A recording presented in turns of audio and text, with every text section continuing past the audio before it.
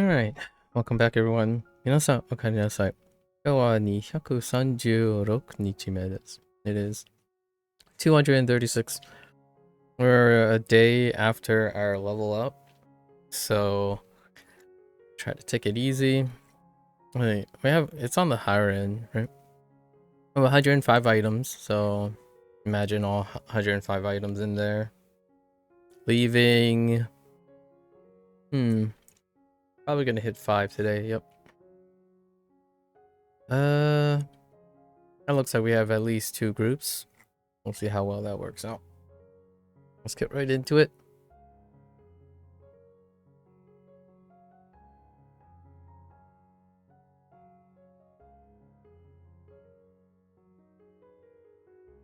Yesterday was pretty good, actually. How's the convergence? 校舎 Oh shot.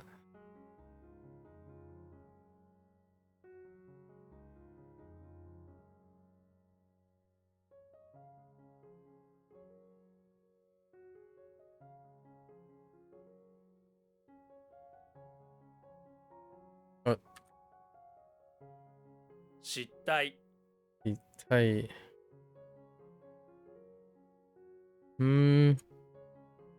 What's another way to lose face? I don't remember. Did they want a blunder? A disgrace? Oh, losing face, disgrace. Actually, that kind of sounds like losing face. I might have said the same thing yesterday.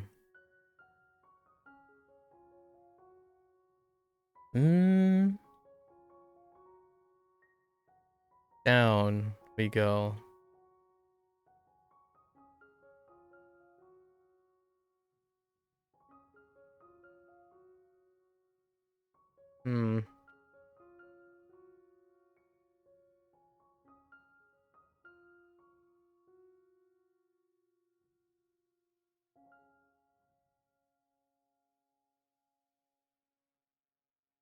What is Cole doing?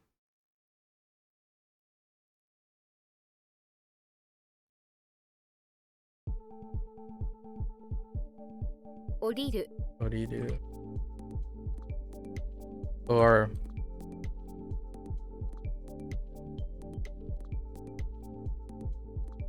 you've fallen? Be fallen? To descend? To oh wait, that's just to get off. Oh, there, Procon. He wants to get off at O station, right? Yes, he wants to get off at O station. 寝る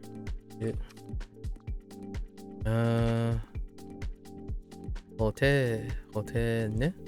No, not hotel. Hosu. Hosu. 保守主義 Hoshugi.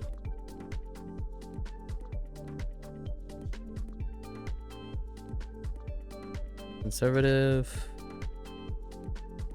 What are you up to, Brocon?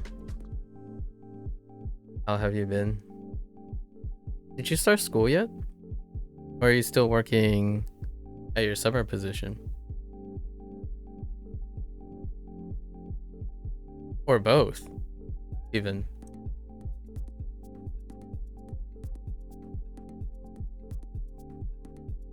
Nengajo Gajo.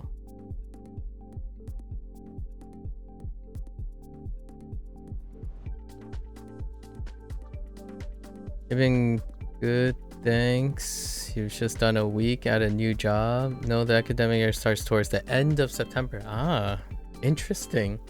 I just caught up with Valentine like sometime this week or sometime within the last 4 days, and they recently started their they are starting at the beginning of September.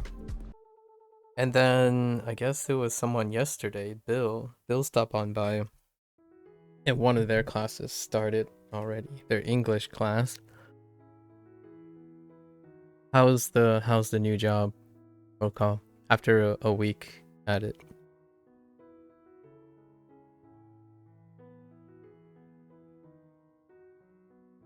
My only like week job is like volunteering at some random place. You know what I would really want to do right now? Or something like that. I kind of want to be like in another event. Maybe I'm gonna expand that to 2 weeks or something. I like going to events, but not like going to the events. I like working at the events. It's good. It's a door and window warehouse. Oh, interesting. It starts at 6 a.m. and you have to wake up at 5. That's the only downside. Did you adjust? I feel like that downside becomes an upside at some point, or it becomes normal. How was your adjustment to it? Do you have morning classes there? I remember back in the day, like, yeah, classes start at 8 a.m. So you wake up at maybe 6:30, go grab something to eat, then get to class. But then as the years rolled on, when we got higher and higher, it's still 9, but it's almost like most people don't want to be there. And hear me out. That's largely because of the evening routines that many of the students have. But the professors or like the mentors and stuff, some of them really do like early days. I feel like there is a obviously people I've met over the years, there is like this gap, right? Adjustment gap. But ultimately, I'm not saying it's better or worse, but more in the sense of relatives. And how long does it take you usually to adjust to a new schedule? I would say I have this constant drift, right? Like today I started at 4 p.m. again, constant drift. However, when I need to get back to like the schedule, I'm kind of that person. 1 to 2 days is pretty good adjustment. You did have some morning lecture last year. The earliest was 9 though. You sort of adjust to this new wake up time, but still don't get a full 8 hours sleep the whole week. I see. Yeah. I would say that is those are like 2 very important parameters. If you're getting up at a specific time, how are you sleeping by that in approach to that time? I imagine this stuff is temporary though, so you would then end up drifting back to your lecture schedule at some point, right? Or do you plan on maintaining the 2 for as long as possible? Is your warehouse job near your university?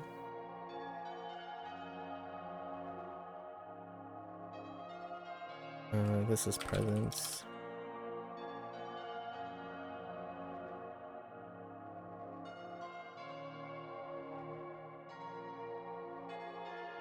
What the?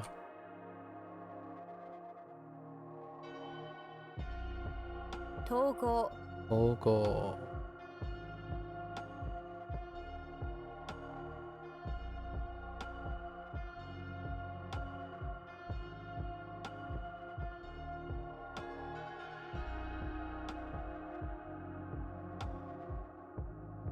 So, what's occupying your mind at the moment, Prokal? What do you got? Has anything been taking space in your head muscle? Also, it's annoying because the temp job agent asked you if you could do another week of work there next week, but you said you prefer to do a job that's closer to you. I see. They swapped you to a closer job, but then that closer job canceled the cargo lorries, so they don't need workers. And after that, you said you would do the door company next week, but the position had been filled. Oh, I see. I've never I personally have never been to a temp job agency, but you kind of reminded me of this scene in Like a Dragon. I'm not sure. I know these things exist in the United States. I actually talked to a couple of people, but It's kind of interesting. I wonder what that's like to walk into one. What up?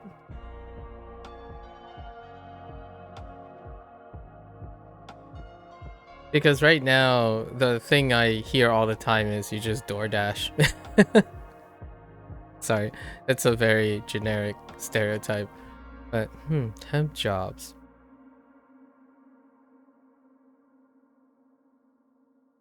It's kind of...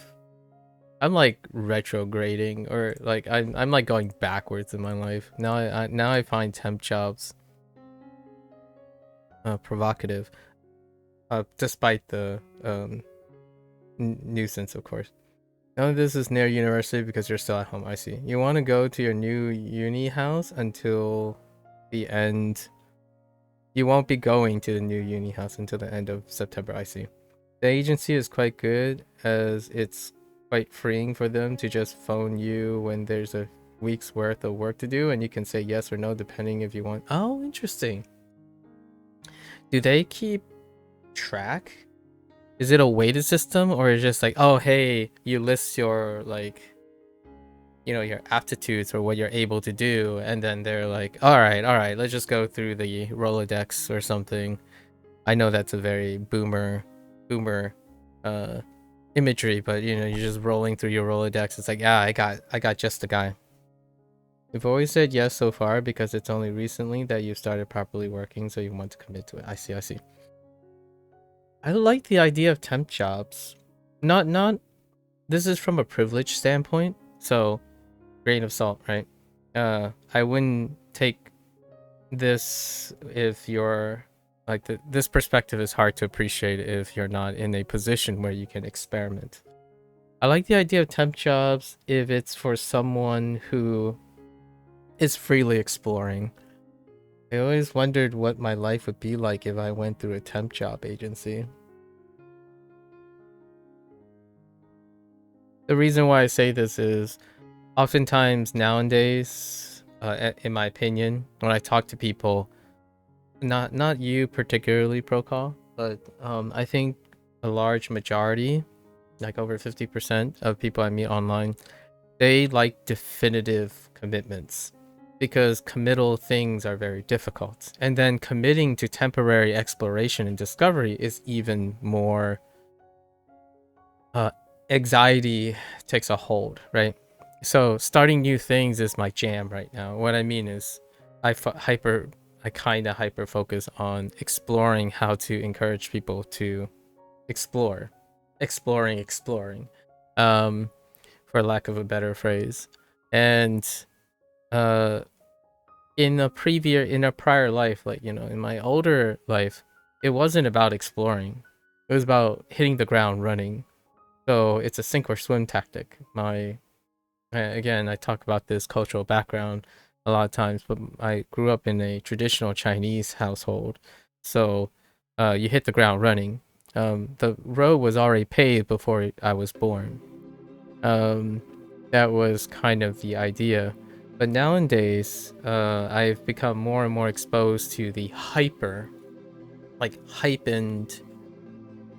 perspective, where people only want to commit every so often, and that commitment has to be the right or the best thing from the start. This is very analogous to Asian cultures, and that's also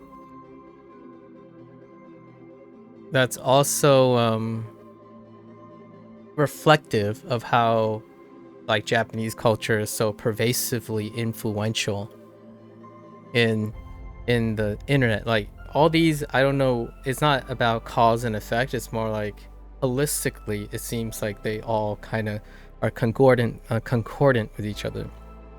Coincidental. It could be me just looking for patterns to affirm my own narrative, but generally speaking, I think people nowadays, the idea of engaging in something temporary for the sake of self-exploration and self-improvement is like a monumental hill of anxiety, uncertainty, lack of control, nocebo effects. Because when someone thinks temp, they think it is less important, of lesser importance, and there is a lack of opportunity for that to blossom into something that is a lifelong pursuit.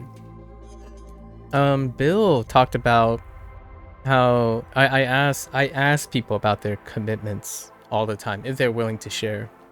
And yesterday I was talking to Bill and I asked him, yeah, so what are you studying now? And Bill wasn't so sure. So I talked about anecdotally what was the thing that I feel is a common string for lots of people that I know around me. And that's when you pursue something, you have to ask yourself, can you solve the problems that are yet to come? Like when you think of the uncertainties and the potential pitfalls and pros and cons, come what may, would you be able to step up to the challenge and commit to it, right? And that's kind of what reflexive of when I was born. When I was born, it's like, can I become a doctor? And everything else is history. So I like the idea of temp jobs because I haven't really experienced that. I didn't really know. I got the only job that was relevant, and then I pivot to a job that was relevant to my goals, and the rest just continue to write itself. And nowadays, you know, I always say I'm the youngest I've ever been, mentally speaking, because I'm far more promiscuous than I've ever been. The agent, let's see, you've always, okay, I think they just get requests from companies for X amount of workers, so then the agency phones X amount of people who signed up with the agency. I see. Is there some sort of weighted system for people who are like matched for a working thing? Because I could only imagine there's like, you fill out some criteria so that you don't have like, I don't know, a running job to someone who can't run, for example, or who's like have some problems with that, but they are perfectly fine with like lifting or something like that. It's pretty much all manual labor, okay, with this agency though, so you may not like it as much as you think. I like manual labor, but that's again coming from a privilege standpoint. The difference between manual labor and being unable to do things are two very different things. I think when people think about manual labor, they think about being able or unable to do things. You're not thinking about whether using the opportunity to use it as manual labor. You notice you're less than 100 days until you reach 7 years? Oh yeah, 7 years of streaming, huh? On Twitch. 100 days. I wonder what will be in there. You also only want to commit so often, but you really try and push yourself using the idea of innate duty that you believe comes with life. Very admirable trait. Speaking of that, just today at work you thought about pretending to have a bad asthma flare-up as a way to get off during the full day's work, but you didn't. Interesting. Intrusive thoughts. Does that tell me that you're not satisfied with your current jobs that you've gotten? You had a vivid memory of you talking with your dad when you was very young and asked him, can I do whatever I want to do if you put in hard work? Your dad said no, but you should always commit as otherwise you'll never know if you could have done what you wanted to do. Yes, exactly. That would be a very wonderful anecdotal metaphorical vivid dream. Yeah. I back in the day, I feel like that's how I projected myself as well. It's not about what you can or it's the concern with whether you can or can't do something versus what you could and should or would do something. And I know this is more of an English thing. I imagine other languages will have different ways to express this, but generally speaking, when I think of things like when someone says, oh, you probably won't like this or will like this, that kind of consideration, it's more like focusing on the end result. Oftentimes when I think of a job, my first inclination nowadays is what can I get from it? So I understand getting paid, right? Like Sure, you're getting paid, it's an end goal, but the other thing is, what can I do that I will also get from it? So oftentimes when I think of temp jobs, I think of learning opportunities. Obviously, this sounds like a broken record because most of the time I'm thinking of what learning opportunity is. A cynical person or a pessimistic person would probably counter argue, well, sometimes there just isn't anything to learn. And my first thought is, I guess we'll find out. And if there isn't anything to learn, there's a life lesson in it. Life lessons technically may not necessarily be learning, but there's affirmation. So like, I rely less on affirmation nowadays than learning. I think affirmation is the root of being unable to start new things. And I'm not saying you have to always be open-minded. That's not the case. You're open-minded to the point where you can then commit and become focused and closed-minded about certain things, right? And one of the closed-minded things that I have is about open-mindedness. I know that sounds like an oxymoron, but I'm fairly hyper-focused on the idea that when you start thinking about what you can and can't do versus what you could and should, oftentimes your opportunities and your ability to adapt and learn new things closes. But, big but, with 3 T's, your opportunity to improve on the thing you closed off into, right, will increase for that exchange. So, but until then, the discovery process requires discovering a part of you that may be a bit closed off. All puns intended. So, I wonder where my temp job would have got me.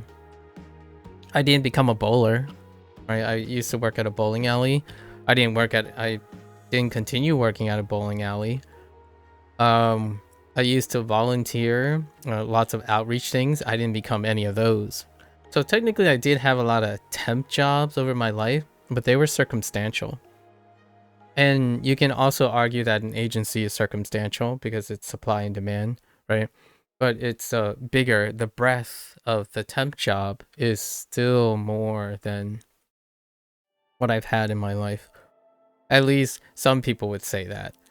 Or people that I've been, like the people that I've been around my generation. If I set this to like a Gen Z person, they would be like, I have no idea. I only had one job in my life. Or I can only see myself doing one job. I think I've had, technically, a job is qualified, like most people qualify, that a job is something you're paid for, right? You're hired officially. But I've done many things. And I was trusted to perform many tasks over my life. And if being paid is the only outcome of a job, then technically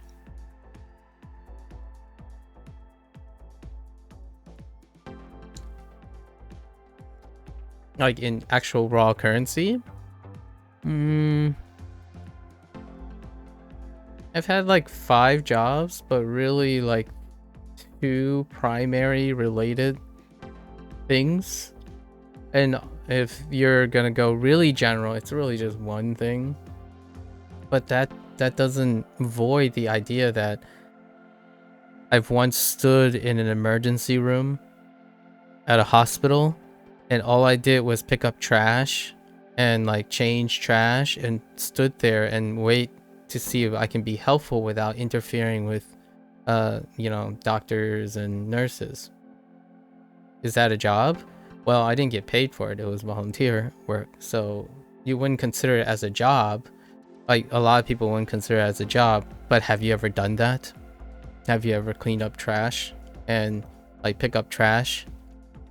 Have you ever stood behind a kitchen line serving the homeless for like 3 or 4 hours of your high school days? That's someone's job. So that's the idea of like, my thought is, well, if you have to get paid for it, I've done more things in my life that I don't get paid for than I get paid for, actually. Like more different things. In terms of length, obviously most of my life I've been paid for a service job. I've offered a service as a form of payment. Haven't ever produced something per se. I've had at least 13 or 14 different skill related things that I have to do over my life. And talking to the current generation, they when they hit their 20s, they can only imagine themselves doing like one or two things. So I guess that might be something that I have to keep in mind when I'm talking about these things. You speaking of that, yes, okay. The warehouse cargo job has big boxes that range from 20 to 80 kilos. Wow, that's a lot. That you take off the lorry. Oh, okay. I was like, man, Procol, you must be jacked lifting 80 kilos. 20 to 80 kilos and put it into the warehouse. Do you think you would want to do that job?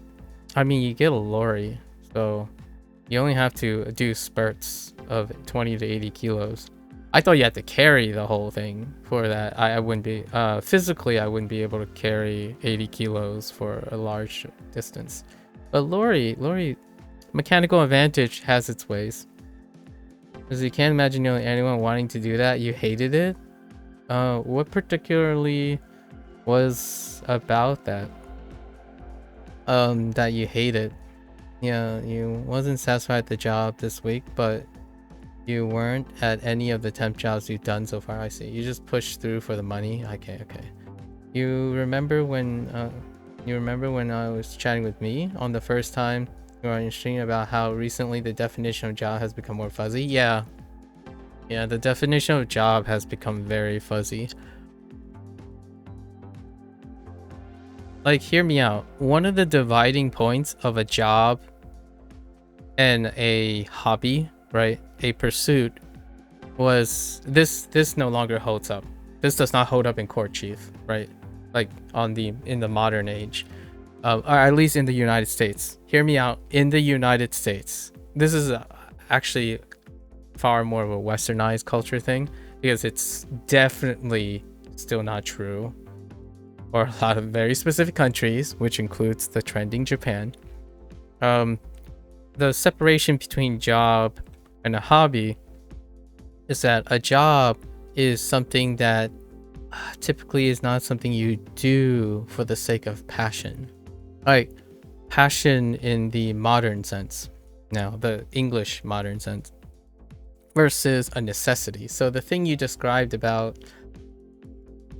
being unsatisfied with the job and then pushing through for the money, that was one of the, if you rewind it like 2 decades back, when I was still a teenager, that seemed to be the characteristic of a job, and it was accepted as normal.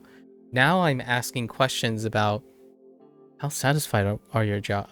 How satisfied are you with your job? Can you see yourself committing to it? These questions were rarely raised as a deal breaker for jobs in the United States, I would say, like roughly speaking, because when it came to job satisfaction, it was more like being less informed, and that less informed ended up making people make lemonade with lemons most of the time. So like it's not necessarily you can do all the jobs. It's knowing you can, or knowing there are other jobs available, that in my opinion greatly impact how people view job opportunities. Like, because of the advent of the internet and the connection of all the pervasive potential jobs, your perspective has changed, right? Younger people grow up with the recognition and the ability to know that all these jobs exist. So then that creates a disproportionate supply and demand, right? So what is the most explosive job in the world, quote unquote, in the world right now? Content creation. But what is content creation? It's ironically a facsimile for every single temp job you can ever imagine,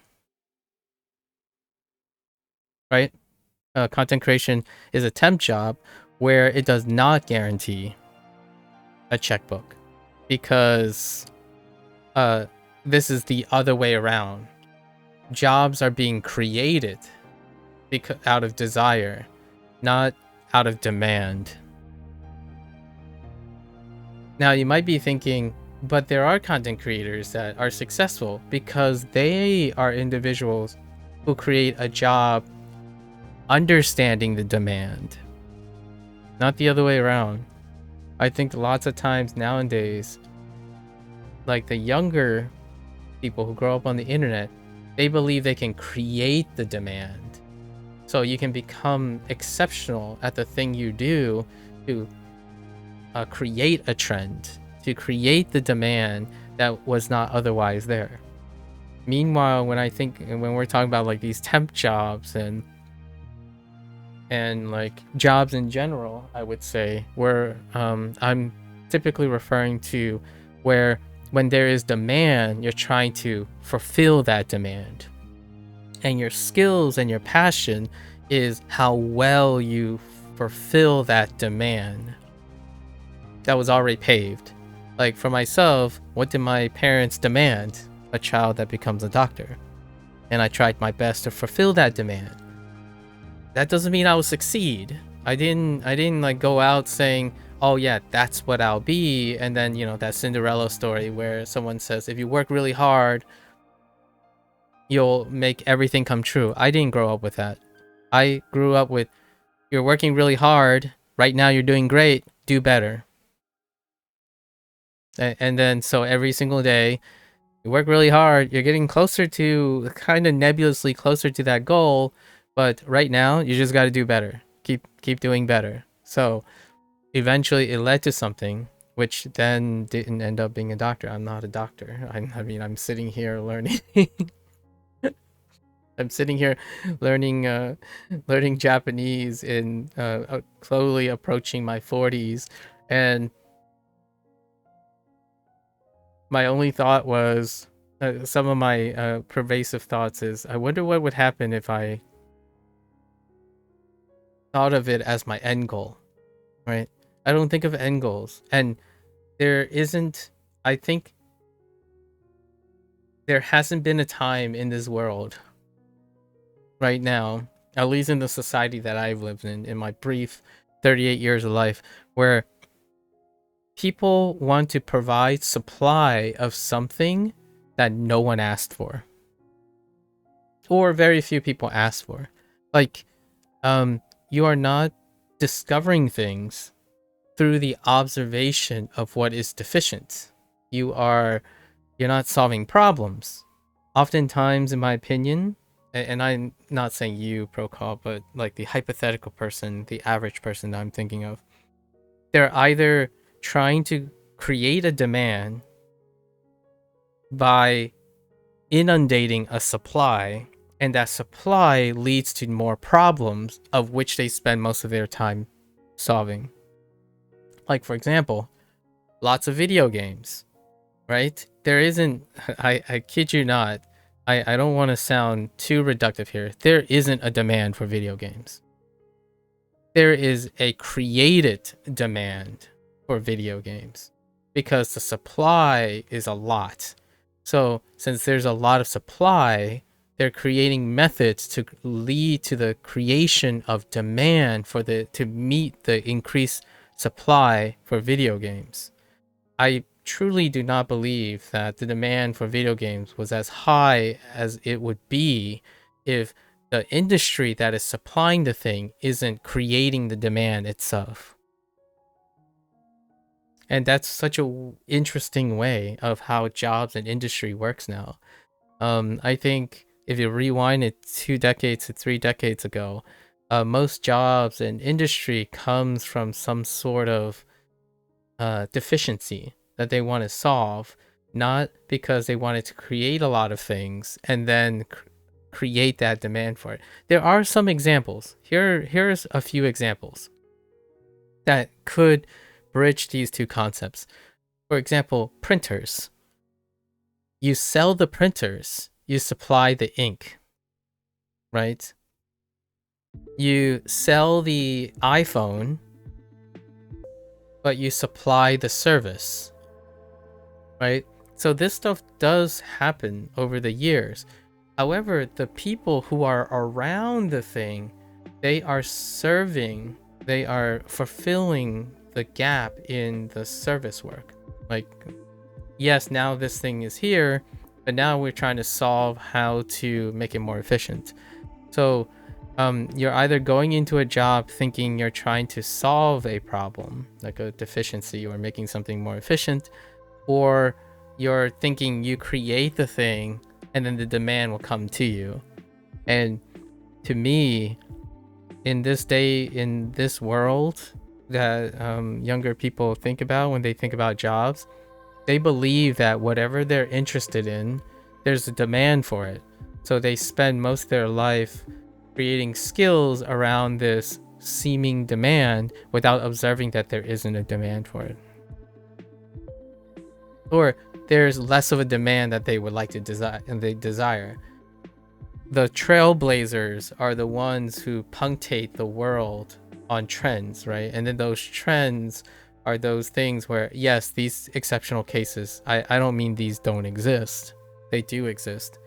Every new trend at this point in content creation, for example, is often someone being very exceptional in providing something, and they created the demand for it. I don't think they necessarily solved or promoted a requirement. Like, for example, if that were true, I think most people would be in health. In my opinion, most people would be in education. Because no matter what, fundamentally, those demands do not go away. There are things in being human, those demands do not go away, ever. So if you're wondering, okay, well, doesn't those things rise over time? No, they're actually decreasing over time. The demand is really high for them. It's to the point where those jobs are so not desirable that the people who want to do those jobs are underappreciated. So those jobs aren't ever made more attractive. It's terrifying, at least in my opinion. Being a doctor is terrifying to me. Like, because if I become a doctor, I know that there are also people who don't fill science roles. They don't fill clinical roles. So if a doctor can't do all those jobs, they become less and less effective. Science becomes less and less effective with less and less interest in science. And that's kind of how I felt, honestly. Like, if I had to be brutally honest with myself when it comes to science, I often feel like, on the one hand, people demand more from scientists at the expense that they themselves won't ever contribute often to that effort. And that's because the world that's driven now is that it's far more fundamentally easier to delegate and have a diffusion of responsibility. Like, for myself, I'm diffusing the responsibility. I am guilty of what I'm saying I'm doing now. Like, I could still be working in a lab and working really hard on a postdoc trying to discover something. And at the same time, it's a vicious cycle. I sit in lab, I try to do these things, and my only thought is, I don't have enough resources. I wish there was a collaborator that can focus on this while I'm focusing on this. Like, I wish there were more people. So there is a lot of like projection. I'm projecting my frustrations quite a bit. I don't usually talk about like negativity and like privilege, wanting things. But one of the downsides often when it comes to becoming a specialist is that there aren't enough specialists to meet the demands of the specialty. So like, if you become a specialist in genetics, are there enough specialists in biology or pathology and like to come together to create the consortium for that? There isn't usually. That kind of, I know this sounds a little Debbie Down, but I still believe that with sufficient demand, humans will step up to the plate. You had to clean up the giant skip bins at a warehouse job. It was so hot when you touched the metal. Oh, your metal skip, it burns my hands. I remember one time I was out volunteering in the sun, and that was the first time I learned that heat stroke.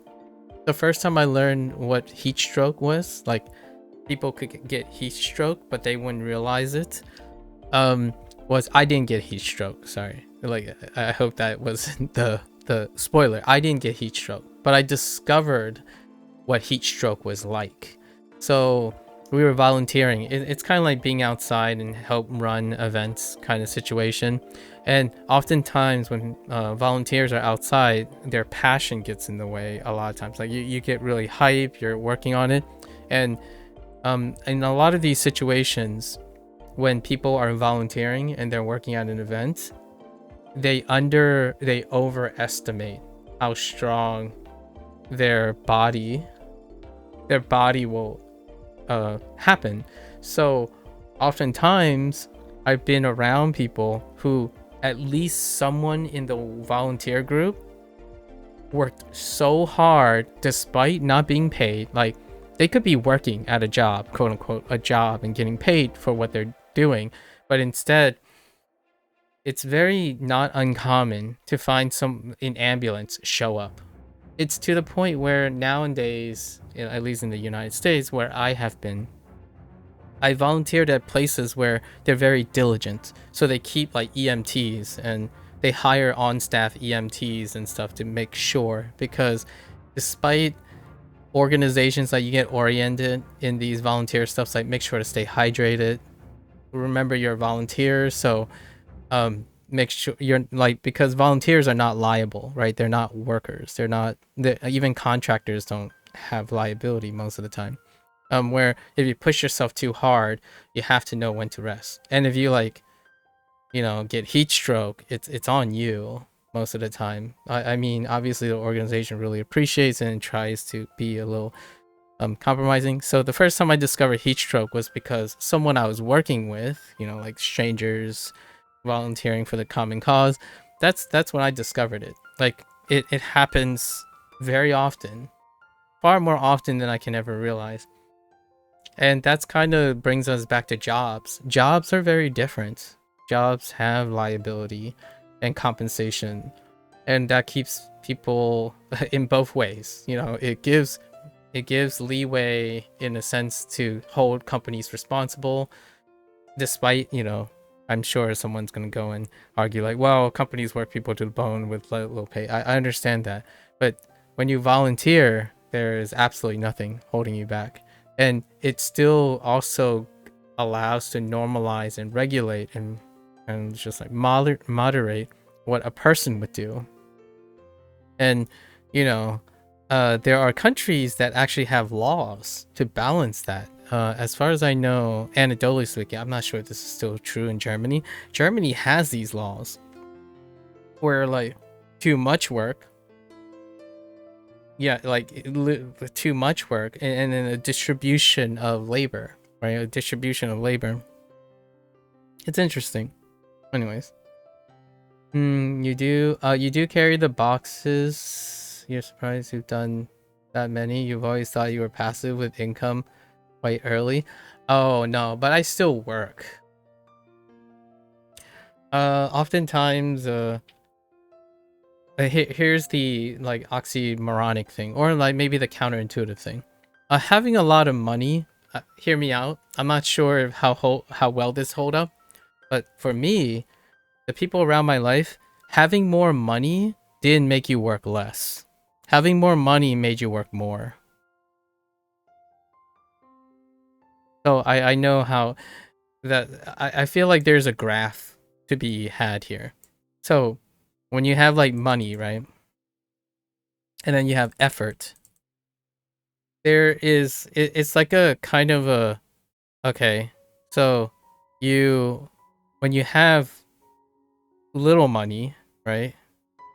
So let's just say someone's curve is like this for money. The effort, when you have little money and effort, is kind of like this. And at some point, you get this, right? As money goes up. And then it takes a dip. And then it just keeps going up. as money accrues. So it kind of looks like a Kruger-Dunning or a Dunning-Kruger kind of situation, right? But I'm here when it comes to money. The more money I have, the more likely I work harder. Now, you might be thinking, this is early on when you're thinking, oh, this is the first time you have money. So you're working for all the money so that you can work less and less in your life. However, at some point, it's come to the realization that earning this money is the thing that produces the reward, the thing that you want to pursue in life. And this is what I mean by privilege. Sorry. This is what I mean by privilege, when you become privileged. And I totally understand if this is unrelatable and people are like, nah. Like most people, when they get rich, they want to work less and less, right? It's like, I understand. This is where I think it is. This is the get rich, when you get rich. This is privilege when you want meaning, when you're seeking purpose, right? Because when you become privileged, you start looking for purpose. And this is where philanthropy comes in, right? Philanthropy is one of the biggest things when it comes to rich people. But this is the newly rich people. I guess when people call it like the newly minted rich people. Or like comfortable people. I'm not talking about like richy rich. I'm talking about like enough. They have enough money. You get to your lowest low when you have enough money. You think whatever their target is, that magic number, right? It could be 1 million, it could be 100 million, it could be 1 billion. Some people never get out of here because their key number is like all the wealth in the world. So yes, they may never become philanthropists. But for myself, I'm out of this ditch fairly early on. So I agree with you. If I was still in this phase, I would most likely work way less. But here, I'm no longer that. I spend nearly all my time doing free work. It's generally free work. When someone says like, I don't know, when someone says I can't get a job, I want to go get a job with them. And once they get a job and find out how to work like that, I leave. And I go to the next thing. The most reward I ever get is no longer attached to the idea of having enough money. I have enough. So if you want to get a golden reason, a flag, like a really big indicator of like, say, a content creator who is in it for this versus in it for this, ask them in an interview. They will say when finances come up, they have enough money. It's enough money. They don't want more, they don't want less, they have enough. So that is where I am. So I end up working harder every time I get something. When an opportunity appears, I work harder than I ever had. And you might be thinking, isn't that like the solution to getting people to work harder? Like, you hear me out. There is a wave going on, but I don't know, it's all like confused in all the demand and the supply and the service and the skills. It's so complicated. But oftentimes people think if you get fair pay, right? fair pay, job security, and that feeling goes away. You know, the feeling of being worried about your enough wealth, right? If somehow when you work a job, the job that you have, regardless of how maybe meh it is, if you get fair pay and the feeling that you don't have to worry about this particular thing, does this phase happen more naturally? And you can make an argument it does. But all of this stuff here also takes time, right? But now we have a problem here.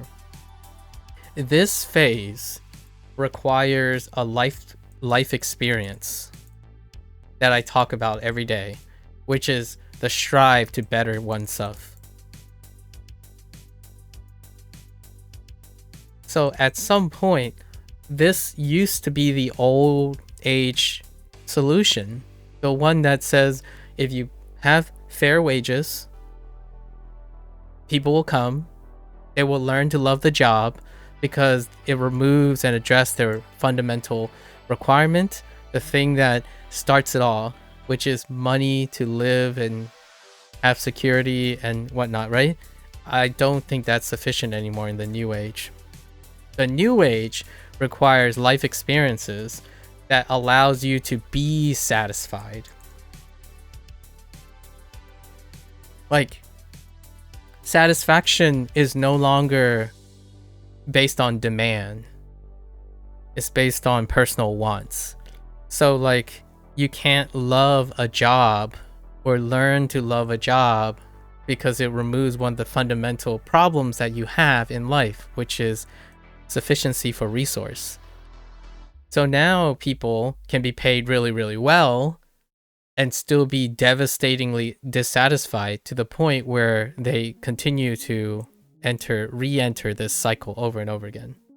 They continue to cycle around, but the problem is you can only do this so many times before you're just stuck in a ditch.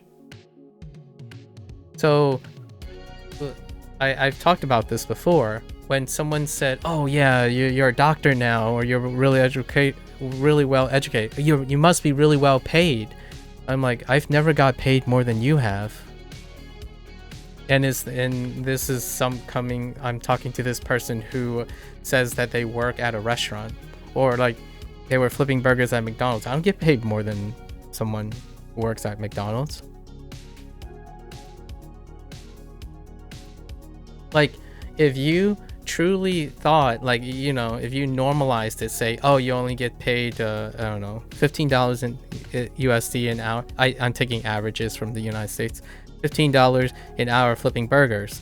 Like, okay, technically on paper, when I was working, I worked for a salary, so there was no upper limit to the number of hours I worked, but I still technically get paid a certain amount if you normalize it to the hours I'm expected to work.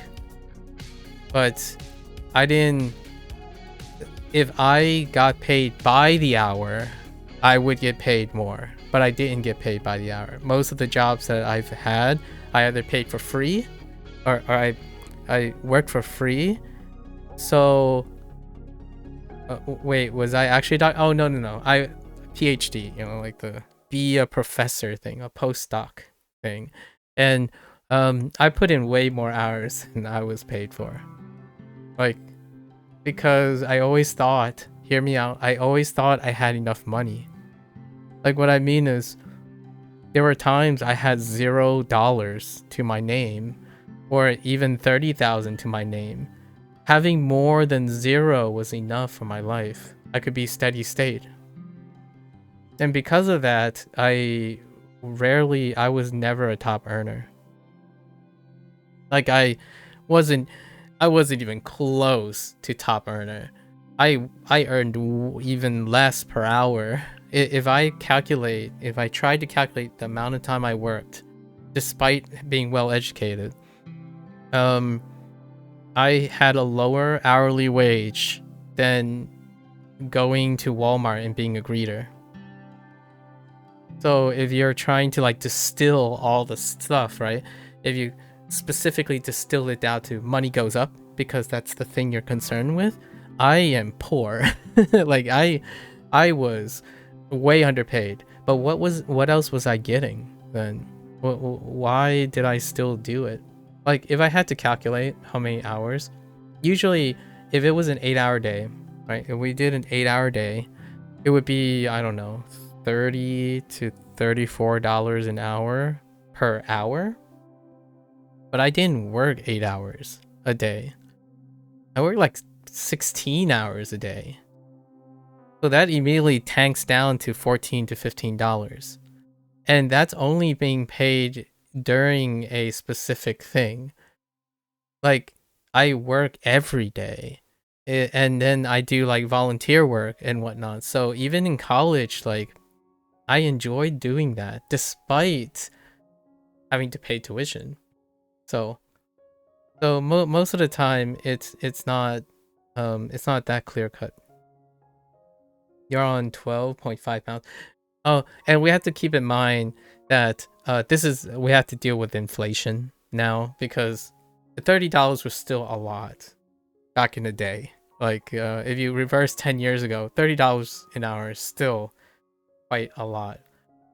And the cost of living area that I had, it was enough to like save how much. I guess I was able to like save $200 USDs a month in the bank account, right?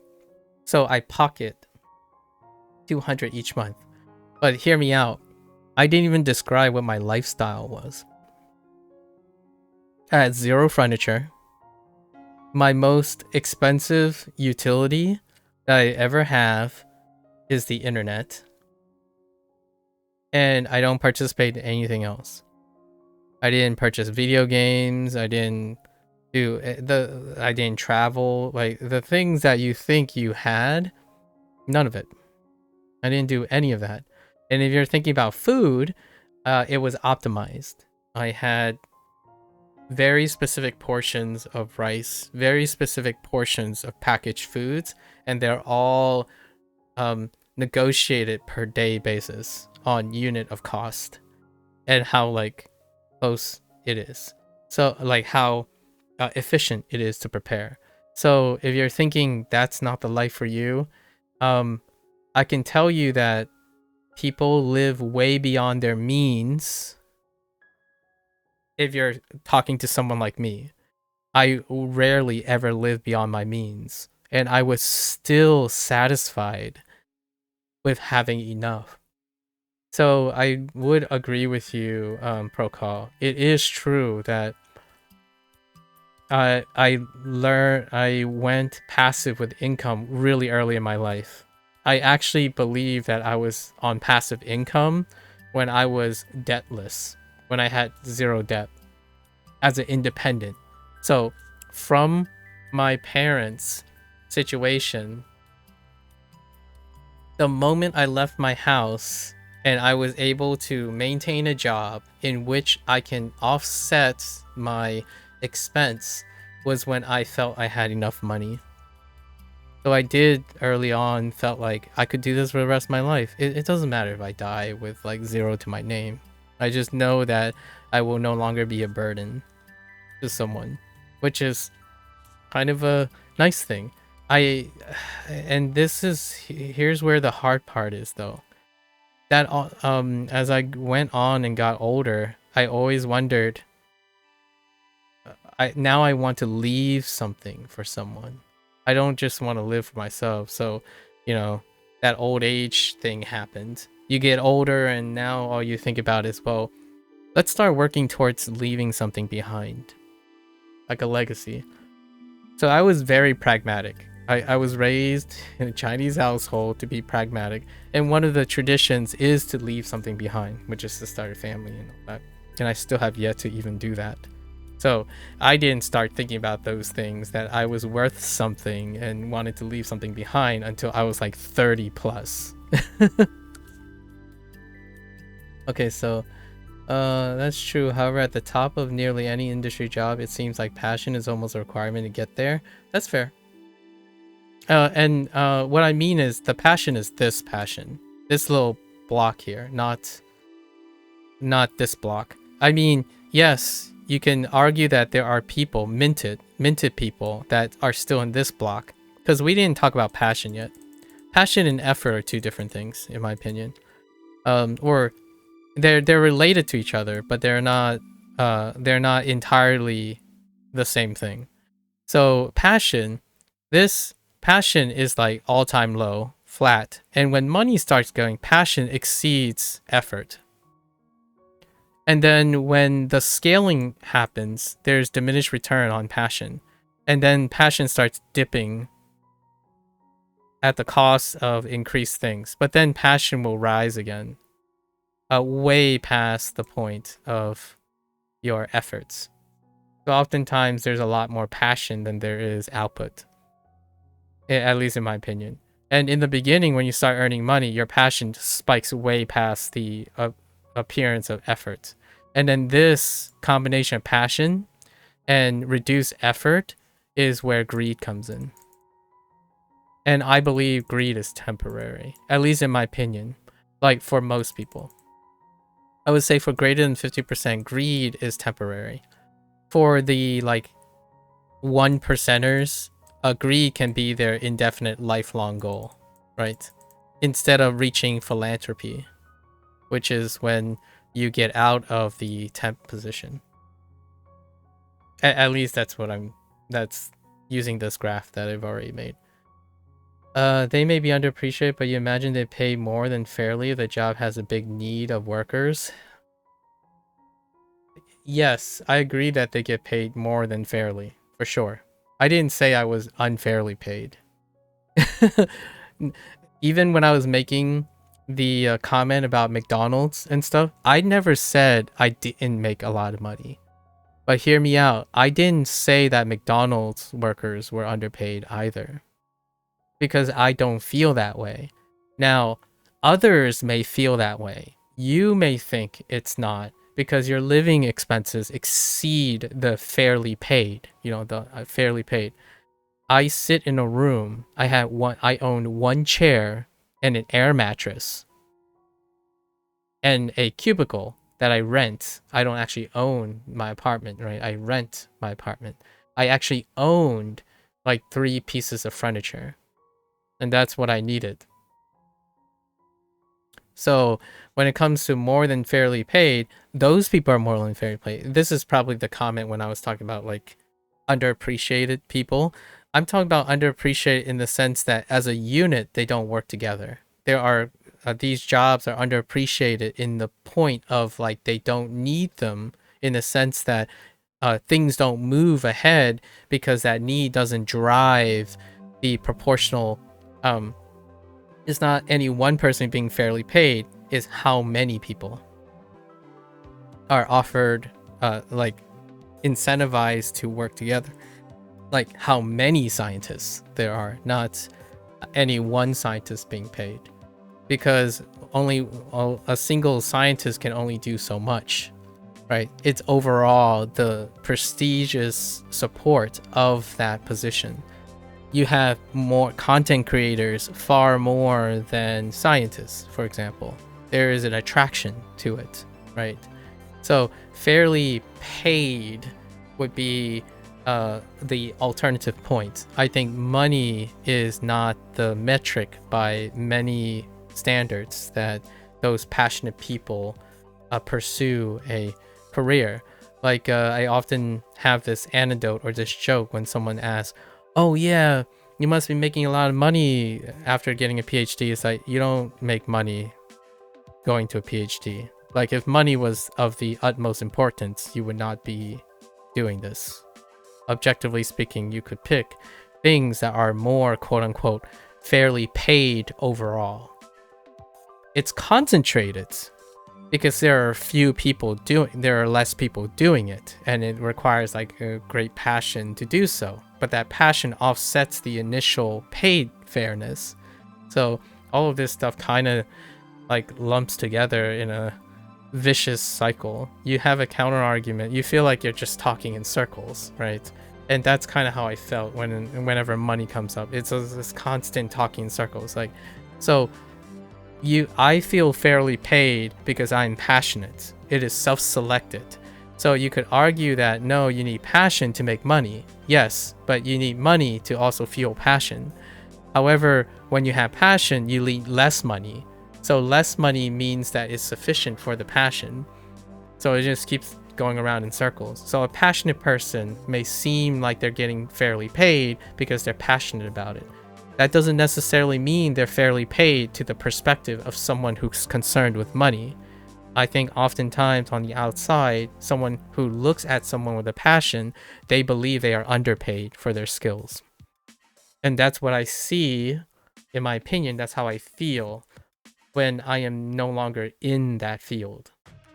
Like, I am a stranger to science now. I see teachers and I can see them, in my opinion, from my perspective, being underappreciated and underpaid. But that's because I'm no longer passionately in that career. It's hard to see something when you're in it, when you're participating in it, in my opinion, than being outside of it. So on the internet, that's kind of how the arguments always portray, right?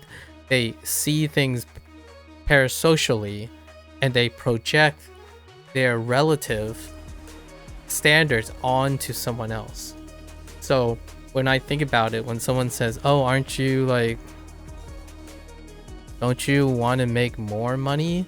And if you can, it's like, well, I can make more money, but do I want to? Someone's like, of course you want to. Everyone wants to make more money. I'm like, it's going to be difficult to appreciate, but I don't. I want something more than money. Not more money. I want something more than money. Something money can't buy. And that's when you have enough. When you have enough money, you don't seek money. You seek meaning. So yeah, for sure, helping someone, like volunteering at an event for free, feels far more rewarding when you know you have enough money. Like privilege, right? This is privilege. And you know what's something about this? There's a lot that counters privilege, and that's guilt. I think when it comes to money, if you do not have enough money, people in that situation where they're in this ditch of despair here use guilt to attack privilege. So like when someone says, oh, well, they only say these things, like for example, someone can attack me, and that's perfectly reasonable because that's understanding where they're coming from. Someone could say, oh, this whole digression that you have is unfounded because you're privileged. You should feel guilty that you have enough money so that you can do whatever you want. And that's not a lot. It's not impressive that you volunteer your time without needing to worry to pay because you have privilege. I don't have that money. I would be feeling the same if I had the same position. That's fair. And that's where like guilty privilege comes in. Or sometimes like there was a whole period, I still think it still exists in the United States, and that's the whole idea of white privilege. So that's a touchy topic, but there are other forms of privileges. And it's to the point where this type of guilt, this portrayal of guilt from those who don't have enough, is that they would project and say, well, you don't understand what it's like to work hard because you never had to. Your family was really rich and privileged. It's like, I don't know, but I can tell you that I clean up garbage a lot in my life, but there are also things that people don't want to do all the time, and that's to help someone who's struggling. Have you ever done that? Like, there were times where the only thing I could do was stand there 6 hours making sure that that someone else exists in someone else's presence. Do you find that rewarding or not? I do. I like existing for the sake of making someone else comfortable. I mean, but I'm only one person, right? I can't do all the other things, but I certainly would understand someone saying, well, you're just saying this because your life is easy now.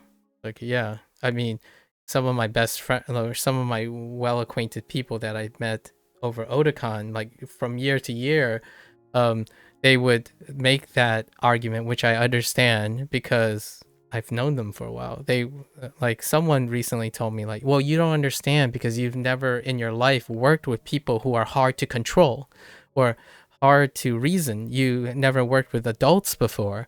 I'm like, okay, I mean, that's fair. What happens is they think that working with adults is less controllable than working with children these days. Like, and when we mean children, I mean like young adults, like 20s.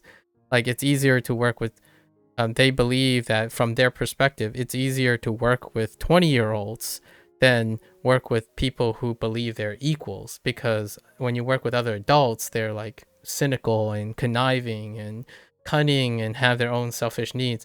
I'm like, yeah, I can't appreciate that. So my response is, I don't know what it's like for them, but that doesn't stop the person from trying to present a guilt trip unintentionally, obviously, from the caring of heart, basically saying you don't understand because you've never worked with other adults who are greedy and selfish and cynical.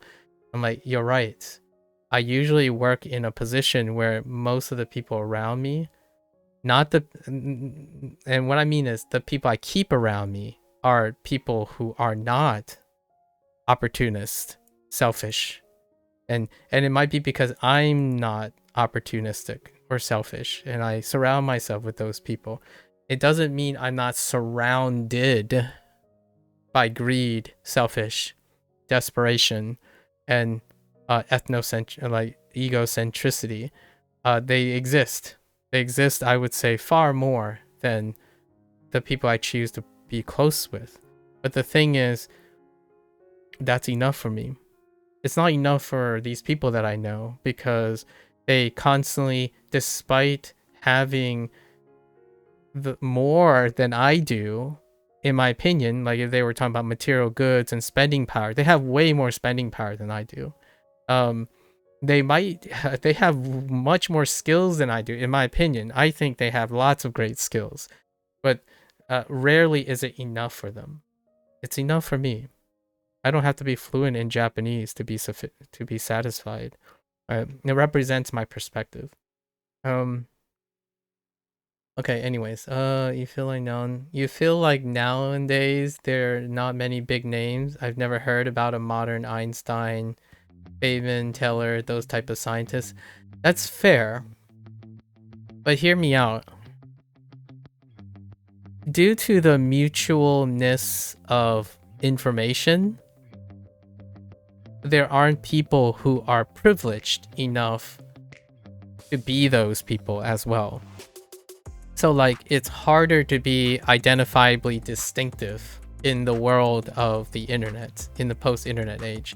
So the people you hear that would defy the internet would probably be those Einsteins and stuff, not for the reasons that you might be thinking. Like, pioneering and stuff deals with trend breaking. Now, if you break a trend or start a trend, those are the closest things you have to an Einstein or something.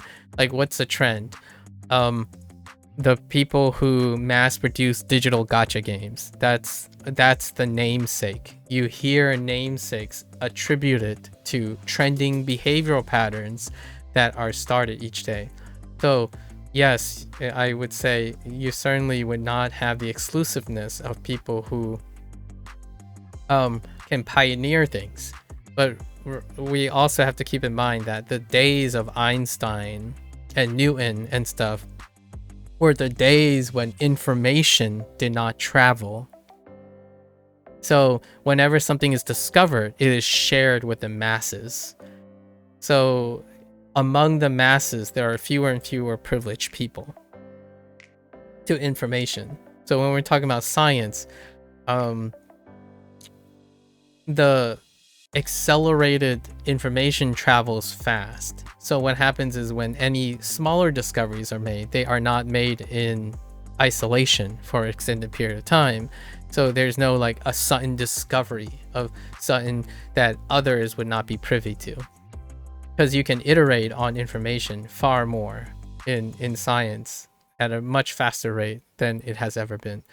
They still exist to some extent, but they are often not celebrated. Like for example, as for genetics, Elizabeth Blackburn is probably the thing, a name that would come up to me because of RNA, because of RNA related research, and that was within the last decade. So, but you know, Nobel prizes and whatnot, or Nobel contentions and whatnot. You're about to say, did you find out after you looked up the symptoms and realized you were having a stroke? Yeah. Thankfully I've never had a heat stroke, but I wouldn't know if I had a heat stroke. I'm not even entirely sure people someone who haven't ever experienced a heat stroke would understand if they're having a heat stroke. That's kind of one of those things, right? That's counterintuitive to what you would have thought, the correlation between the amount of hard work and money. Oh, you mean like all of this? I think when you operate within a specific amount, it would be counterintuitive. You always thought minted was an English phrase? Oh, minted is in politics. Using the word minted is in politics and economics. So, if it was an English phrase, then I would imagine it's because politics and things. I don't think people use the word minted ever in colloquial, in American colloquial use. I don't think so. Yeah, minted is often political, like say like a minted candidate. But I was using minted in the sense of a minted rich person, or quote unquote newly made rich. You imagine that feeling is quite freeing. I think a lot of people often stupidly adjust their spending with their increased pay and end up not much better off in terms of saying, yes, they scale up. It's this little dip here, right here. This little dip, because their passion keeps going. Their passion keeps going, but it outpaces their things. So right here, this like curve right here, when passion and effort and money kind of coincide, that's like nice, but eventually their passion exceeds their money and their effort. So then they start driving themselves into a ditch, right? And if they come out of that ditch, there's a chance that they either become enlightened, in my opinion, or they cycle back to nothing again and do it all over again. Wait, so you're actually okay. You're on $30 an hour, is assuming 40-hour work week and working all 52 weeks, so it's 62,000 for yes. So wait, you should factor in the time taken to prepare your meals as part of your deciding what to eat. Yes, I did. I optimized for how long it took me to eat, how long it took me to sleep, and then how much time I had to do everything else, right? So that came out of college. Like when I was leaving college, all of these things became very pertinent to me. Being a burden, that's your main reason for committing to doing these temp jobs, as before you started working, you felt like such a burden when you asked your parents for money. I absolutely can empathize with that. When I was a teenager, I mean, as young as this sounds like an exaggeration, but I live each life feeling like a burden when I realize where my food comes from. So, like 5 or 6 years old, my parents work 13 hours a day every single day for their life. Their absence is what makes me think of my burden. So like, they would make money, and this is retrospective, right? It's hard to know exactly when. I can honestly say, if I was being truthful to myself, it was after I was 13 or 14 when we moved into a new house. that's when I started realizing that, yeah, my parents buy me things and do these things, and I need to stop being a burden. So in the next 3 years, that's when I got my job. Right, I started working for someone else, doing something else outside my parents when I was 16 years old. That's when the conception of where my stuff comes from, when I turned 16. Like, there's other reasons that can push me towards it. Most people didn't care about me. I couldn't stick out. I feel like I didn't belong anywhere. So the one thing I could do when I was younger is to work and be useful. Yes, it's also the whole, like, when you're in an abusive environment or a potential negative environment, you use a rationale to make it seem like it's normal. Like, so a lot of times, this is why I talk a lot about bullying and like depression and whatnot.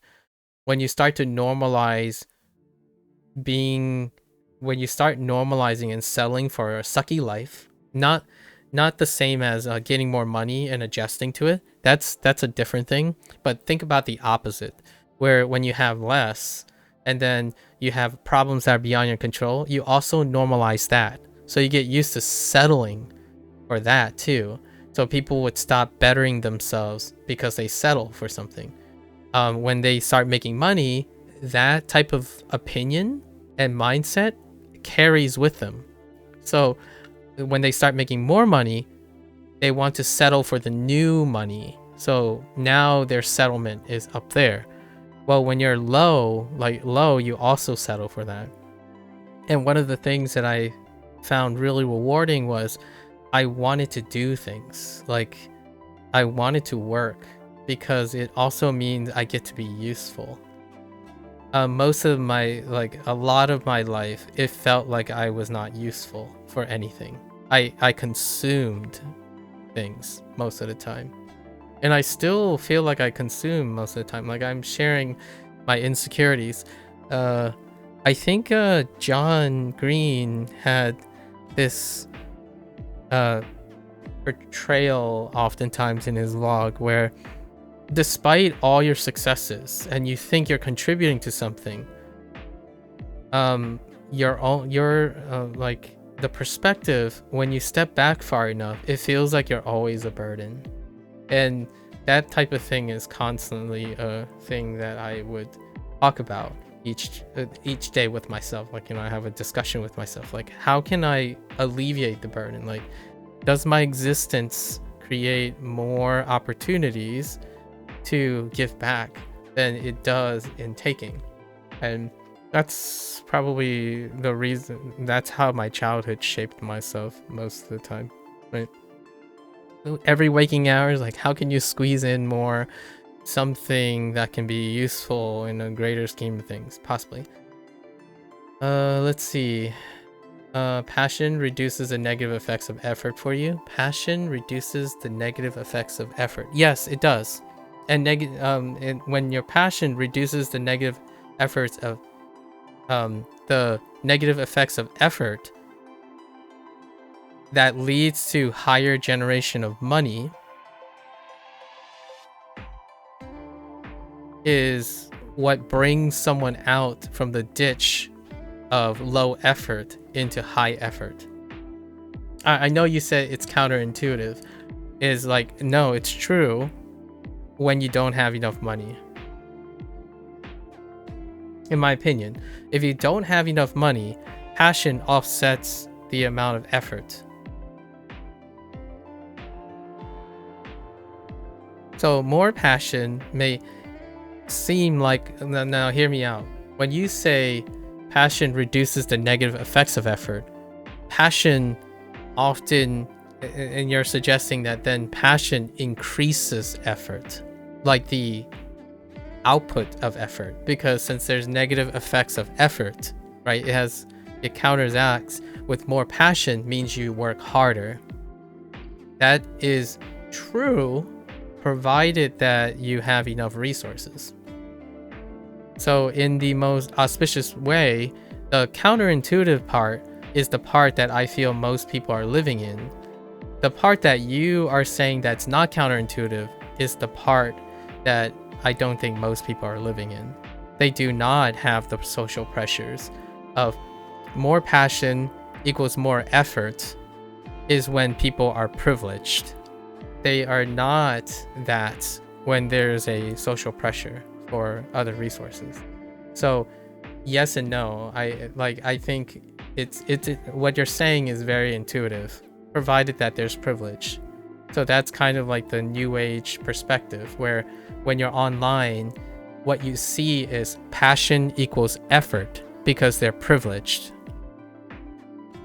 When someone wants to be that passionate and work that hard, it's a little bit more muddled.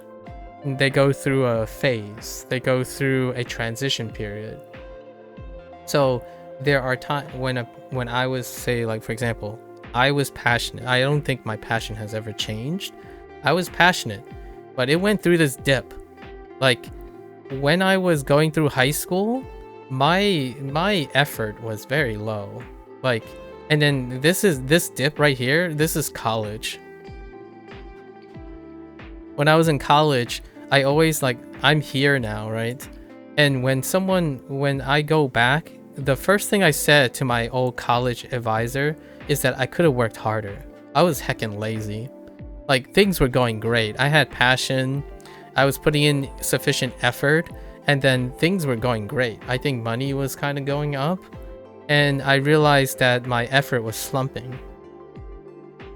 Like, if I have to be terrifyingly honest with myself, there is a period where my effort kept going lower, and I was clouded. In my opinion, I was clouded by my passion. I had a lot of passion, but my effort was slumping. At some point, though, I believe this is a transition point. If I didn't go through this transition point, you can't suddenly become this, in my opinion. So I both agree and disagree with you at the same time, but not really. I just agree with you because it's part of a bigger picture. People transition out of this situation where, like, at some point you realize, oh yeah, your passion is making you think you're really working hard, but not as hard as you think you can, because you are more concerned. Your passion is dedicated to somewhere else. It's dedicated to something else. And the appearance of effort is being dwarfed by your passion. So in a way, you could even argue that passion makes it look like you're doing, you want to think that passion will always drive effort up because it offsets effort. But sometimes passion is also your downfall because you become less pragmatic. Anyways, that it's my attempt. Anyways, I haven't really talked about this stuff. Let's see what else we got. X group of people are privileged is always a massive generalization. I really dislike when people say that. Oh yeah, the white privilege thing. Yes. You had a conversation with a friend recently. He's been through unimaginable rough situations throughout his childhood, and I told him some rough situations you've been through, and then I apologized for complaining about something that didn't compare to his life. Comparison shouldn't. It's not a competition for being miserable, I say. But he said the worst thing you've experienced in your life is the worst thing you've experienced. Yes. So that's all you know. Don't compare yourself to what you don't know. Exactly. In England, there's the Royal Mint. Yeah, I know. I imagine that's what you were referring to when you said mint. People in England said things like, "Oh, you bought that expensive thing. You must be minted, bro." Yeah, exactly. Like animals living in horrible factory farms. Oh, yes, that's sort of. When I was talking about the burden thing, is probably you're talking about the factory farms. It's all of the above. Like, I was never here to deny that I am a burden. Like, humans consume, right? Humans are consuming creatures, but there is a balancing force. Humans can build and create as well.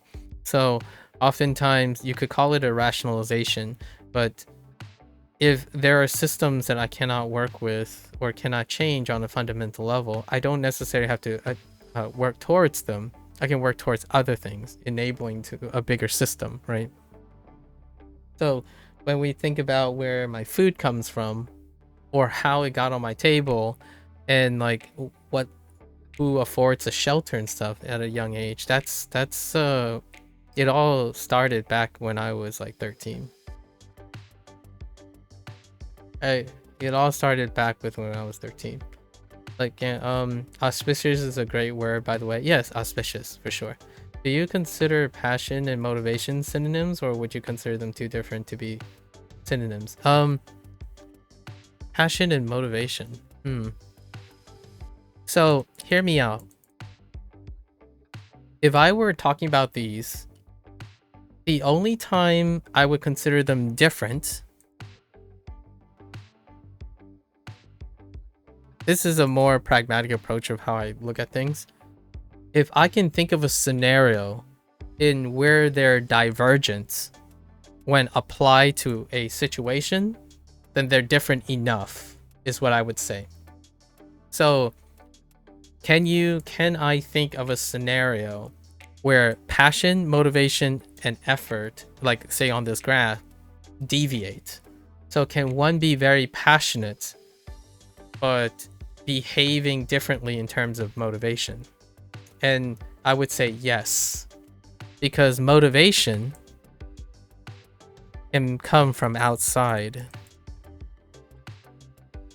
Now you might be thinking passion can come from outside, but passion is internalized.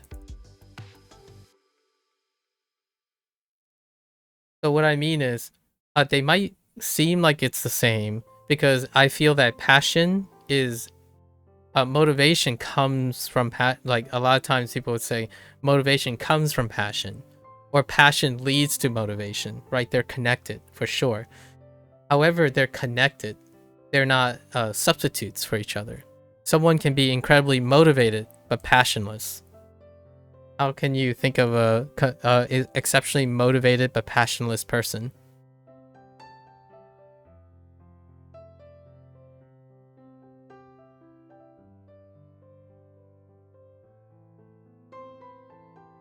So passion and motivation can be separate things. So in this scenario, it's different enough to say that these things are different. You can be motivated by money, but lacking passion. In my opinion, obviously, this is still language, and language is semantics, right? So it's relative. But if I could relate to you, Procol, like how well I understand you from our conversations over these months, you probably don't have too much of a trouble to imagine someone like a CEO where money is the outside source of motivation for the person, but that person is not motivated by any form of passion. Some people could argue, but they're one and the same, because if you have a passion for money, then it leads to that motivation. It's like, yeah, but it's still going through money. So this is internal, in my opinion. So if you have an internal passion to make money, it spawns motivation. So you can say that, well, if it's your internal passion that leads to your money, then it's still internal. There's a middleman that is external in this scenario. Now, many other situations, I would say passion and motivation are distinct, right? The idea is, the question is, can they be divergent enough? If you're asking, are they too different to be synonyms? You would ask yourself then, if you're assuming they're the same, challenge yourself to figure out or to provide an example in which they're different in your own words. And for myself, this is different. You can work a job being motivated by an external source. Actually, I'll use a language learning example. I'll use a learning language example because we're learning a language, right? Apps. Apps are exceptional at this. This is where motivation and passion are two different things. And I use this a lot. I just don't say in these terms. I don't usually use these terms because they're really... It's hard to understand if someone only uses apps. If they use apps like intuitively, it's very different to understand. Like, for example, I played P5X, right? Or gacha games. These two things are different things here. Most people, apps provide the motivation. And that motivation often does not translate into passion. Language learning is a great example. I'm not saying it can't. It can translate into passion. And this is what I spend the last over a year trying to curate. I'm trying to figure out how to prevent this from happening, or trying to reduce this occurrence. Because language learning apps, like for example Duolingo, the first thing people think they lack is motivation. So when someone says, I don't want to start learning Japanese, I lack motivation. So the apps address this. Many of the apps, Duolingo's primary goal is to address motivation. Motivation gives you, is provided through engagement. Engagement is an external source. It's something you don't provide yourself. So like streaks, colorful lights, stimulation, dopamine, these are external. And then you hope with this, you're engaging in the activity. And that activity will spawn a passion. And that passion then will lead you to more motivation, right? But it rarely happens. It doesn't even happen this way either. There's a stopgap here. Because what happens is this passion then gets deviated to more engagement. And what happens? Your motivation tanks. Because the strategy that was feeding your motivation disappears. You're entering a cycle of where your passion is to seek the engagement. And then when you're seeking the engagement, you're constantly doing the same thing without motivation to do other things. So what does that look like? It's an app. That's what TikTok is. That's what YouTube is. In my opinion, that's the problem they're trying to solve. In my opinion, that's the possible problem. It's not seen as a pragmatic problem, because remember that engagement is where the money is. Engagement trickles out to money. So you don't need to fix the motivation thing. You just need to recruit them. So when you have an app, as long as there's enough motivational sources to enter this loop, they're going to derive a quote unquote a passion or an addiction, right?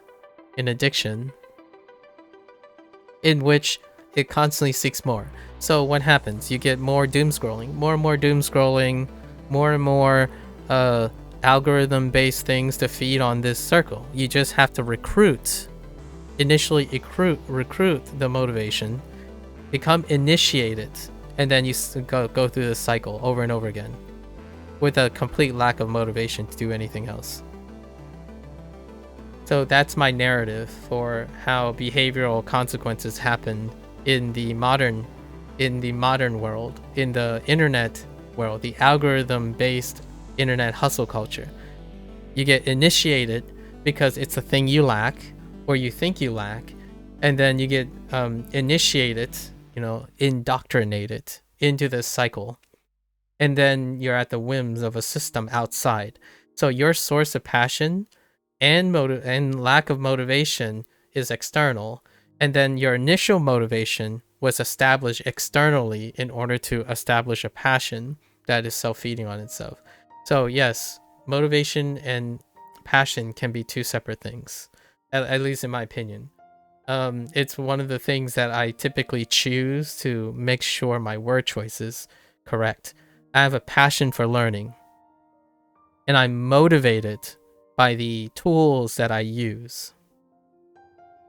But those tools are not my only source of motivation. When I have friends, they are also a source of motivation. They might not impact my passion for language learning, but they are also my source of motivation. I am motivated to want to help people appreciate language learning and help motivate them to seek new things.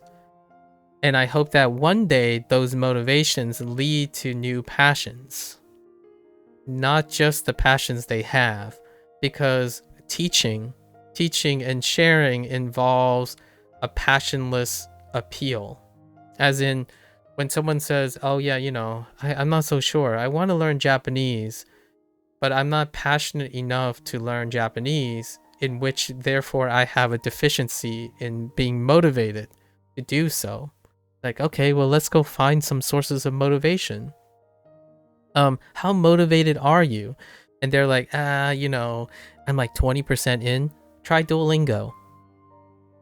Because Duolingo's whole bit is to try to establish motivation. While they're using Duolingo, I can be an outside source to leading to a new passion that they may have. So when people say, I want to learn a language, I'm like, I'll do it with you. Like, let's do it together. So let's pick an app that gives motivation to both of us. But because we are both doing it, there are two chances. Two chances of creating sources of passion and motivation that's not attached to the app.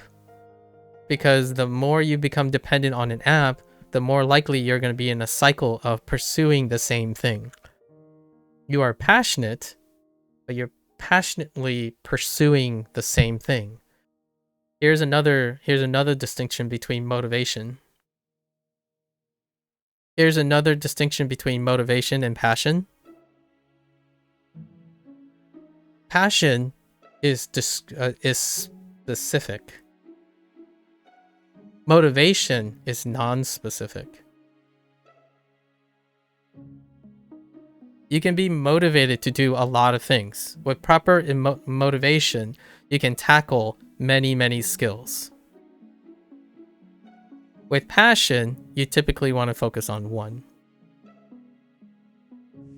Now, there is some blurry lines. You could argue that, well, when you're passionate about A, it can lead to B, C, and D. Yeah, but notice how these are smaller. A passion is always, in my opinion, or generally focused on the bigger picture, the thing that made it. So you can still learn B, C, and D, but when you're motivated, you can hop to any of these. So discovery and generalization is a product of motivation, in my opinion. Like if I'm trying to define these terms, right? Passion is something internalized. So I have a passion for learning. And I hope to continually cultivate my passion to create different motivations. Because the different motivations lead me to many skills. Like any of these skills. Like this is Duolingo. This is WaniKani. This is Hanzahiro. This is Wagotabi. And this is streaming. Actually, technically, if I had to tell you, learning. My passion for learning led me to streaming. Language learning, and video games. So what happens is you can still have both of these. So my passion for these things, video games, then led me to the motivation for these things. So in the end, you can make a really strong generalization that passion is everything else. It's like it's because it's you, right? When you remove external sources, so when you stop thinking outside of yourself, right? You like don't think outside of yourself, not outside. You only think inside of yourself. Then I agree. I totally understand why it's incredibly easy, and that makes sense because then you can make things work. You can make things, it can happen. I think this is talking about more about sufficiency.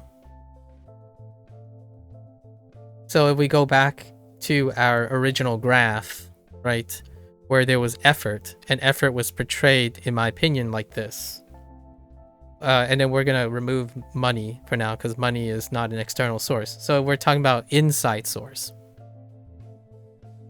No matter what, if you have passion like this, right, your passion stays the same. You can go through every different cycle of effort regardless, and you'll reach to this point. And that's what I mean by, like, if you have sufficient, I don't know what that sufficient is, like what level it is. It could be anywhere. Like some people could only need this much because of their life pursuits, you know, context, right? Context tells you how much passion you need, and as long as you keep it up in like a static way or something, you can reach this end. And I totally agree with you.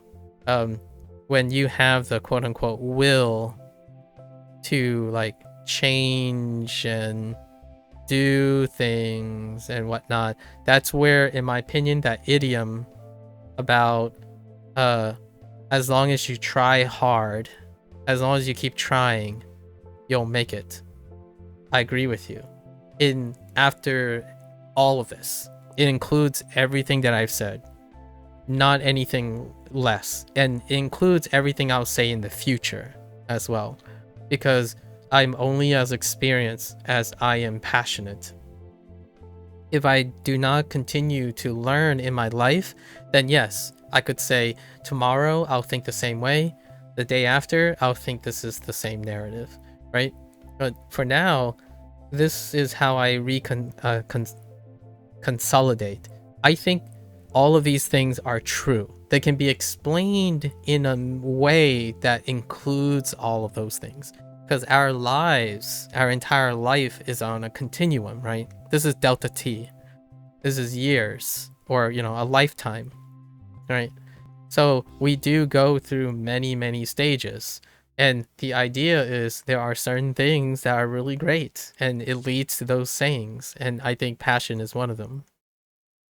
As long as you remain passionate, you go through this. Now, the question is, I was talking about overall passion. I think a lot of people, when they think passion is not enough, they're talking about specific passion. So while you may have an overall passion, so overall passion is just flat across, right?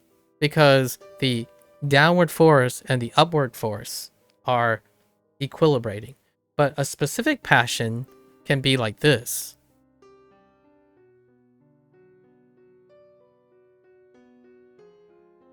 It's not drawn. That's terrible. We had to make them like equal. So like if you have a line like this, it could be something like,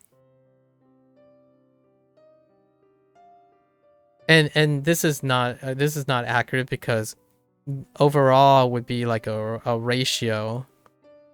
But oh, you know what? There's a better way to go about this. It's like the second derivative. Sorry, this is like calculus things, and I'm bad with calculus. But it's like second derivative. Like no matter what. Oh, I can illustrate it this way. So specific force S is like this.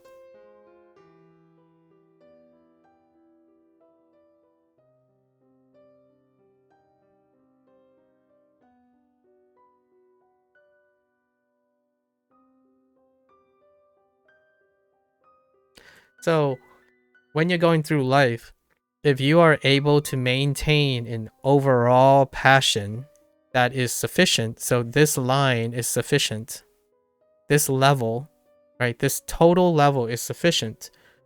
If your specific passions, with an S, the downward force and the upward force are the same, then your overall passion doesn't change. And as long as you can maintain that, then your drive to self-improvement keeps trucking along, right?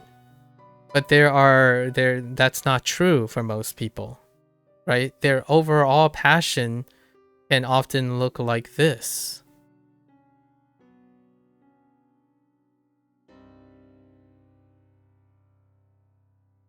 I'm paving something like, for example, what is this? Debt. All of a sudden. And you get out of debt. Death in the family. There's many dips. So where there are times when the downward force, this is when the downward force is less than the upward force. So negative versus positive, right? Right. So it doesn't stay the same. I think the idiom goes that if you can maintain an overall sufficient passion, then you can be anything.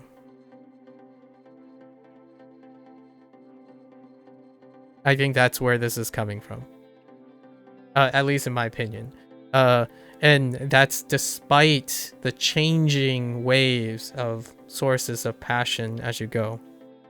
You might even call this instead, I think a better way, in my opinion, in my paradigm of stuff, is instead of calling it specific passion, motivation.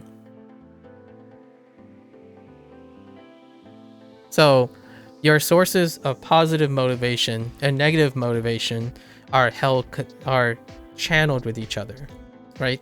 So for example, if you have a bad day and you become unmotivated, how many sources of positive motivation do you have? And over time, whatever seems like you're not motivated, if you don't seem like you have a changing passion, is often because your sources of motivations, both negative and positive, maintains your source of passion. And passion is, you can say passion is life, right?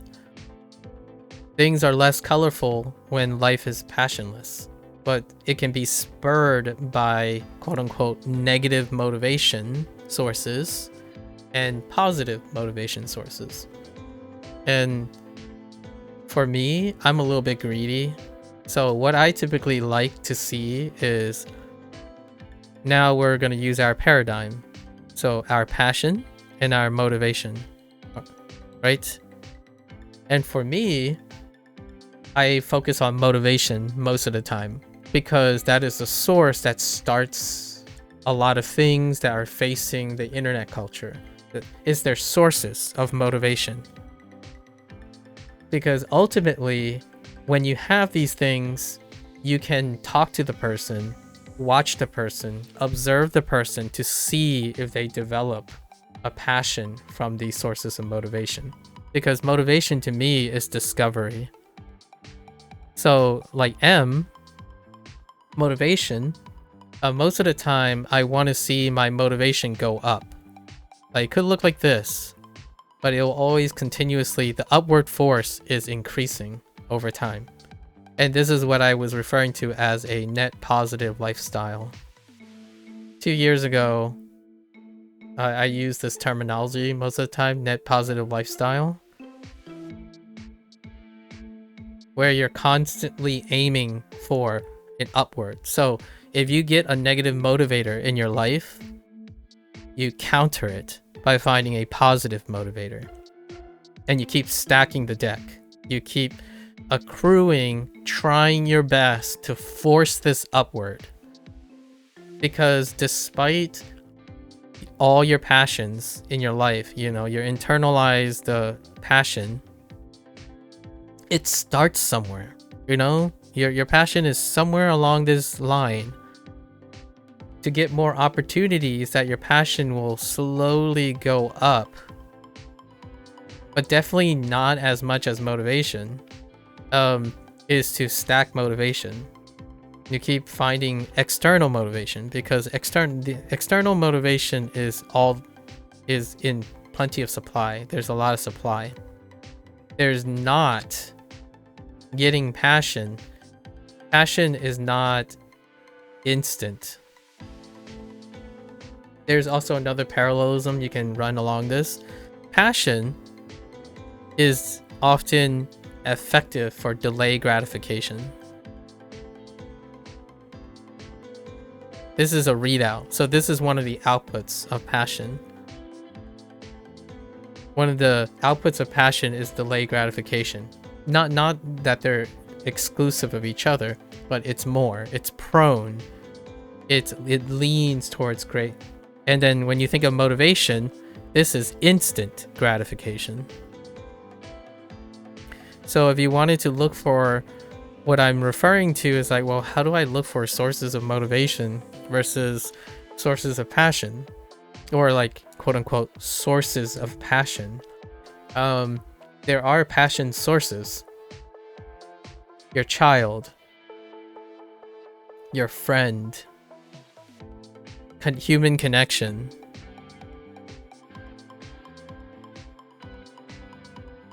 But this is really hard. Human connection, that I'm gonna be really brutal about this. The internet is terrible right now. It's terribly equipped. Equipped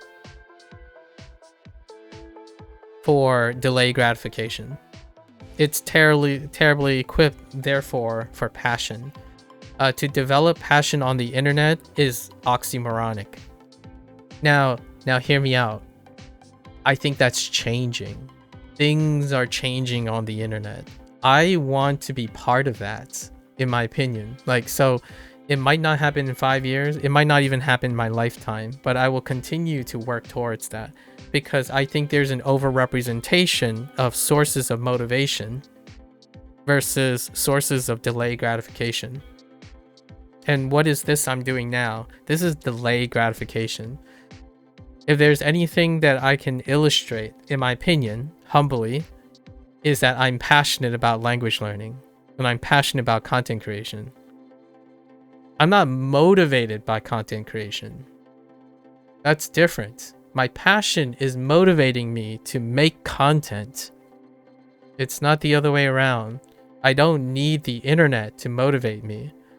I don't need numbers or what the internet provides to motivate me. It would be great to have it, right? Like, the internet is a great source of motivation. And you probably heard this all the time. Like, hey guys, I just saw my favorite VTuber.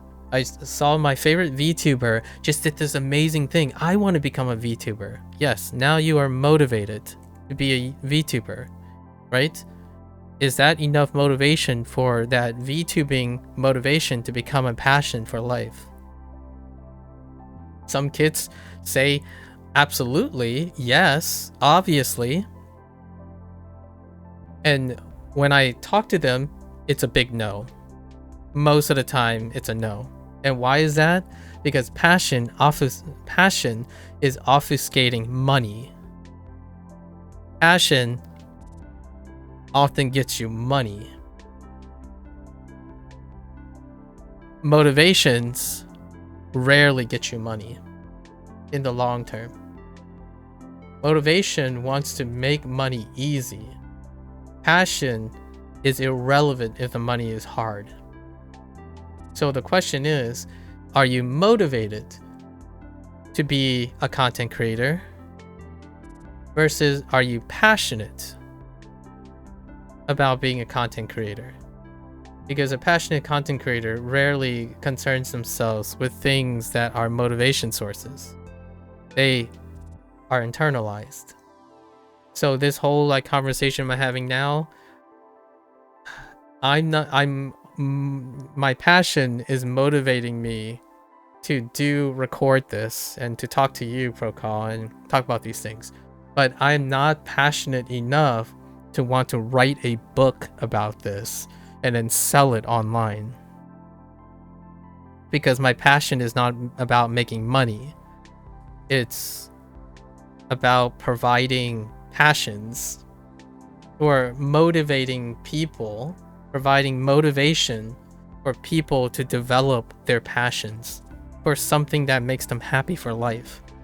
And that requires a lot of time, not hustle and instant gratification. It's about listening to something for a very long time, or getting to know someone or something or some concept long enough that you get delayed gratification regardless of what it is, like how long it is, how hard it is. That's the ultimate definition, in my opinion, in my own words, the defining line between passion and motivation. Motivation is tenuous. It is fleeting. There's so much of it. You can even argue it's cheap because there's a lot of it, right? There's a lot supply of motivation. Rarely do they transition and are converted to a source of passion. You can say, and that's what hobbies are, by the way. So a parallel line is motivation are often propped by hobbies. Hobbies lead to passion. It may lead to passion. Alternatively, passion can produce hobbies. They can even produce motivation. And that's the end. That's the end goal, right? You're doing something for an extended amount of time. And passion is often raised to it like this pedestal because life is not short. Hobbies are short. Passions are not. So, and then some people might say, well, aren't passion and hobbies the same thing? Right? Then you can try to get even more specifics. Like, isn't a passion and a hobby the same?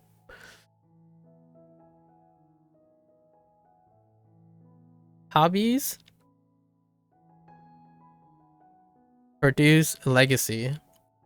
This is my personal take on it. So some other people might say that's not true. Hobbies produce legacy. Passion doesn't have to. It actually really doesn't have to do anything. So what's a hobby? Produce something. What is it? Record yourself. Write a journal. Accomplish something. Join an event. Get a particular rank. Hit a particular milestone. That's a hobby. A hobby produces that. The passion is a source of many hobbies that produces different types of legacy. My passion for learning creates my hobby of language learning. And that language learning produces my motivations, involves my actually, I would even argue motivation comes before hobbies. So you have motivation that contributes to the development of your hobbies. And those hobbies can look any version of language learning, which involves like WaniKani, Hanzi Hero, and Duolingo, for example. So there you go. At least that's how I organize it in my head. Obviously, again, grain of salt. This is language. It's the English language. And it can be very semantically or subjectively changed. The best I can do, in my opinion, right now is to describe it with as much detail as possible so that it can be followed. Like someone can follow it despite having different definitions of these things. And then like I can write it on, draw it on a graph or something like that. Also, sorry for this bombardment in chat. I was going to go out with your friends tonight, but the plans fell through, and so you want to channel your excitement for socializing somewhere. Oh, that's fair. That's what I'm here for, you know? Your Duolingo journey has taken a break, maybe permanently. I just didn't find that language learning motivating nearly at all. Yeah, so there you go. But hear me out, Prokal. Now you know. now you know, at least the for the time being, Duolingo cannot provide enough you can say what you have learned is Duolingo can provide motivation for language learning, but it does not lead you to pick up a passion for language learning. So you see what I mean? Like, so you did use Duolingo. It was able to motivate you to do it for a little bit, you know, for the short term, right? This is where like the instant gratification comes in. And that was trying to test if you can pick up the hobby of language learning. And it's only a hobby because it's tenuous. It wasn't sufficient to become a source of passion. Once you get that source of passion, right, you can then branch out in the other section. You can define more motivation. Or once you get that passion, you can define more motivations by yourself and seek new things, which doesn't have to be Duolingo. It can be like a graded reader or something, and like podcasts and anime, for example. Those things could happen then, but until then, the goal is to find other sources of motivation. Like what else feeds into the motivation? If you're interested, obviously. And then it keeps going like, well, you need motivation to find motivation. Which does happen. Motivation leading to motivation. I'll give one more nook and cranny. This is another problem that I do see. Motivation for motivation. A motivation to seek motivation is often, in my opinion, related to what is it called? The preparation. A lot of times people call it the preparation paralysis. Like, oh man, I'm not motivated after this fail, you know, like this is one time fail per se. It didn't lead to passion. So you're like, okay, well, I'm not going to try again because now I need motivation to overcome the Duolingo fail, right? And that means I need to find new sources of motivation for the motivation. So then you start prepping more. You start researching even more. All right. But I also don't want it to fail again. So now I'm just going to prep even more and try to find motivation to motivate myself, to motivate overcoming my first failure. And this, in my opinion, is, I feel, what is chronic online right now. And I try to address this using like language learning and stuff. When someone asks me, oh, you know, I don't want to do this, or I'm feeling bored, or I don't like this is what I'm tackling. The motivation to motivate to overcome whatever happened before, right? Because in the end of the day, it deals with sources of motivation to overcome your last failure, or your last, I don't want to call it failure because, you're not last, last is a bad word, recent, your most recent, we're gonna call it a dead end, because people typically refer to it as a dead end, as in you do not see it as a continuum of things because you're not passionate enough about it, right? A dead end is when you hit one. So if you have another recent dead end, right? If your dead end leads you back to motivation, and then it creates another dead end, the dead ends don't replace each other. They actually stack up. So dead end 2 gets stacked up with dead end 1. And the bigger this hill stacks up, the less and less likely this is gonna break. So then you're stuck on a cycle, right? And this is not preparation paralysis. Preparation paralysis looks like this. It keeps then you stop doing things. Preparation paralysis means you stop doing things. That's one side of things. If you're stuck in this loop where you do something, it dead end, do something, dead end, and I'm gonna be very specific about this. A lot of people think this is ADHD.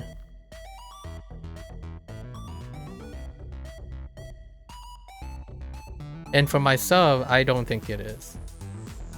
Now, that's not my place. I'm not a professional, I'm not an expert, but it can seem like it coincides with ADHD.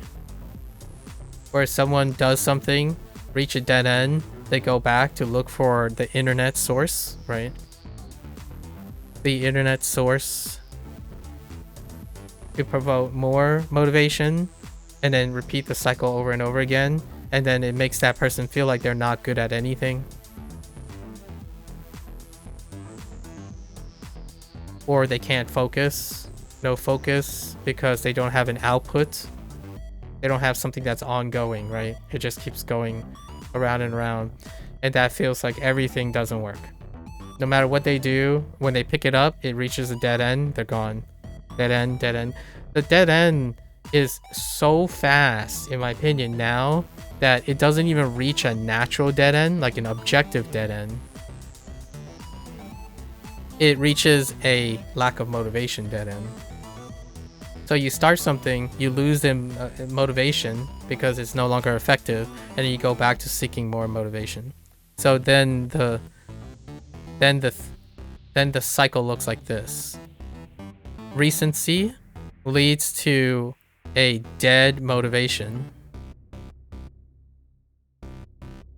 or the motivation just stops being useful. Then you seek new motivation, you repeat the cycle over and over again. And that, to me, is what's coinciding with ADHD, or the concept of ADHD. And that's why I also talk about this every once in a while. And I don't talk about it by using this label. I talk about it by asking them, how do they solve the problem?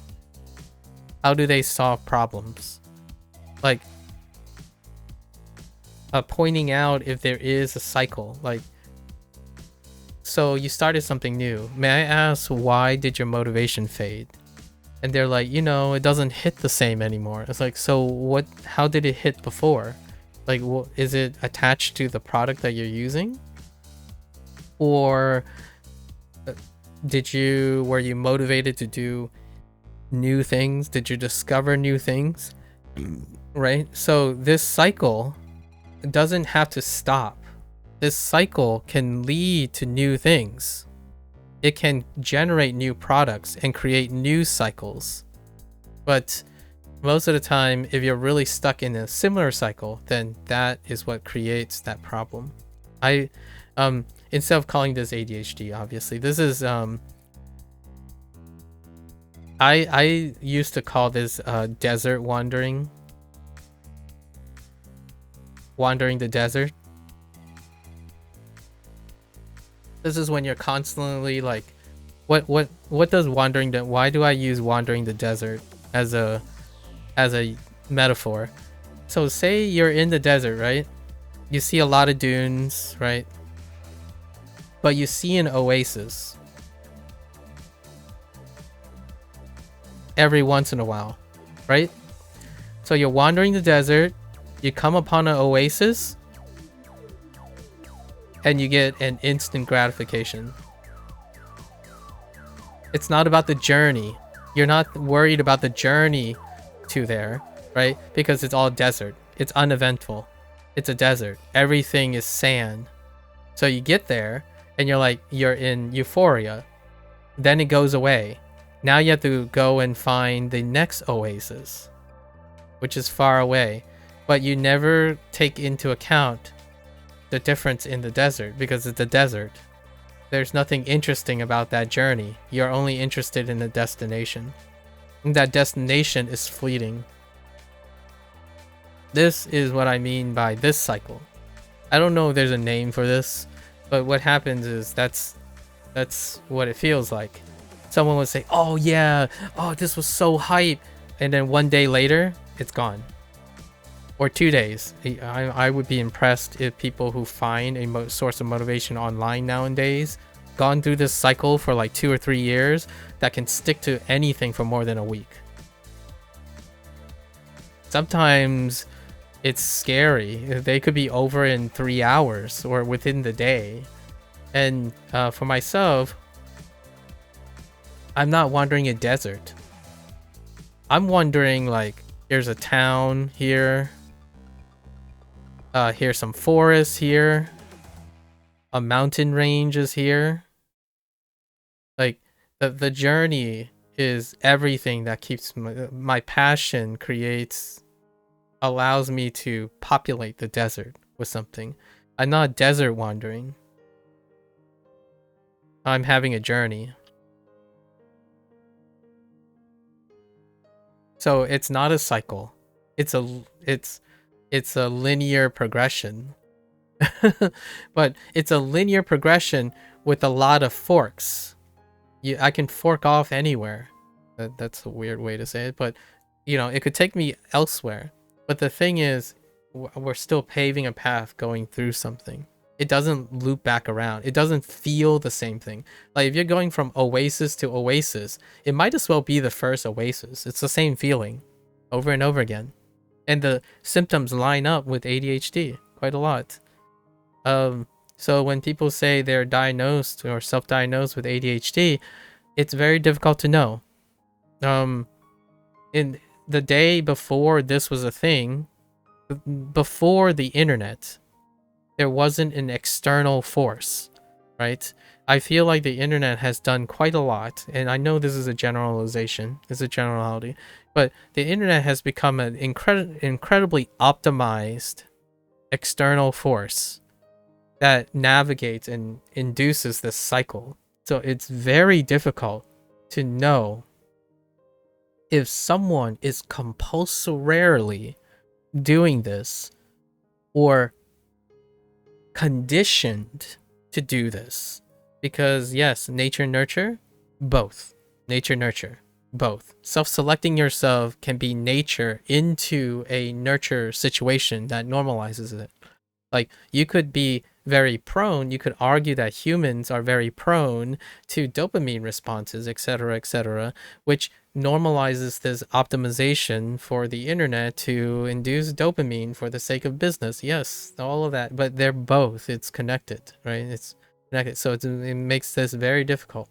When someone says, they say they're never good at anything because they try a lot of things and they never get interested in it or stay interested or stay focused until they get good. I don't know if that is something you do because if you remove the internet, what would happen? I don't know. It's too hard to know. And when you self-diagnose, it might as well be ADHD. And what I mean by this is, there's a difference between using ADHD as an excuse and, you know, as an excuse for self-improvement versus using HEAC as a problem to be solved. And no, I'm not saying people with ADHD should feel like they have a problem. That's not the same. Having a problem is suggesting that it is what it is. I'm not talking about this. I know people can feel this way. That's fine. That's not, I can't do anything about that, right? This is a self-defeating thing. Or a self-acceptance. We're going to say self-acceptance because it's a little bit more positive. For those who are negative-minded, this is self-defeatist. I rarely operate in this type of mindset because as a stranger outside of your body, if I wanted to connect with you and be meaningful to you, I can't acknowledge this. Or I can seldomly acknowledge this. On occasion, I can acknowledge that it exists or it's a possibility, but I wouldn't emphasize it. because I am outside you. So I must try to encourage you to either appreciate that you're using it as an excuse, or you see it as a thing you want to work on. And I generally am very biased in seeing it as a problem you can work on.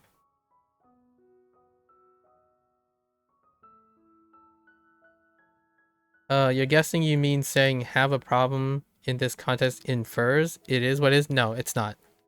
A problem, or you have a problem. Oh yeah, sorry. This, sorry. Yes. Sorry. Yeah, these are related. So when someone says something like, oh, I have ADHD, right? I have ADHD. So therefore, I must settle for less. Because that is the reality. It is what it is. I have this problem, and therefore I must settle a reality because it is what it is. I don't usually address that. I think plenty of people understand this. Right? I'm not here to not teach.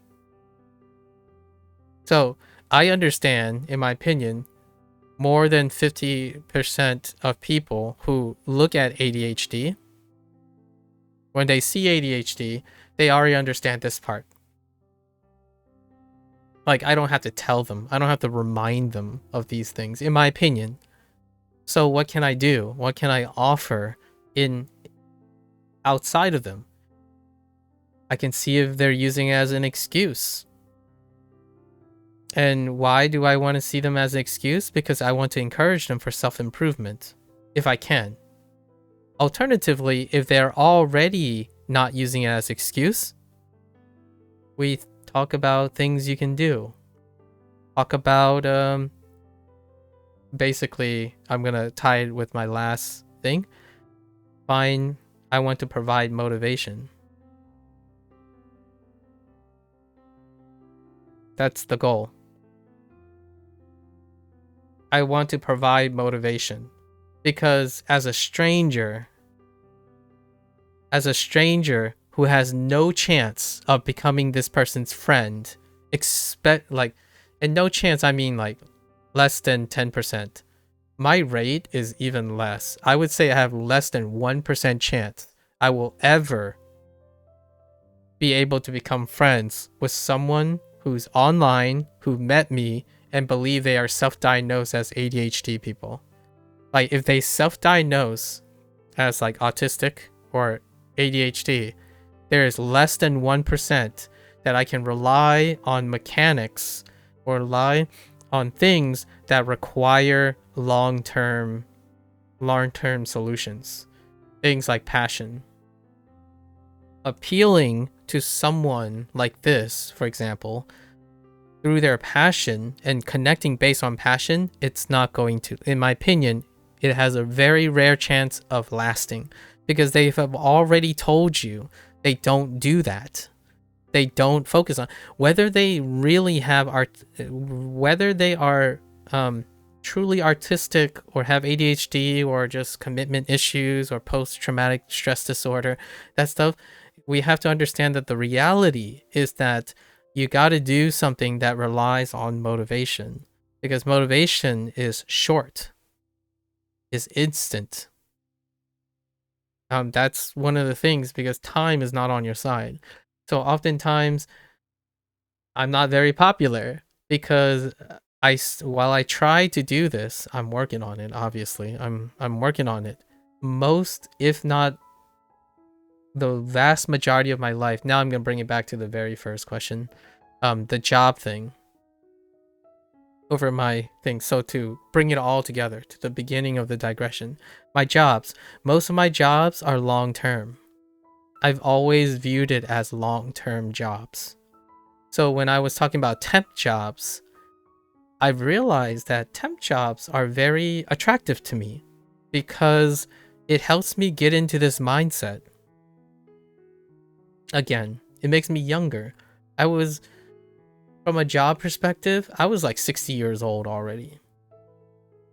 the first job that I got, like I have a few temp jobs, right? Like I worked at a bowling alley. Those are the things. I volunteer. Those are the things. But the vast majority of my time, everything was learned long term. So quite, if you're thinking about how does this relate to passion, my life's pursuit was fueled by passion. It was not fueled by motivation. Kids these days, Gen Z, on the internet are fueled by motivation. They hope that the sources of motivation they have in life is going to get them their passion. And how does that happen? Whichever motivation provides the highest amount of supply. What is the highest amount of supply available right now? Video games, content creation, TikTok videos, people making nonsensical humor, people pranking each other all the time for a high, watching animals get pampered for the rest of their lives, watching funny videos over and over again and hoping that you can make those funny videos over and over again. The thing that has the most supply is the most appealing because it provides the most motivation. Motivation in the sense of the cheapest thing you can find or readily available, which is the dopamine cycle. And that's a generality because there are far more neurotransmitters than just dopamine. But dopamine seems to be very easily accessible and highly correlating. So whatever gets that dopamine spike, it's your greatest source of motivation. And that means that your source of passion can often only come from your sources of motivation. So kids now need motivation to develop passions in their life. And it's usually the one that competes for it the most. I didn't become a scientist because everyone kept telling me scientist was the goated thing. I didn't become a scientist because someone told me learning was cool, man. And like, look at what learning can get you. It can get you money. It didn't. By the way, it didn't. Not in the sense of how the internet sells things. Science can get you happiness. That's not guaranteed.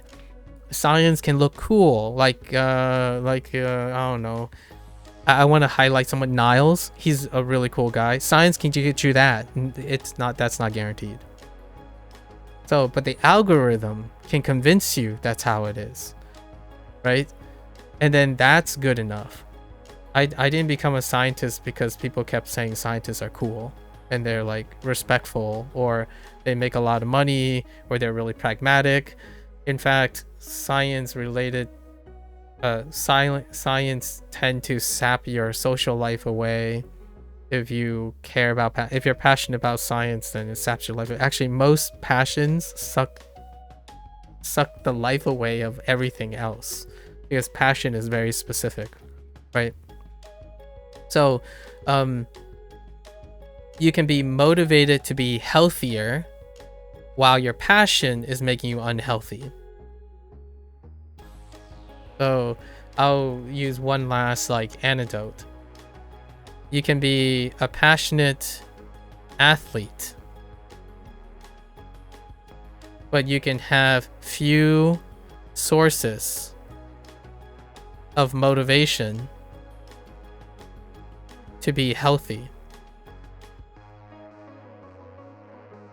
I use this a lot because it's incredibly relatable. When you look at a passionate athlete, that doesn't mean they're healthy. It's a great example to distinguish between passion and motivation.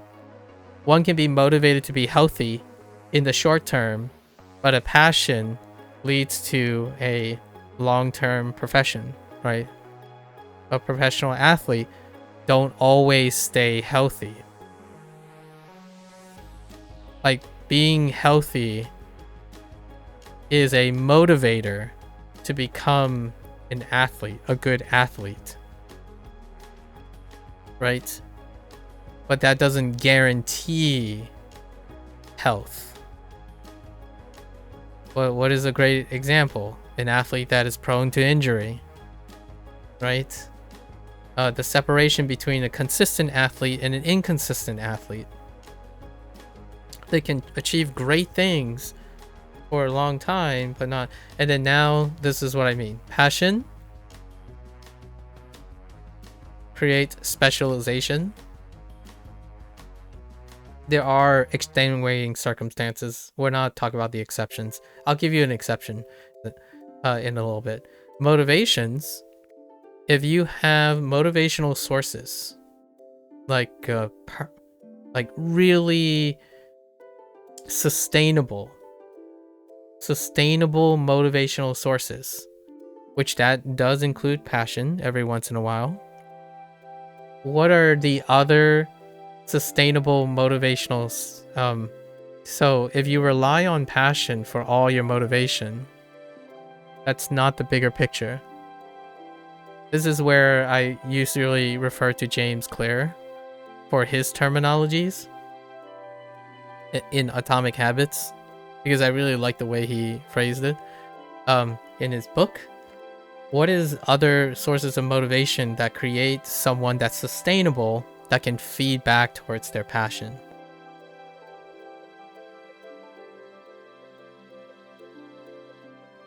If you listen or read his book, he actually spends most of his book talking about this, but in a different way. Like, he uses words in a different way, but to adapt some of the things he say, all of this stuff, all these arrows, is your environment. So he talks about strategies. Make it easily accessible.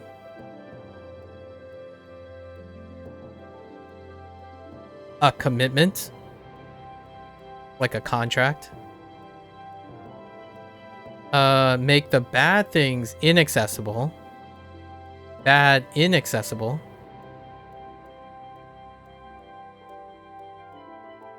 Couple good with good,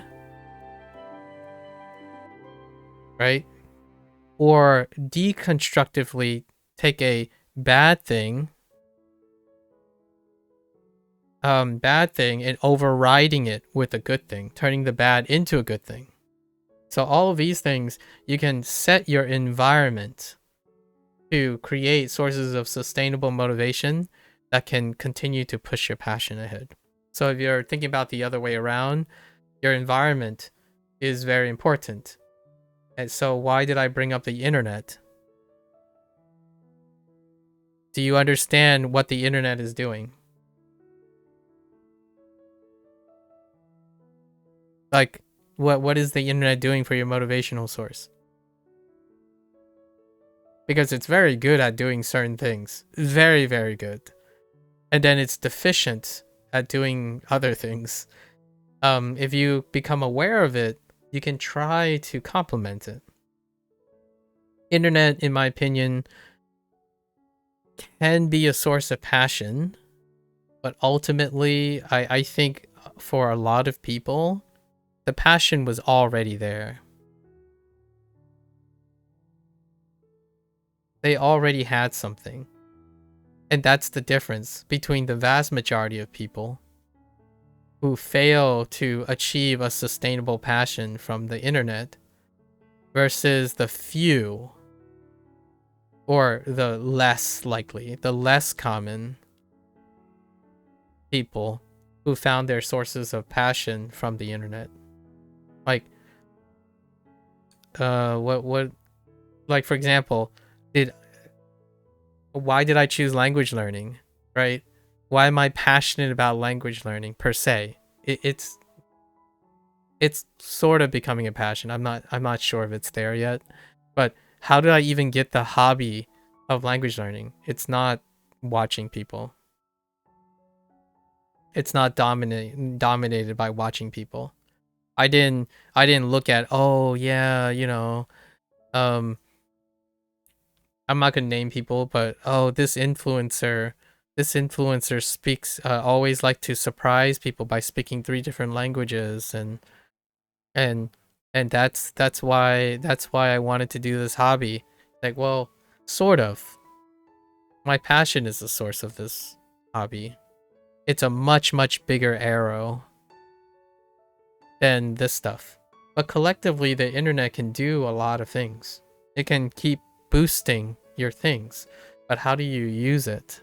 Like, what is it providing? Does it translate to an actualized thing that you can safely do? There are people, language learners, who end up becoming passionate about language learning, use this, right? What do they look like? It looks like podcasts, vlogs, Anki, a combination of graded readers, linguistics, grammar. So that's why I disagree with people who constantly say only this, only that, always this is the best. And I could agree with them if when they say only, best, always is constantly maintaining a source of motivation. But it's not the same to them. When I say motivation, it doesn't mean the same as them. Like, they think of motivation because they're talking about passion. Like, and that's where I think your question is very important, Brokaw. Where when I say motivation, I have to be very careful. I have to be explicit that when I'm talking about motivation, I'm talking about blogs and podcasts and sources of motivation. The motivation that's instant, easy to get online. When they hear motivation, they could be hearing passion, and when they see that, it's like, oh yeah, we're talking the same thing. Like, yeah, you only have to immerse, you only have to use comprehensible input, and that's it. Everything else is there. Passion is intuitive because it's internalized. Far more than sources of motivation. Motivations are objects. They are often tangible in a way, like ironically tangible, because motivation is a concept, is a social construct, but they're more tangible. What's the source of motivation? Your favorite YouTuber. What's the source of motivation? That paycheck you got yesterday, the Christmas bonus that you're working towards. That's soon. That's very soon because Christmas comes once every year, right? Passion is when you say that paycheck that will eventually buy things that will allow me to do many things of which I don't know yet.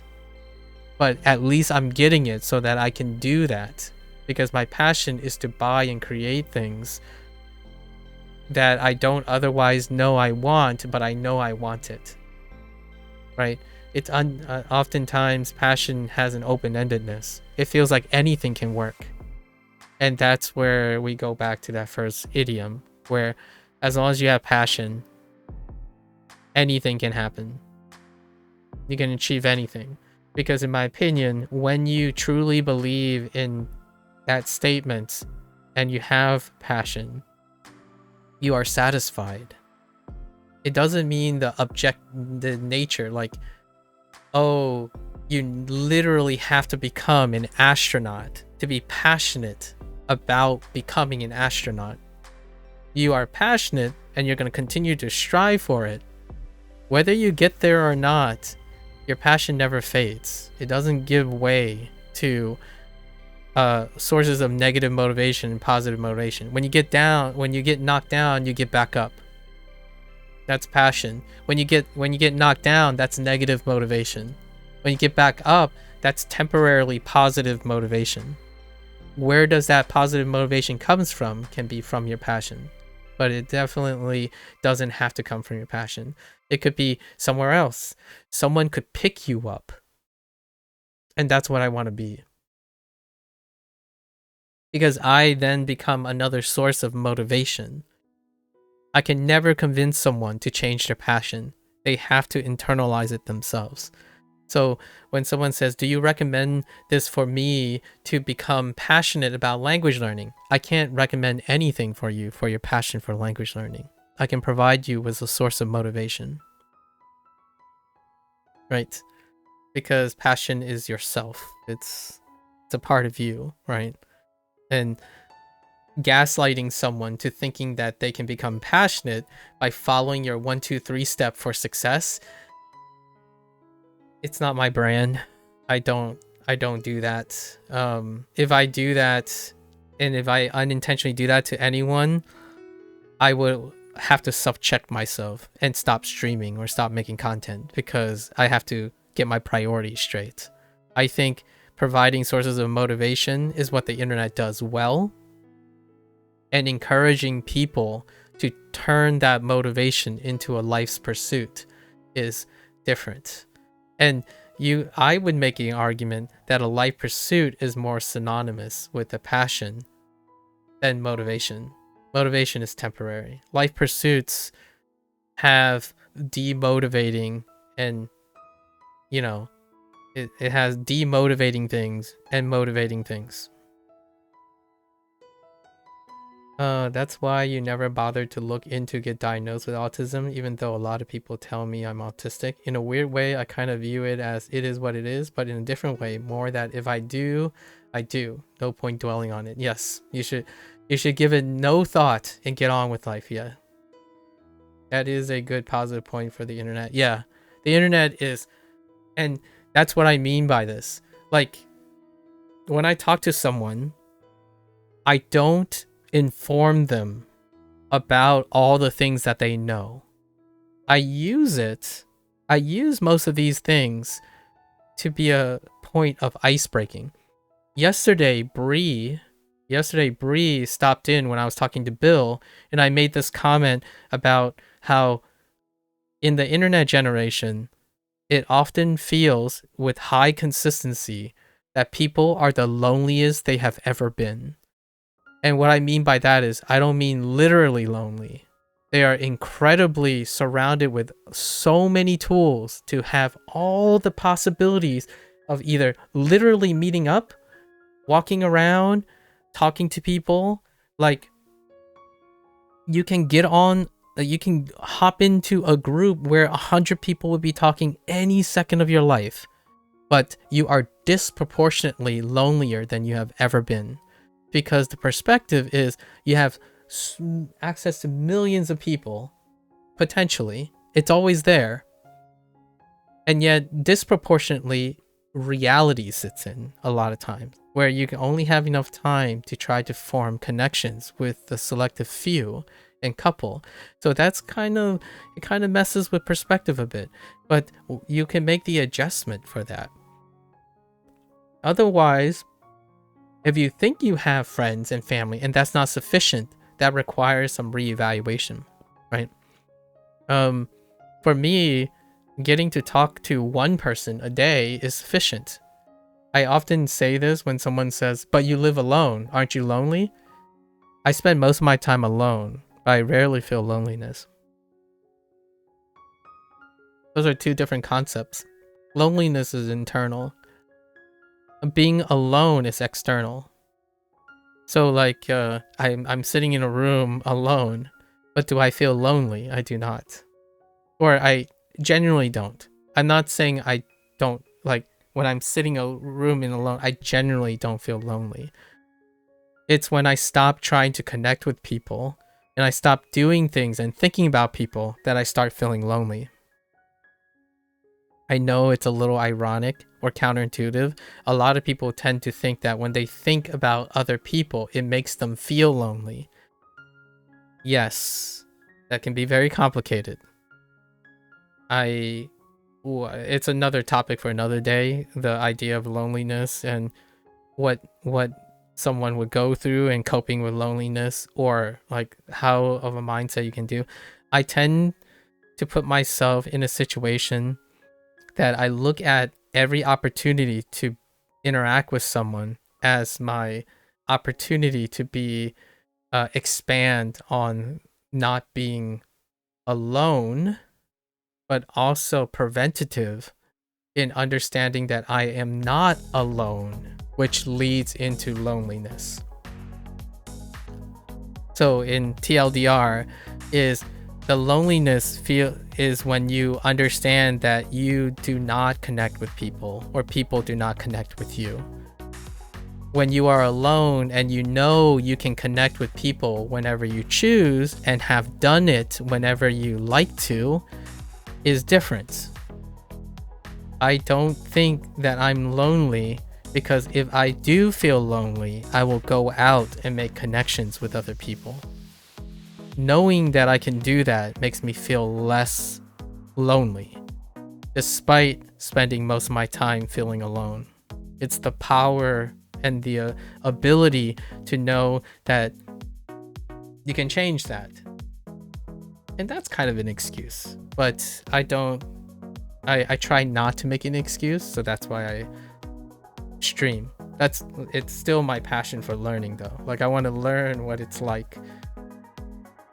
The way I describe loneliness right now and the way I describe alone is because I'm talking to other people who do feel loneliness. So while I can't feel the same loneliness that other people feel, I can at least learn from them. So the comment that I made, the description that I made, that observation is coming from talking to lonely people, like, or observing people who share and are candidly offer me the privilege of being part of their lives, like understanding some of these characteristics. And most of these are anecdotal, so I don't have like mass data or something like that. I'm not in psychology, I don't practice therapy, but what I can say is it kind of makes sense, and it's a pattern that I recognize, right? Or I see very consistently. Is it the truth? It's only true if it applies to you, right? It's definitely inaccurate if it doesn't apply to you. Also, a motivation you have right now is the game Clash Royale. Have you heard of it? I have. It's a very old game. Or like, it's a long-standing game. I think Clash Royale...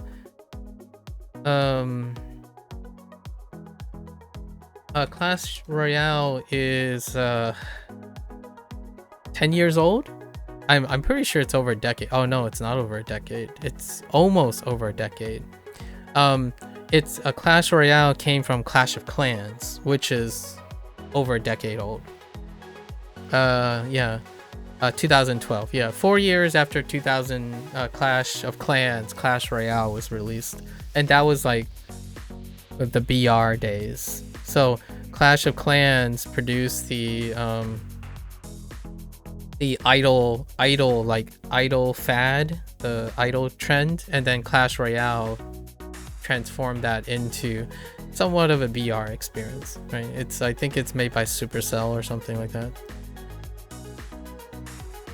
So you like Clash Royale, huh? Interesting. Yeah, they're made by Supercell. Anyways, so your source of motivation, how is it motivating you, by the way? Brokaw. Oh, okay, let's apply. I wanted to leave it on that remark. I have so much more. There's so many more ideas that I would love to talk about, but let's not. We'll save it for another time. But that's a pretty good wrap up of stuff. So find your motivations, right? What is the TLDR here? If you're on the internet quite a long time, being able to understand all your sources of motivation and then trying to find a way to a passion is great. And a lot of these sources of motivation deals with habit formation. So form a habit in a way that it is sustainable, and a good chance that when you form a habit of sustainable motivation, it can encourage you to find new passions in your life. And only then, when you have a certified passion, you can test in different ways, various ways to test your passion.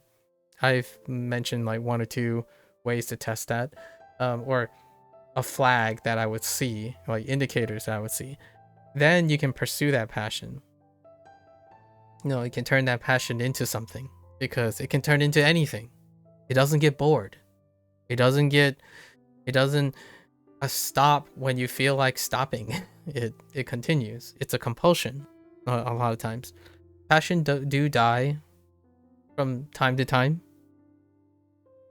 and that does come back to habits. Right. Generally speaking, though, when you come from a habit that is born out of sources of motivation that's provided on the internet, it's kind of hard to kick. So it often leads to the passion doesn't like fade easily. So sometimes it's so convincing that when it fades, it might not actually be. It might still have been a hobby. So it's up to the person to realize where that is. I don't think there's anything that will destroy or pull away from my need or my passion for learning. And that's often what I mean by I don't think I speak the same language when going back to language learning. I don't think I speak the same language most of the time when someone asks me, and can I tell them something about what I feel are the roots of learning and scholarly pursuit and open-mindedness and problem solving and critical thinking. I could spend the rest of my life talking about it nonstop if I wanted to. They don't but that doesn't mean that I'm going to, because it's not applying my passion to something. I apply my passion to learning, my passion of learning to things. Language learning just happens to be one of them. Video games is be one of them. 2 days ago, one of the a viewer asked me, what is the hardest, is this the hardest endeavor I've ever done in my life? The answer is no. The hardest endeavor in my life is my passion, which is to teach, to instruct, to learn. All those are things that I will never give up. I will never give up no matter how hard it is. I can be a B-rated teacher, a person who will never be able to teach Japanese like someone who is like a genius or something, but it's not going to stop me from trying. I'll constantly always do my best. Always do my best. Passion is relentless. There's no need for motivation when you have passion. No, I'm kidding, obviously. That's a huge ultimatum. Like, if you have to choose between the two, that's you don't have to choose. As like human beings can navigate these things, at least in my opinion. All right. We'll hopefully get to some Shogun Showdown today, but I don't know. I think we might have to cut Shogun Showdown for today. Shogun Showdown is for like my Shogun Showdown is like where I'm getting some motivation. Oh man. You know what I always thought of, Procall? I always wondered what it would be like if I could build a large enough community where the semantics of the language I'm using is big enough that it creates a collective that also shares that semantics. Repeat that question again. I often thought, wouldn't it be really wonderful if this is about being an influencer or like someone who's a prominent figure? Wouldn't it be wonderful if the ideas that you have, right, yours or mine, like not competition, reaches a large enough audience where when you talk about things, that audience is large enough to create wonderful things out of that semantics. So what I mean by that is, in my life, I have not experienced something that I feel content creators experience all the time, but rarely from a perspective of not having it at first. For example, what do they call them? This very popular linguistic person used socialex, quote unquote socialex. I have often sat here for the last like 2 years wondering if I catered more to the internet algorithm, I could form a socialect, and that socialect could make me feel far more. Here's it. I'm gonna share an insecurity that I have, or maybe like a envious thing. Maybe I mean, I'm human, so I experience envy. Maybe not much as jealousy, but more envy. I envy individuals who are able to sustain their particular semantics and develop a socialect with their parasocial group. So what do I mean by that? I mean, when I say motivation and passion, it would be really awesome if one day there will be like a group enough, larger enough to apply those concepts, but in various fields, and the community together creates creates wonderful things off the ripple effect of understanding the ebb and flow between understanding what I just said. Like, I want it to be real, but I don't think I can ever believe it's real, because I occupy a space that very rare few people ever become exposed to. Whether that encourages other things, I don't think it will ever be actualized. Like, my concession here is I am human. So I do like when I see or can actualize the things that I work on to have an effect on someone. But at the same time, there is some envy to individuals who can do that in the thousands and 10,000s and hundreds of thousands of people. And I echo like Hank and John recently about making things and seeing them impact a large number of people, and then in the end of the day come to grip with how also insignificant they are, while at the same time appreciating how monumental they are. I don't think I've lived my life long enough, have come across my life long enough to witness that I could have a large impact on things. I typically have a very small impact, like small input. So there is a point of envy for that.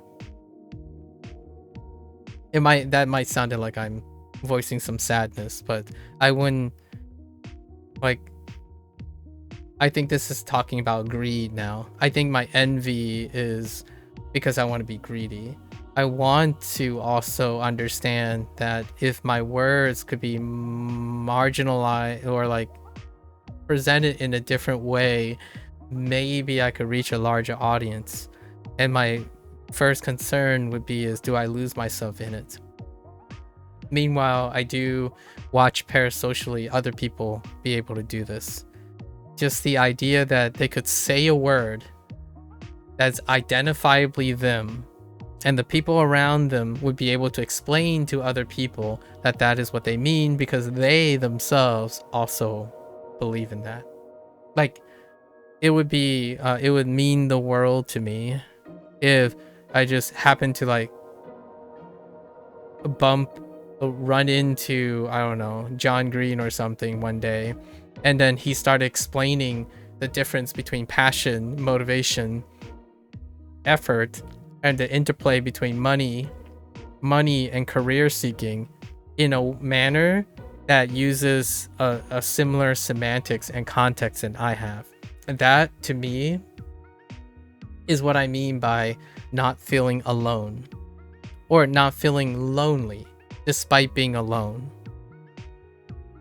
For me, I've rationalized that there are people like that.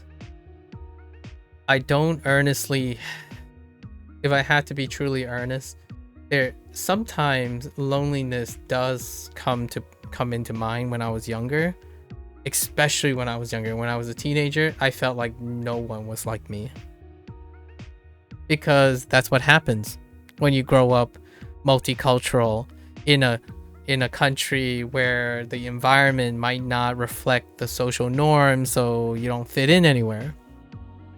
As an adult, that loneliness sort of goes away if you're a healthy adult, so to speak, because your passion and your identity is strong enough. It's sufficient enough to make you not lonely. You're alone, but not lonely, because you have a strong identity.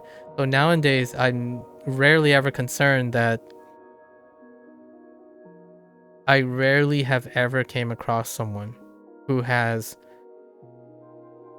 it's not a good or a bad thing. I'm not like a exemplary example of the community. I'm actually even less so, because I am not popular. I don't have influence.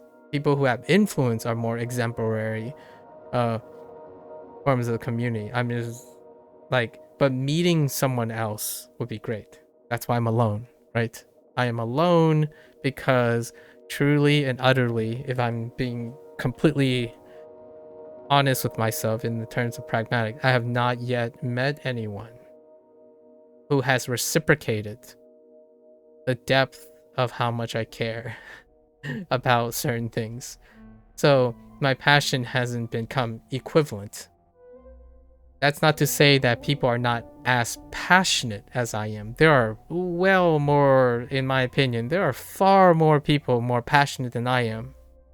But we're talking about the same passion, not different passions.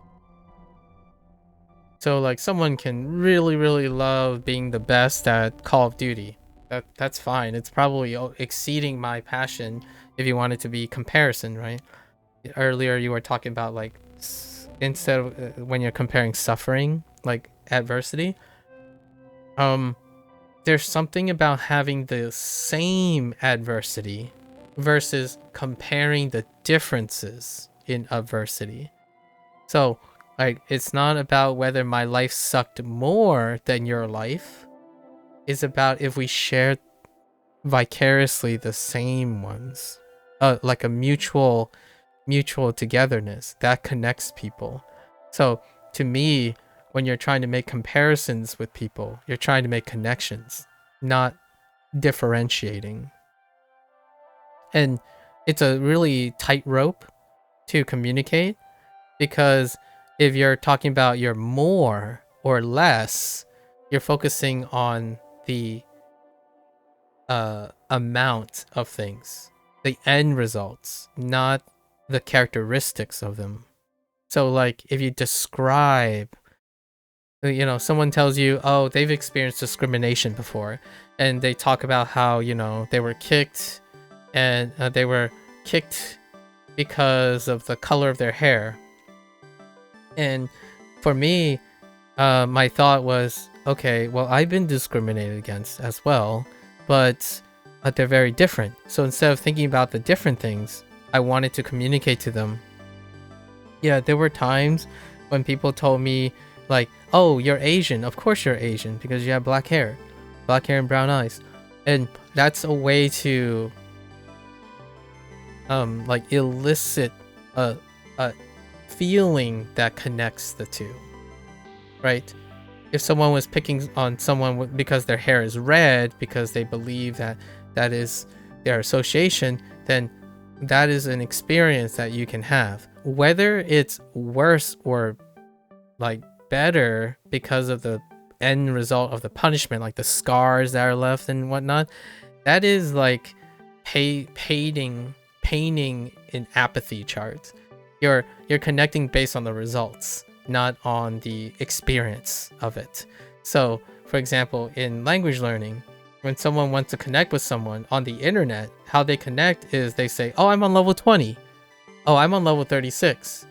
That's not connecting, in my opinion. That is the least amount of connection you can make. because the internet does that, in my opinion. The internet normalizes that. Oh, you have 3,000 viewers. I have 10 viewers. It's so detached. It might as well. That's why when someone says something like what Procol you were saying, the worst things that you've experienced are the worst things that you've experienced. Nothing's going to change that, right? Your life experience is your own.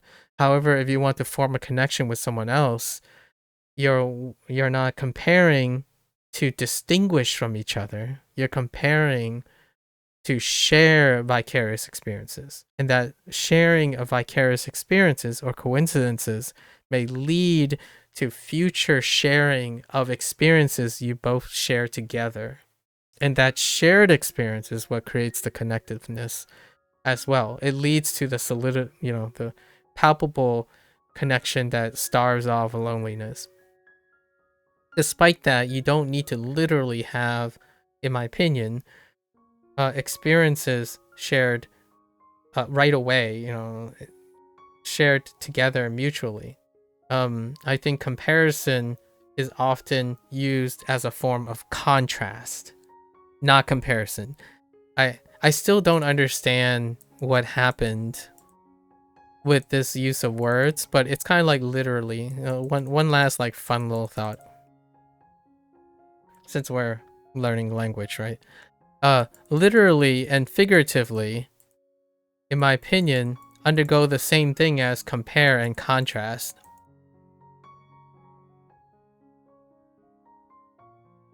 Oh, I did. Clash Royale is an over a decade game old. It was created by Supercell, and Supercell originally created Clash of Clans, which was 2012.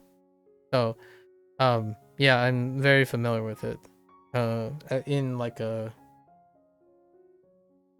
internet, like a mobile game situation. And I ask you like what type of motivation is it giving you in Clash Royale when you were gone? So, one last little tidbit about compare and contrast. I think oftentimes when people say compare, final thought, if you had a pound every time without it being, this is going to be the final thought. We have to, I'm losing not enough time anymore. So compare and contrast. You said earlier about your comparing and contrasting thing, about adversity. Oftentimes when people say compare, they're contrasting. And hear me out. When you have a friend or a stranger who's reaching out to you, or you're trying to reach out to a stranger or a friend or something, when you say compare, try to compare instead of contrast. I know that people know the difference between compare and contrast. The question is there enough self-awareness to be aware when you're naturally doing contrasting versus compare? Like, here's a very nuanced thing that a lot of people like. There are people who intuit much better than myself. I need to be aware of this in order to do this. When you're contrasting, ranks and degree creates contrast. Comparison is when you think of the effect, or not the effect, but the process. When it comes to experiences, the process, so the emotions, the feelings, right? And the reason why I'm saying this is because oftentimes when people think of adversity, they're comparing ranks and degree, like the degree of loss, the degree of your lowest point versus your highest point. this will ultimately create contrast because there can only be 1, 2, 3. These are ranks. These are different internally. But when you think about emotions, feelings, and the process, you think, oh, it sucked. Let's describe the element of how it sucked, because they are present in both of your cases of adversity. So you can use examples. For example, I can say, oh, you know what? Hey, do you have a feeling? Do you have a feeling? Hear me out here. Whenever I look at this, it makes me think of a Viking. Especially a Viking with like a beard.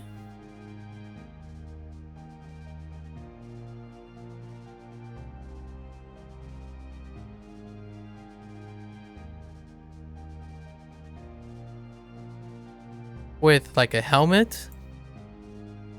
Do you have a similar experience like this? Like, can you tell me a character that kind of gets you like, oh man, I instantly think of this? Because that is a form of comparison. Not a form of contrast. And I think on the internet nowadays, these two words, compare is lost. Contrast exists. And contrast now is being used as compare. And then figurative is lost. And now everything is literal. Everything is literally, and actually the other way around, sorry. Everything literally is lost because it's always assumed. And then figuratively took literally's place, as in most people now say literally instead of figuratively. And I think this is the same kind of situation. So whenever someone says like, oh, Duolingo sucks compared to Anki, I can tell you the first things they list, some like the top 5 things they list, are examples of contrast, not comparison. In order to compare, they must be comparable. What is that? They have similar properties. And how do they compare? How do they evaluate a form of comparison? They talk about output. So like how many words you've learned. Not the nature of how you learn the words. Can you form sentences? Well, some things have sentences, some things don't. In this case, both of them have sentences, but they're talking about, can you create sentences? Well, like output sentences. Actually, in this term, in terms of Anki and Duolingo, neither of them do so. Because when they're talking about producing sentences, it's not aided. Neither of these are unaided. So it's often a point of contrast in terms of their output. It's the degree of the things they do. The number of words. Well, no matter what, Duolingo and Anki will have different number of words. That means they are different. By contrast, not comparable. The nature of how they teach you those words can be compared. However, when people say they're comparing, they don't say how they're doing things and why they're doing things and how they're similar, and then how those similarities then become divisive, right? Like they led to different properties. But in my opinion, it's so much further about saying what's not there. I know there's these two are connected. At some point, the lines are blurred. But at the moment, It's far more about not there and is there. So, like for example, this stream is sucky to learn Japanese because I speak English.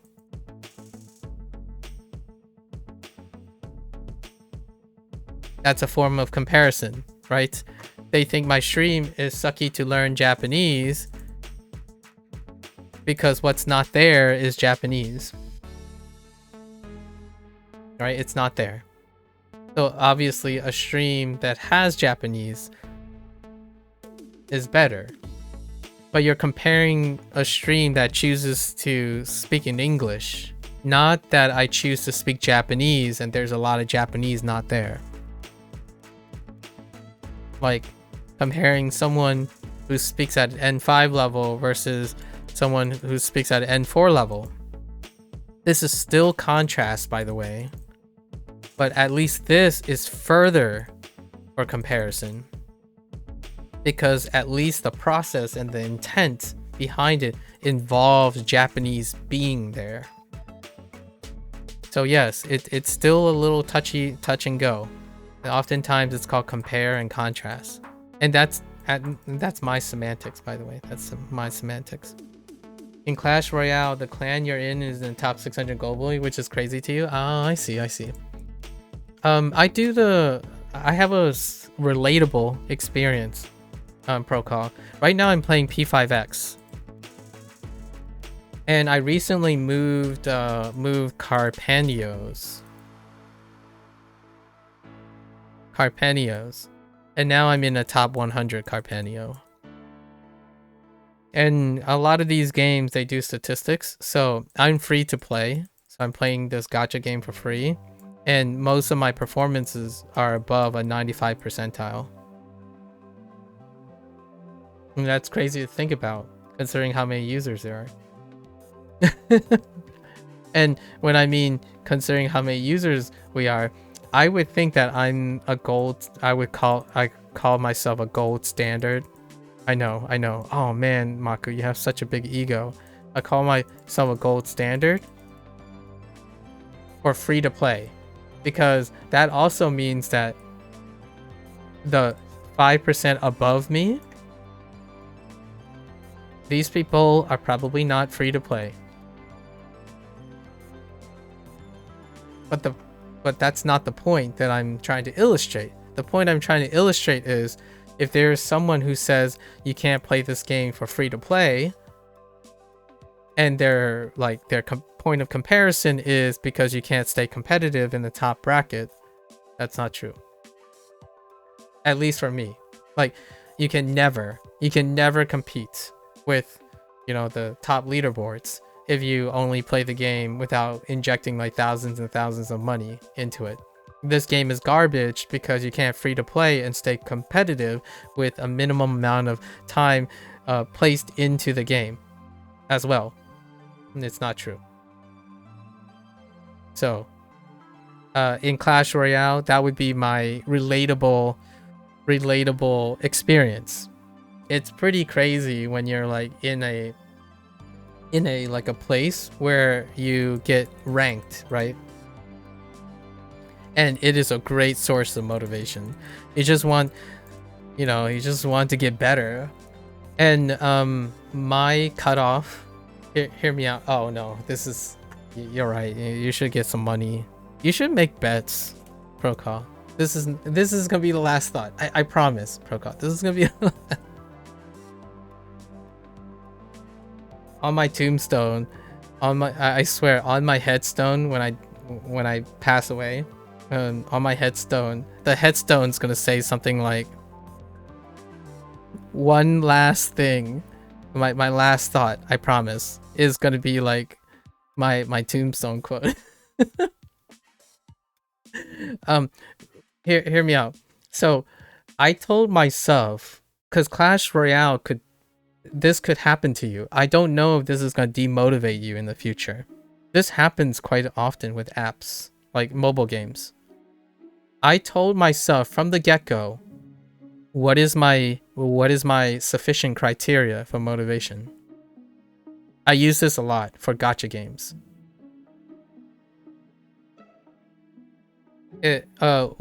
What is sufficient for gacha games? So in this game, in P5X, right, the rewards for this are 1 to 5%. This is percent. This is top percent, and then it's 5 to, or it's 6 to, I think it was 30, and then 30 to 60, and then 60 plus. So I told myself a great benchmark to see if the game, if people wanted to argue against me about free to play, like you don't have enough resources to keep up and stuff, is that because all of these rewards are tiered this way. So the question is, can you get all the rewards while free to playing? It's a yes. So I'm at the top bracket. Now there's another thing that's also, so what happened was, every time there's a new event, there's a highest diff for a badge, and the badge has to be achievable possibly by free to play to make for me to be comfortable to make an argument. It's like, well, this is not this is achievable by free to play, and I've hit every single one of the benchmarks so far. And not only have I hit every single one of the benchmarks, my overhead in my resources. So a lot of people, basically, they try to end the life cycle of this game because of the global. And they said, like, you don't have enough overhead of resources. So whenever the new thing comes by, you don't have enough resources, so you can't enjoy it, right? Like the gacha component. My overhead is like 30% right now. So I have 30% overflow resources while playing free to play for the next thing. Like, basically, this is like having a savings account, not an investment. Not investment. If you're strapped to catch up in free to play, you're trying to find investment. That means that you'll move your resources and not let them sit around. So I actually have 30% in econ for the next update while staying at the top bracket. That's where my cutoff is. That's my free to play cutoff. That I told myself, if I meet this, I'm satisfied and my passion continues, or my source of motivation continues. So therefore I have a passion now for P5X, everything that's P5X, because my motivation will not be, I can understand when my source of motivation will cap out and it will continue to provide. So now I'm constantly saving for the future as long as I meet a sufficient level of performance. So once I hit that top bracket, I don't do more. I wait for the next thing. And that gets me excited to see what I can do next. And then next, and then next. That's how I played Neverwinter for like 11 or 12 years. That's how I play free-to-play games for 12 years without batting an eyelash. Because now I get to do other things while playing this game. It takes me 5 minutes until the next update. 5 minutes a day for upkeep of this game to be at the top bracket. Just if you don't keep talking after this final thought, I'm gonna jump up a building. Oh, no. Okay, that escalated. No. We're good. All right, we're good. So what else? Do you like the game itself, Protocol? What is your loop like? I know Clash Royale is actually a live service game, and so is Clash of Clans and whatnot. But what do you think of the daily upkeep and the loop? What is your relationship, like the process with it? For myself, I go in to these games knowing that I will end up becoming super optimized for doing dailies and weeklies. Dailies, weeklies, and then brackets. Dailies, weeklies, performance. Daily, weekly, performance. Performances are often seasonal, so they can range from like every 2 weeks, every month, every season, which is three months. So oftentimes when I engage in live service, I determine what is my minimal satisfactory goals for the season, and then constantly improving my daily and weekly loops to the point where I can do other things. So like when I'm doing my PSO2 NGS dailies and when I'm doing my Neverwinter dailies, I'm watching a movie, I'm brainstorming ideas, I'm thinking in Japanese and Chinese while also looking at Neverwinter stuff, that type of thing. So I'm integrating. So that's kind of how I juggle stuff. And obviously we talked about Hearthstone, right? That's how I juggle Hearthstone. Like right now, Hearthstone is making those like seasonal quests. I do all the seasonal quests. Hearthstone is really pushing hard on traditional mode, and I kind of like it. Like what I'm playing a lot more standard because of the Hearthstone quests recently. Still, it's a really aggressive, and you can't miss like a day. Like it's like very, very small wiggle room. So I think it's a little bit aggressive. Nevertheless, optimizing. Yeah, you really like it. Supercell have been pushing heavily towards play to win. I see, which sucks. But luckily, you've been playing long enough. You have upgraded most of your card height. Yeah, exactly. So hear me out about pay to win. Pay to win becomes more and more part of the conversation due to catch up, right? You have to catch up to the thing. So it's very casual unfriendly. Like when I mean by casual unfriendly, I mean those who have been newly initiated, newly minted players that are willing to commit, newly minted players. Pay to win comes into the conversation. When it comes to, for me, I genuinely start free to play games when they start.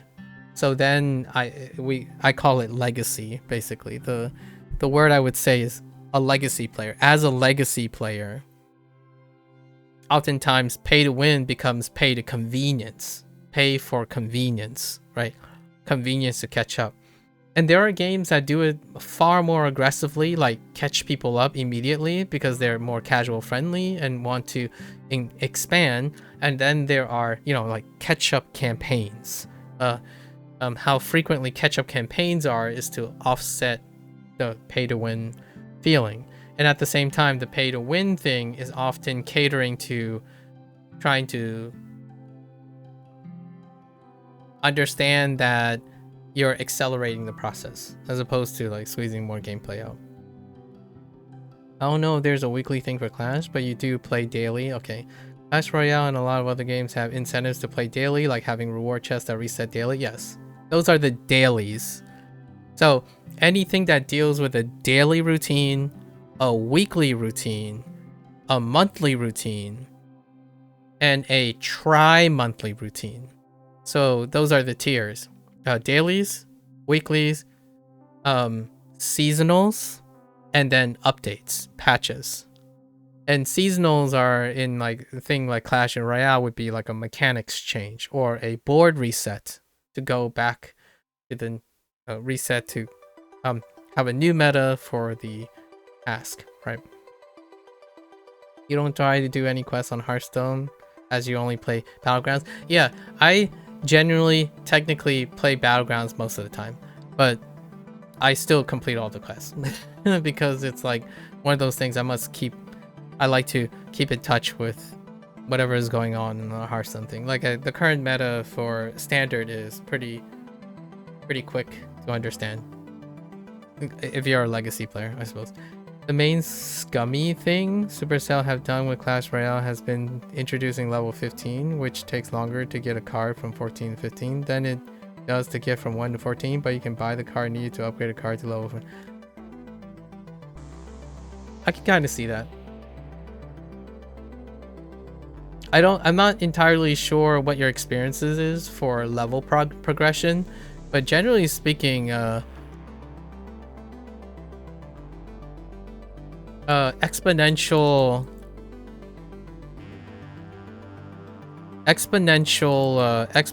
growth is a little bit different from a capstone. And the thing that you're describing as scummy is a capstone.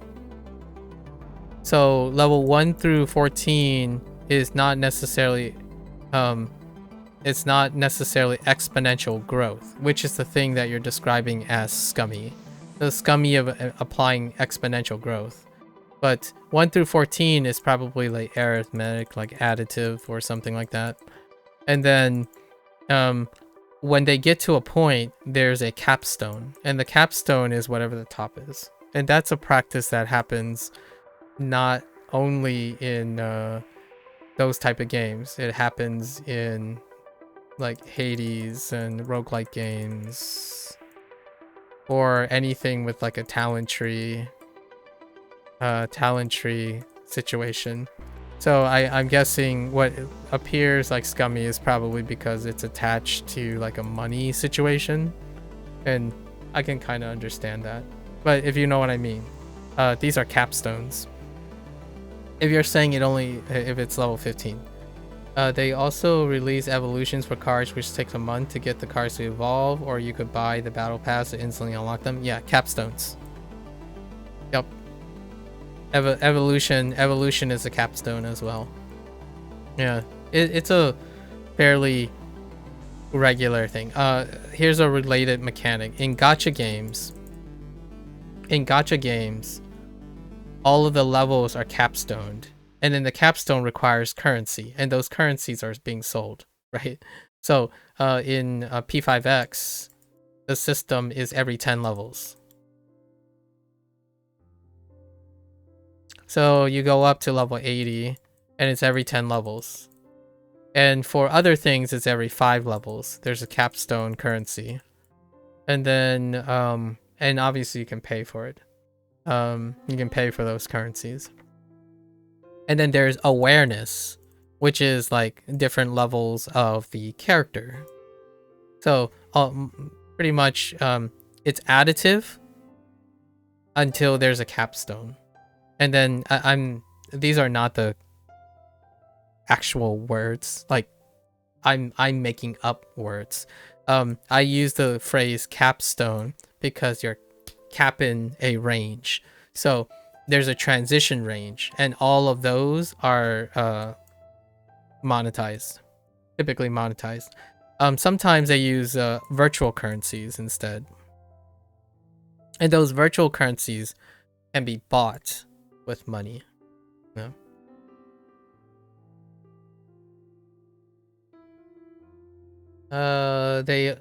You'll use an example of one of the cards called Knight. To get a Knight from level 1 to 14, you need a total of 12,000 of the Knight's cards. Once a card is level 14, if you get that card, it goes into an overflow. Yeah, and then you need 15,000 cards to get from Knight to 14 to 15. Oh, that's even more. That's even more than double.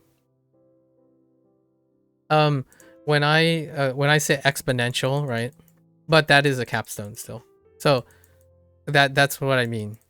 So exponential, oftentimes it's additive. Exponential is very disfavorable. So basically, like from level 1 to 2, let's say it's 10 XP. Then from 1 to 3 is 20 XP. From 1 to 4 is 40 XP, right? But the thing you're describing is from level 1 to 14, whatever it is, it's 12,000. So naturally, if it was 15, exponential, even though it's unfavorable, a lot of times, it's very unfavorable.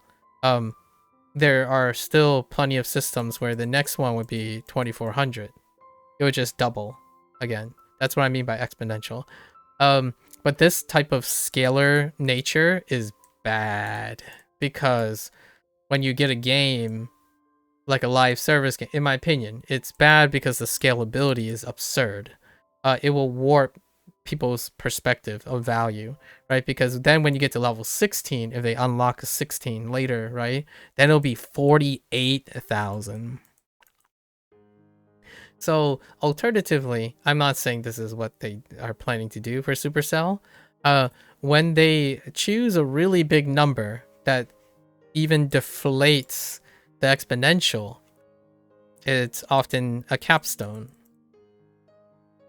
And a capstone means that, in my opinion, by design,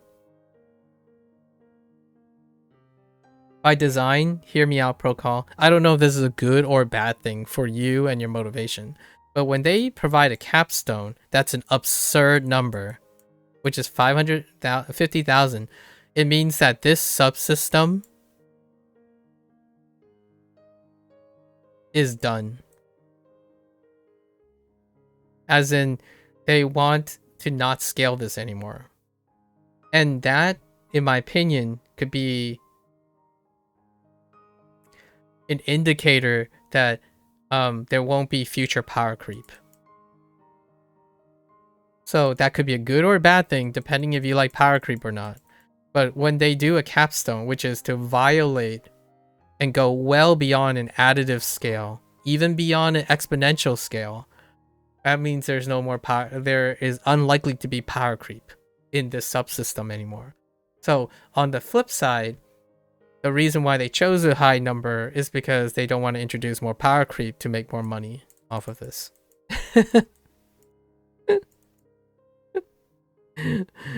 I don't know if this is helping with your rationale. You might hate the game even more. I'm sorry, but the design, this is like one of the business meets like game design situations.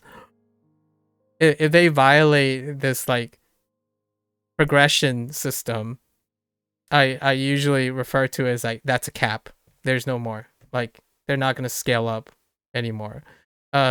Oftentimes people try to find a formula, like an additive formula or an exponential formula, where it just continues to scale over and over again. And it's often between additive and exponential.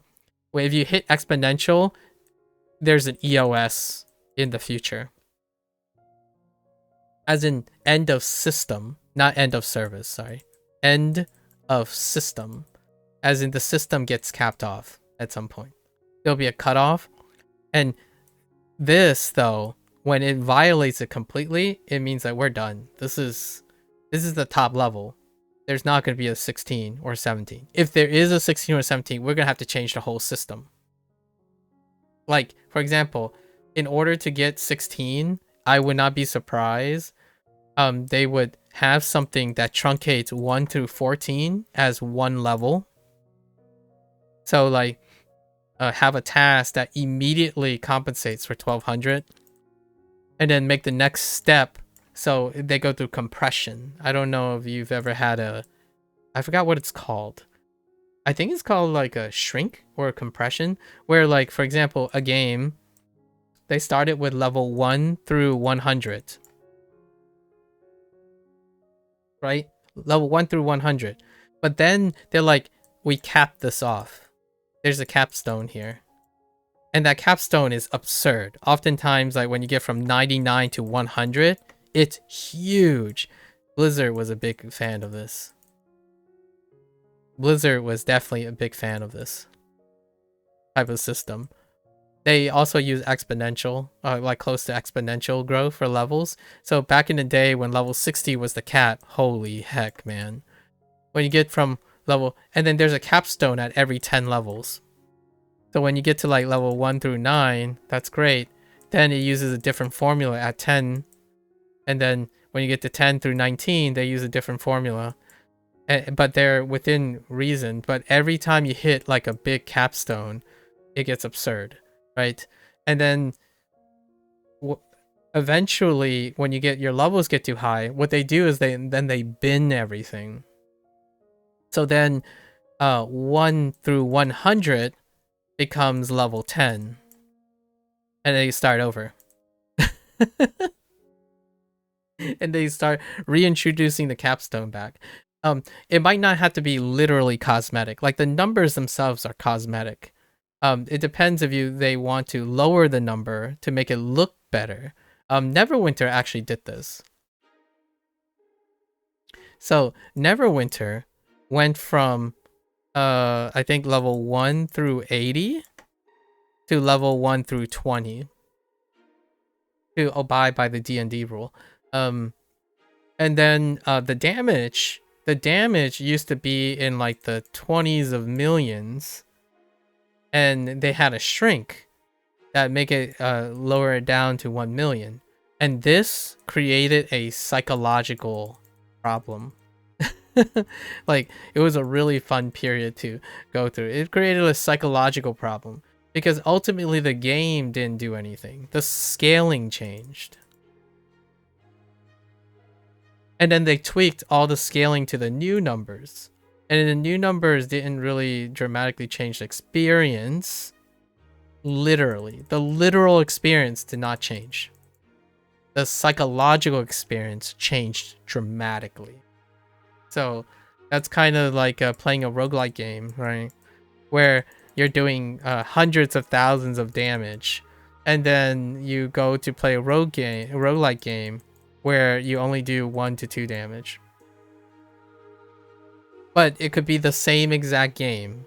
It could be literally the same exact game, and these two will elicit 2 different experiences. Instead of doing 1 to 2 damage, you're doing 1 to 200,000 damage. So it'll be interesting to see what Supercell does if they... And why do I call it here's why I say capstone as well. Why do I say capstone? Because you can uncap.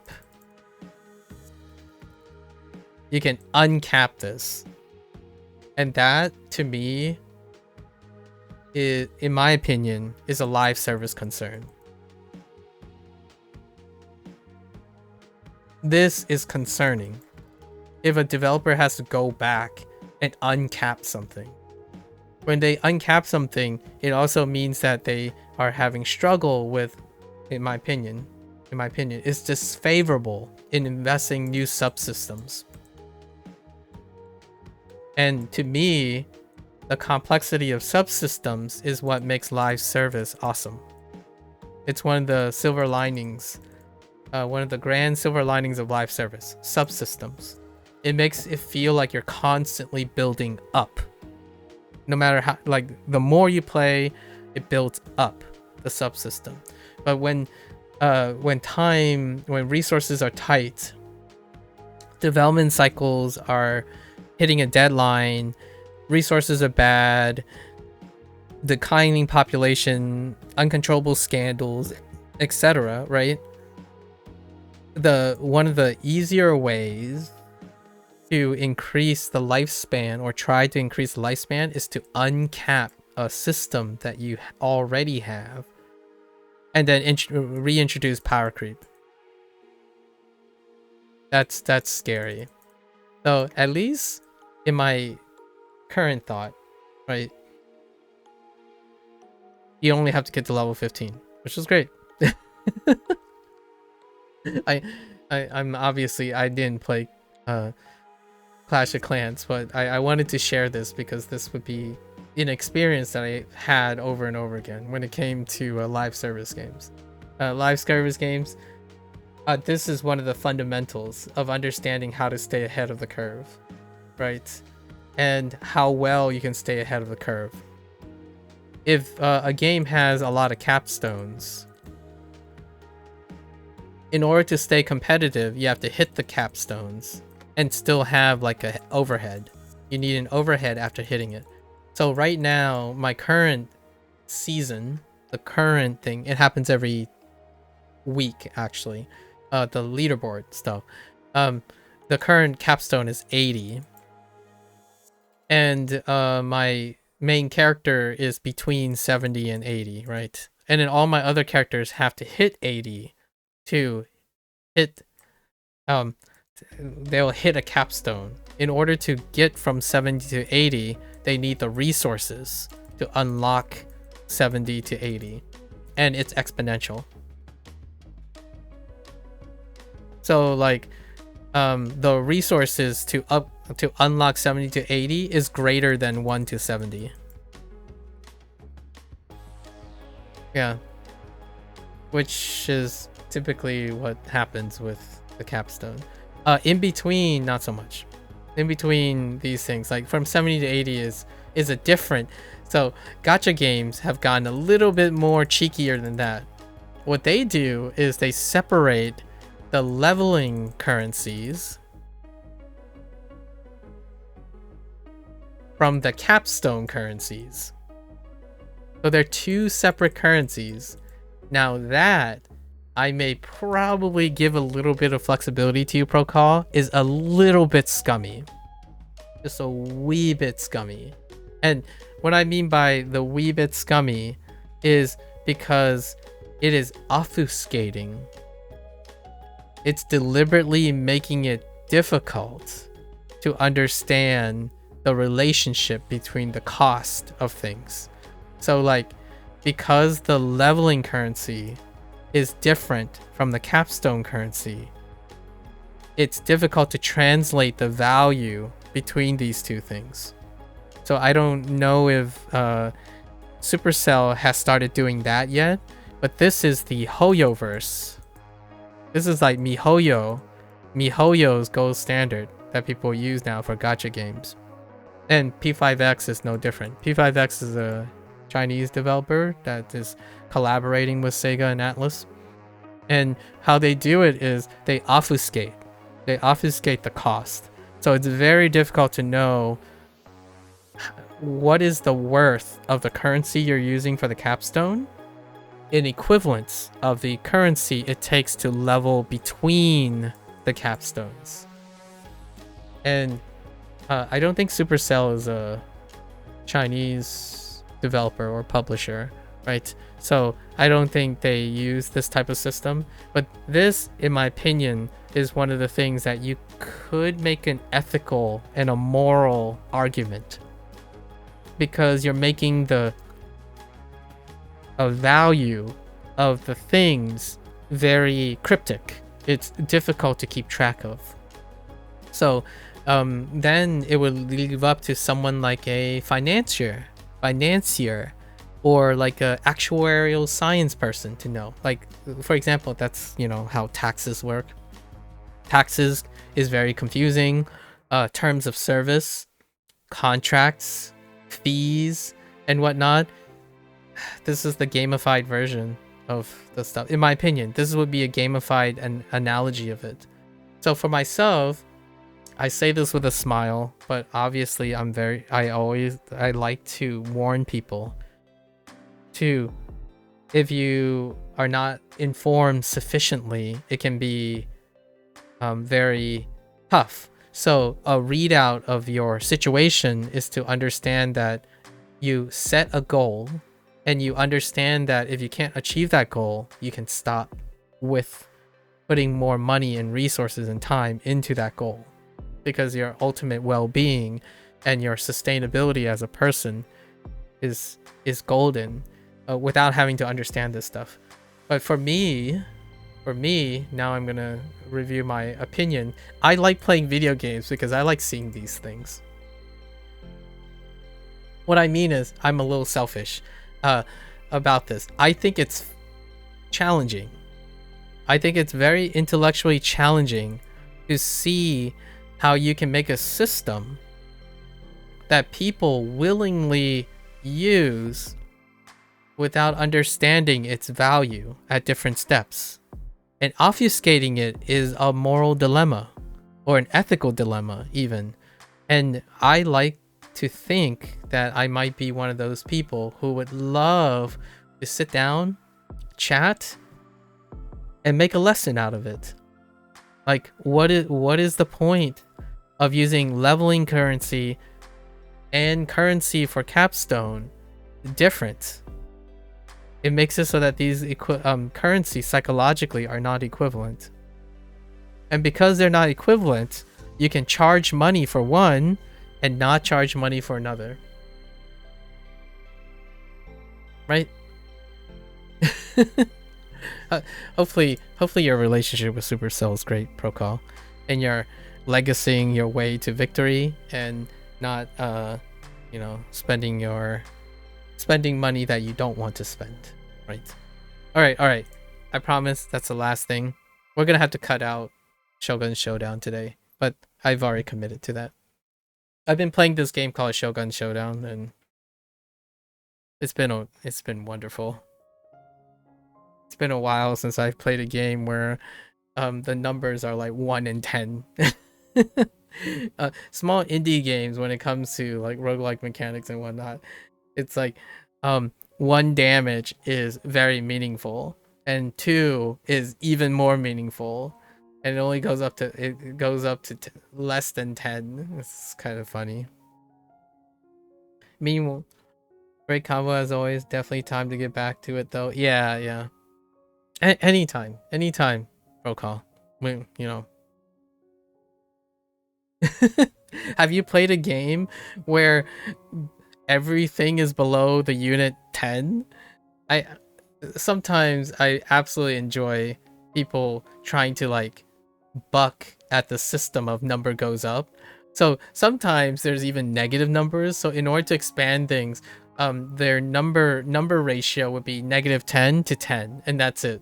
They operate entirely within -10 all the way up to 10, as opposed to like right now in P5X. Sorry, I said it was the last thing, but you know, you have like 14% of 10 of 100 and plus 5% of one stat up to 4,000 times 13% stacked with a minus 26% for everything. Like, you start thinking,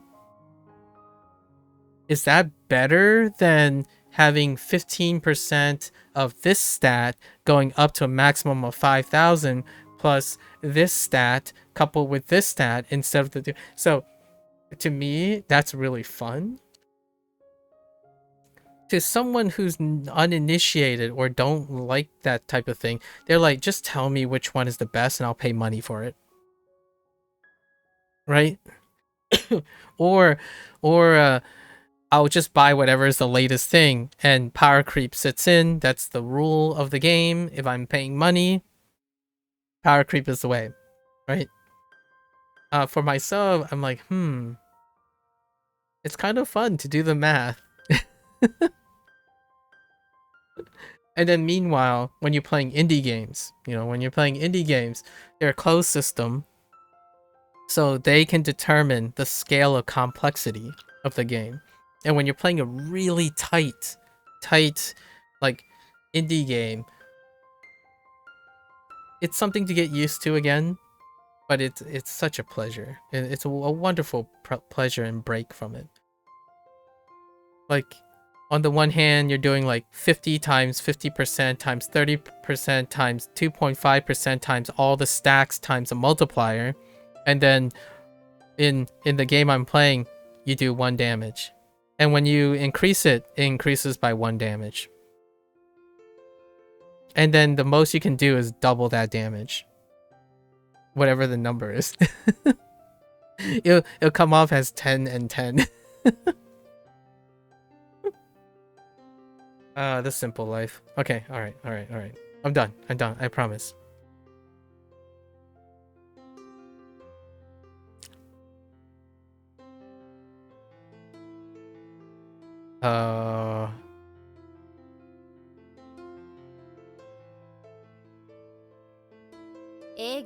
Egyo.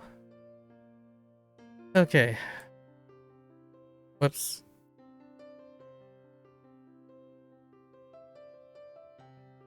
Oh.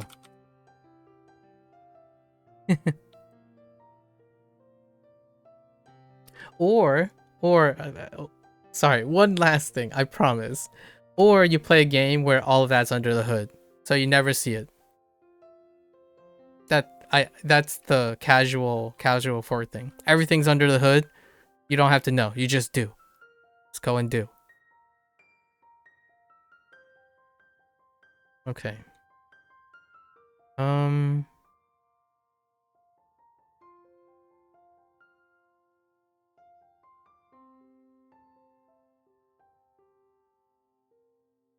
Wait. Uh-oh.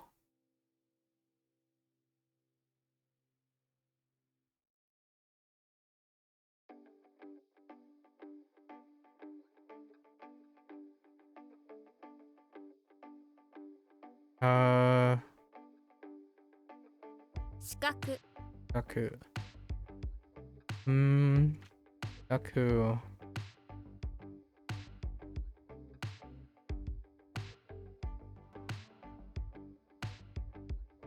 What?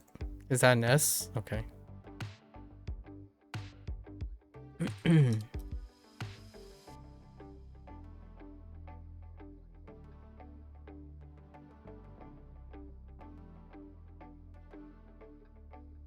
Yellow. Okay.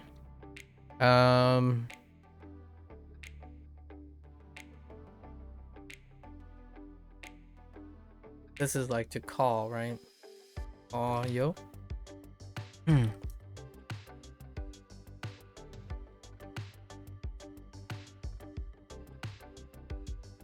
Nilk. Yep, that's it. Nilk. Oh, it's not that.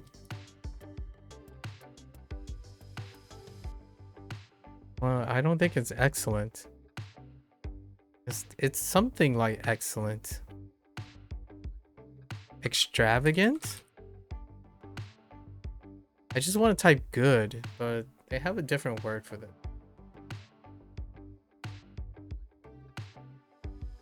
Superior.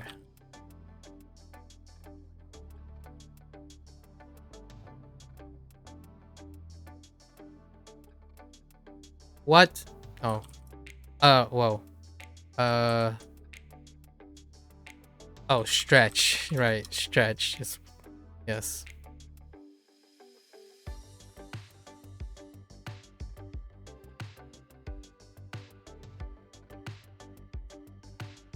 Tateru. Tateru.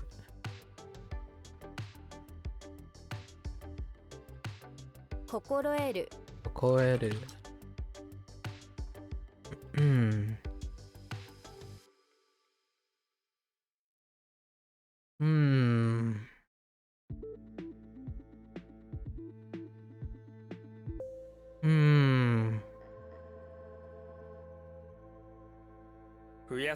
増やす Yes.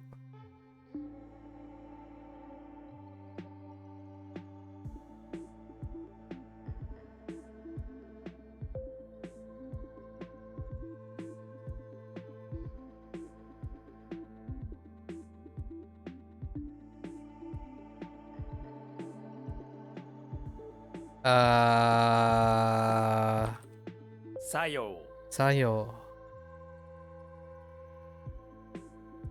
I had a discussion about Sayo. Effect? Yes.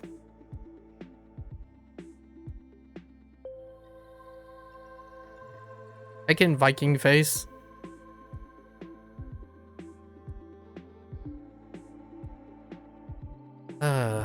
Managing acorn.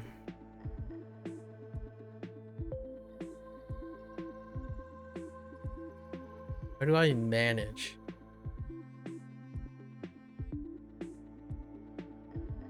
What is it about acorns that I'm managing?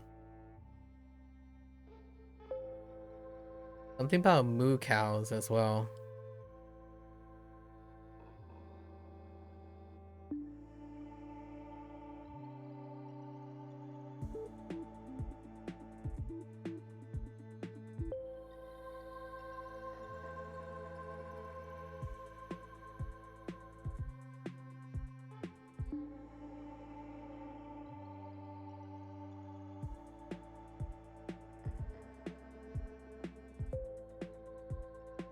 Eating? Eating something.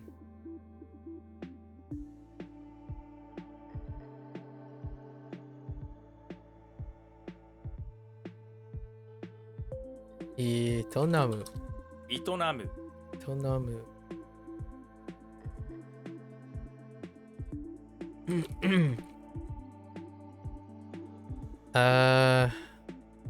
Oh, to run a business, right? to run a business, to manage a business. But what was I doing with acorns?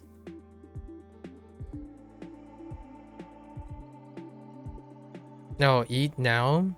Did you manage to get acorns to eat itona? Oh, itona for running the business. Oh, okay. That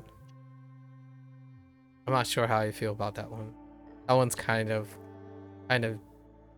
a little bit of a jank.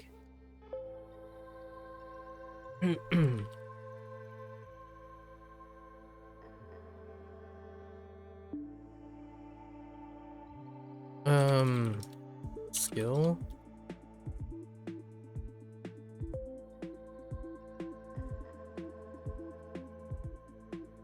It's like skillful, no?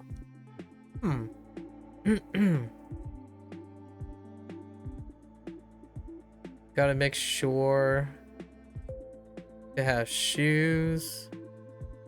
Oh, like to excel.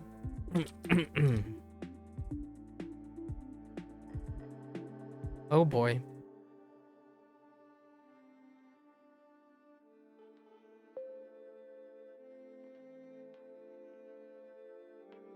Of envy.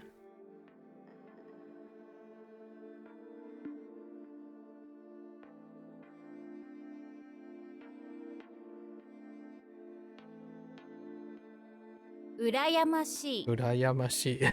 Oh gosh. Urayamashi. This is extravagant, no? Oh no, wait. It's just envious. What am I talking about?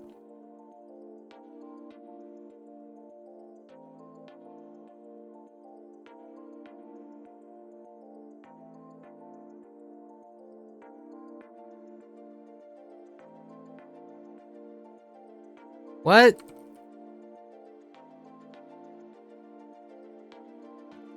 Mendokusai. Okay.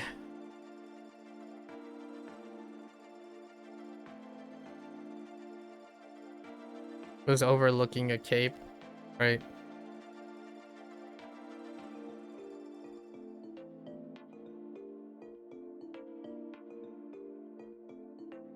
Oh. Yes. Oops. 叶える Anaeru.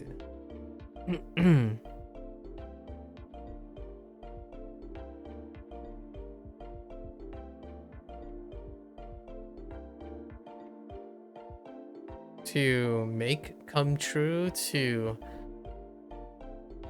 how do you like have something? Oh no, edu. Oh no, this is transitive. It's to grant.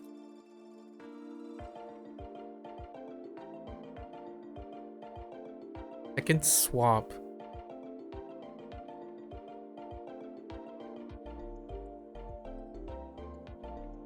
Honestly, I have no idea what those components are.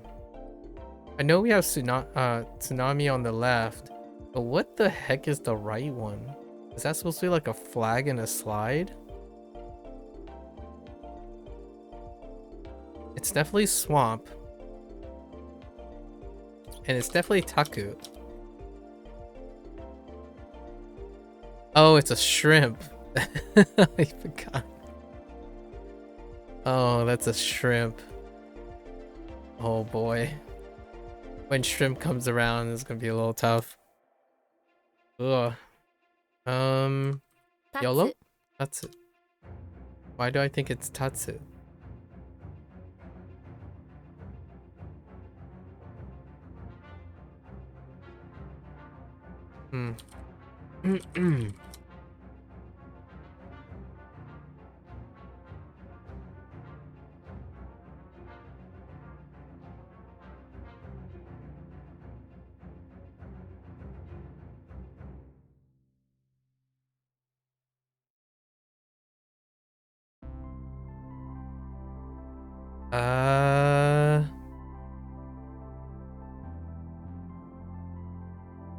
I know it's ne, and it's probably fu. I don't remember which read we use for. This is like having trouble sleeping or lack of sleep.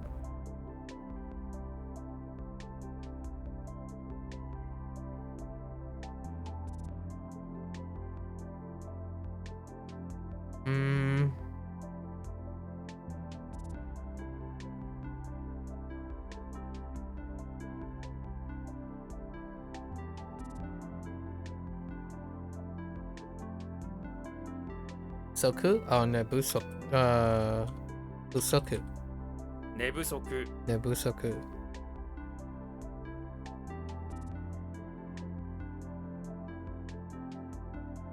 What?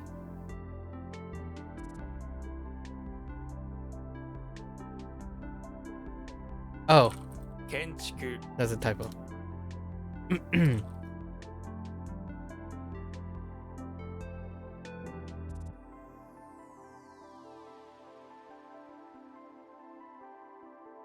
Kawari? Ah, dang it! Okay.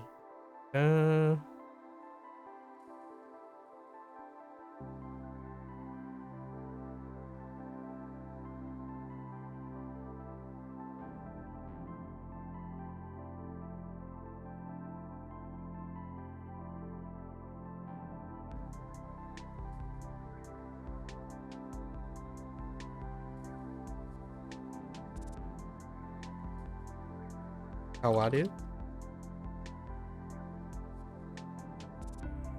The ad.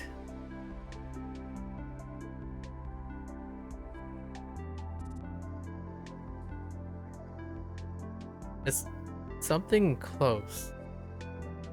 Oh, this is the loud thing. Oh boy, here we go. Ears. 加わる Oh no, they didn't choose Kenichi for this. Wawaru. To get mixed in? No. I think this is just to to be added. What? Oh, to be added to? Okay, that's fine.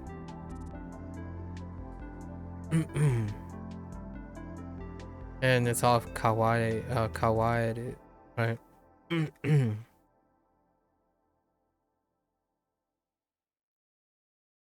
Honestly, I don't remember the kawaii. What was used for kawaii? Oh, in order to add more quantity, we need a ka. Okay, right. right. Okay.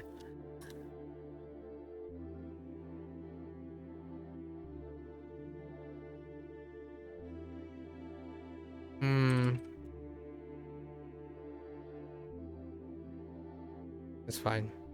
I forgot what they view. I don't know what word they want. It's all of those things.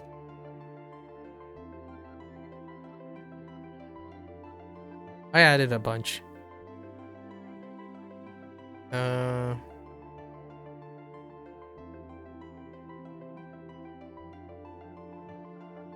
What?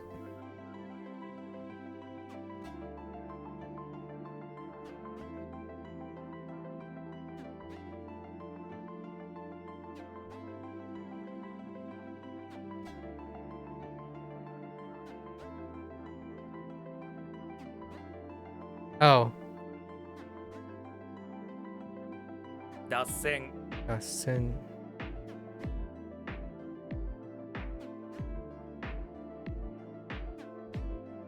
Speaking of digressions, this is derailment or digression. 新築 Shinjuku. Newly constructed this one. I think is what they were looking for. Or newly produced, newly built.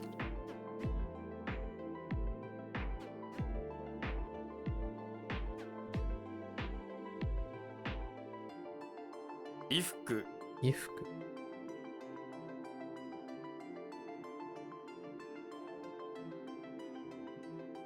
Hmm. Hmm. Hmm.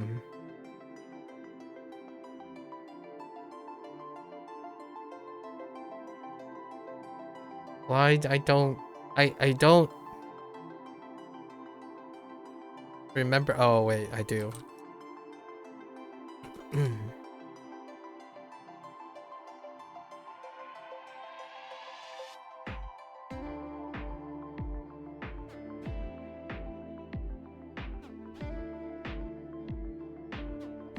Ask.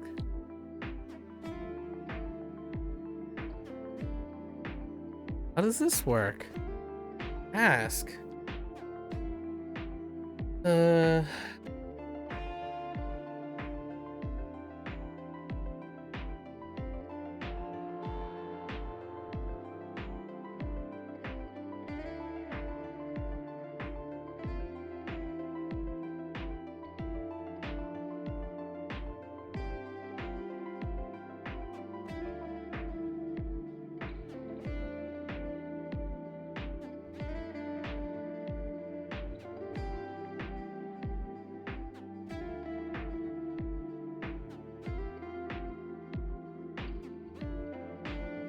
What is the task? Oh no.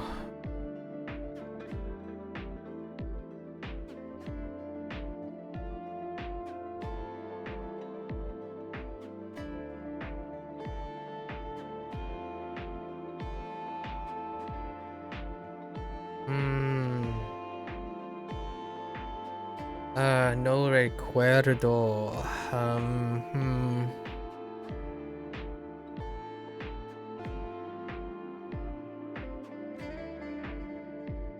All right, we're pushing this to the end. I don't remember.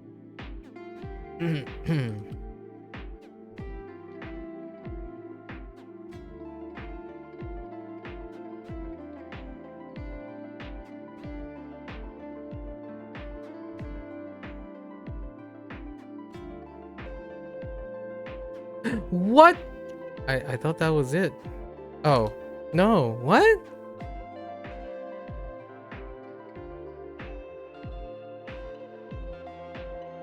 Is this not like the extravagant? Oh no. This is the shellfish that makes all the rules, right?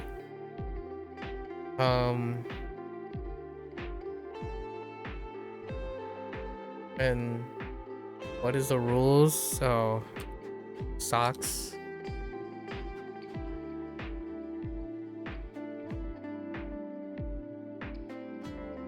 Amado. Amado. Special exception. What? 避難する Nonsense.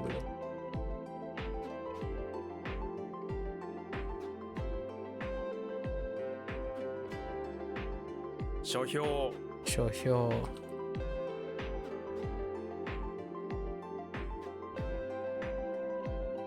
占拠する。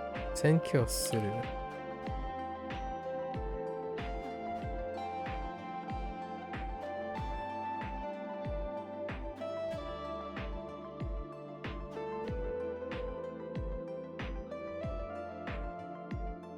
What is this?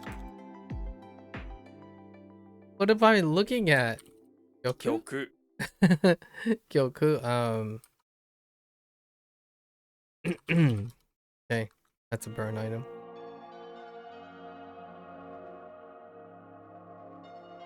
Carry out. Yellow. Okay. Yes, sir, we had a lot of convergence, so we're just YOLOing some stuff.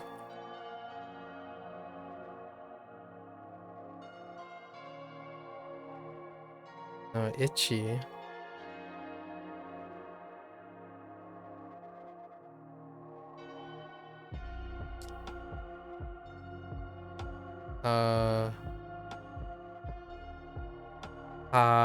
You. Ayut? Hmm. 大嫌い。大嫌い。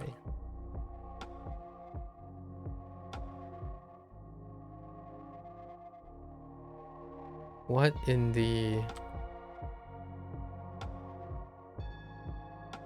市営 Shit.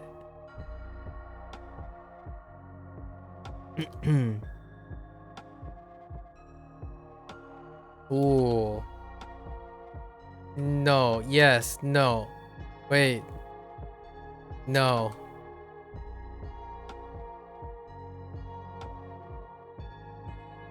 Yes. No. How does this work? We have... I think this is also a turn of phrase. Turning point.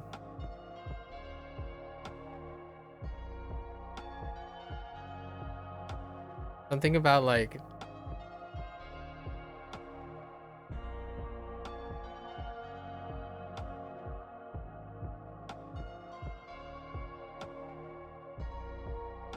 It's a turning point when the sheep made a fool of me, right?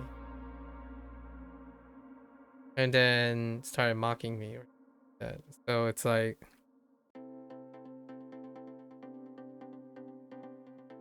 Ushime. 節目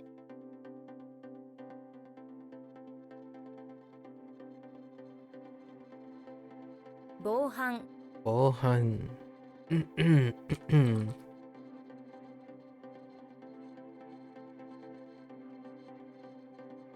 What in the branch?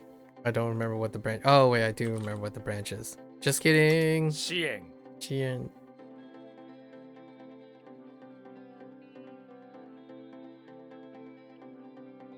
Those are very Chinese. Xian. The very Chinese words are like night and day.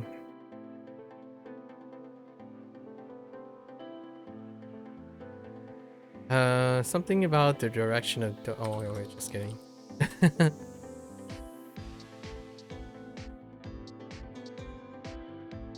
OM Owen. Yeah, very Chinese. The Chinese thing is such a crutch. Wait. Oh no, this 寝 one. 坊 Nebo.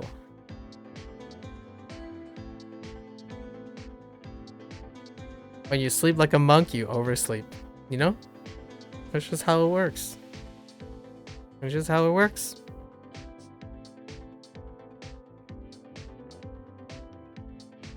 Kidding, kidding.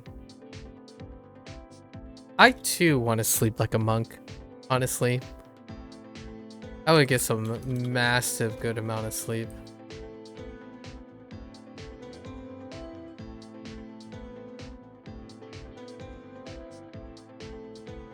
高血圧 Full kitsats instead of having high blood pressure. This is high blood pressure. Sometimes you gotta adjust your attitude to reduce that high blood pressure, right? 態 Idol. 度 And then sometimes it might have to do with the place being run by the government, you know?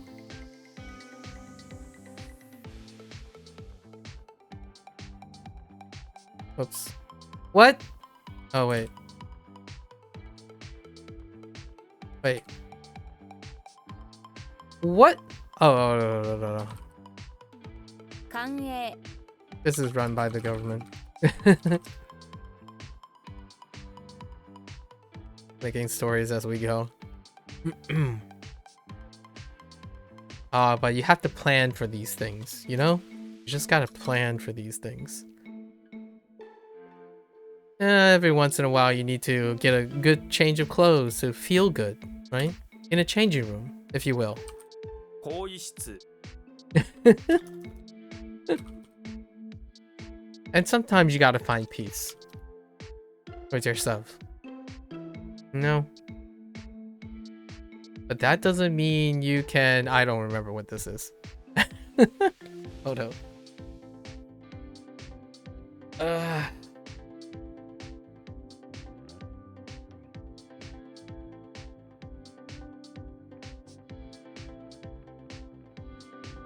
Oh, this is divide, right? Oh, divide, which leads to plan. Oh, divide. What can you not divide? Or,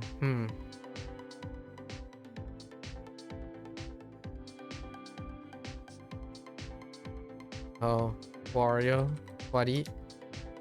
Or what?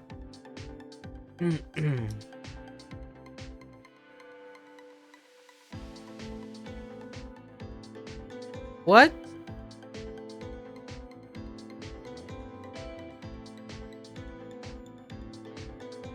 Oh, 批判する Ihan suru. You don't want to judge too hard.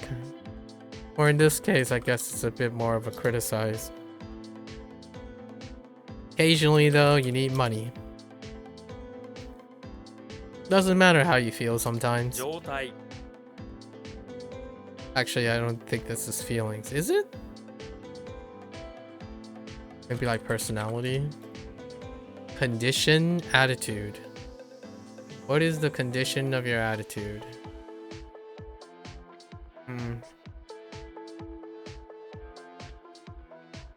I did like a spirit fingers just now. Condition of attitude. I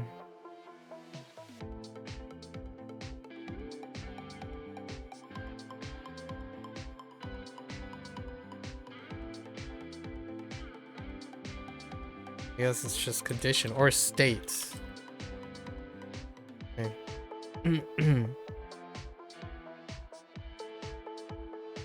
Mia You can also find serenity at a Shinto shrine, you know? Or occasionally descend into madness. And then suddenly one day you can make things fly. 飛ばす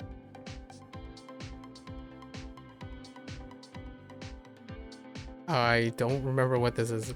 Or have a really wonderful meal at a good restaurant, at your favorite restaurant.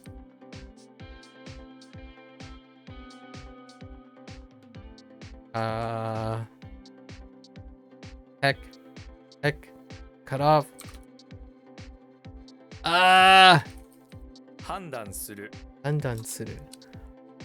I think this is just to judge. Okay. Lots of these are very useful for a conversation. I can link almost all of these things into a paragraph. We'll have to try to do that in Japanese sometime.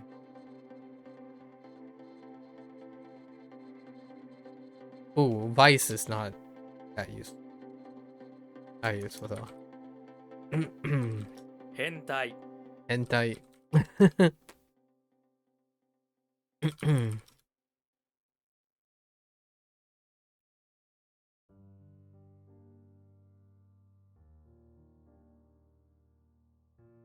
埋まる Maru.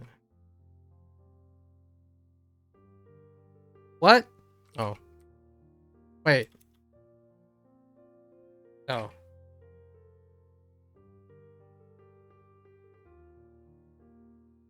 Wrong umaru.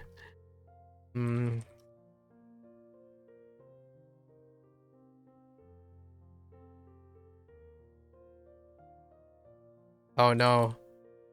Oh no. Oh, yeah, just kidding. Whoops. That's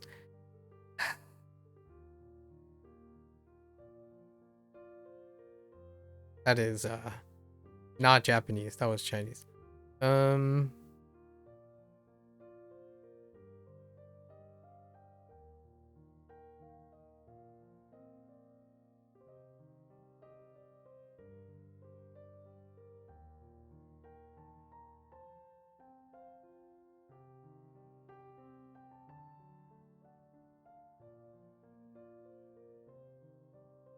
Oh. 遮費 Yahi.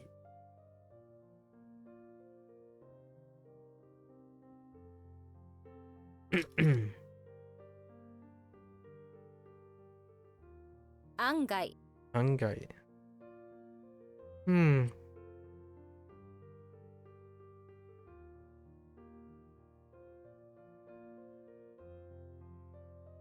one thing I have to emphasize in the future is that it's definitely a lot helpful when you're doing, or I find it a little bit more of a preventive measure when you get something wrong. You can definitely use process of elimination to rule the things out, but generally I don't use the process of elimination until I have to, right? So a lot of times when I get something wrong, I ask myself, why is it wrong? And how is it wrong? And then use that and say, let me think this over again with those things in mind, right?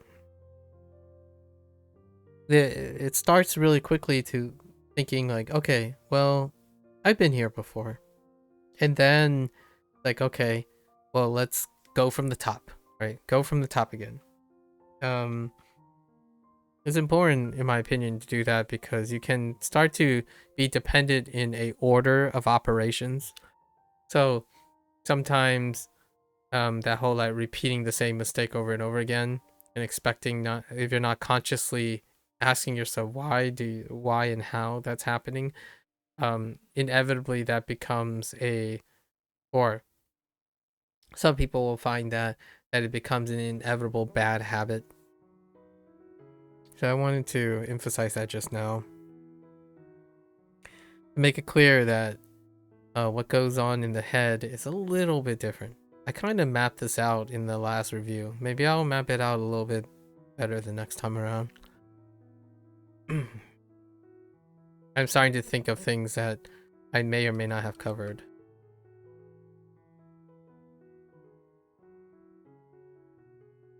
Simultaneous.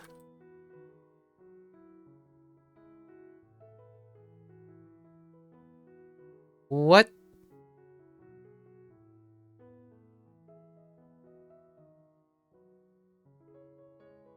経済学、経済学.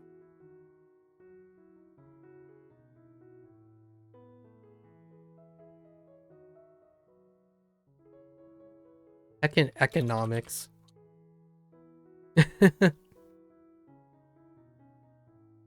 Okay.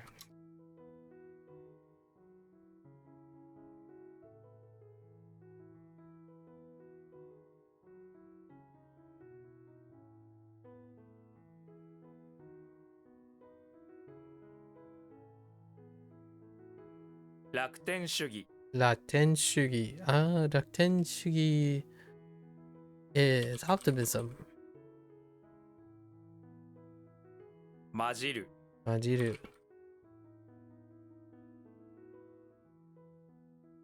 What the wait, what's happening here?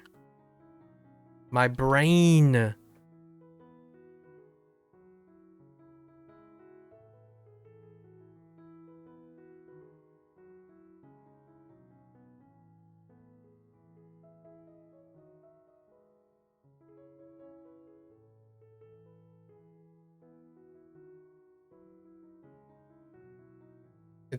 It's not two, right?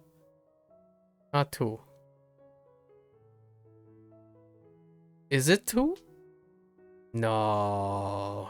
Why do my gut feeling is leaning towards, it's kind of like two. Oh. Totsu.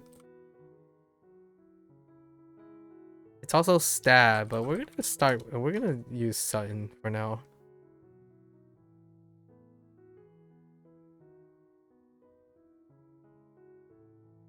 在留する Zaidu Suru.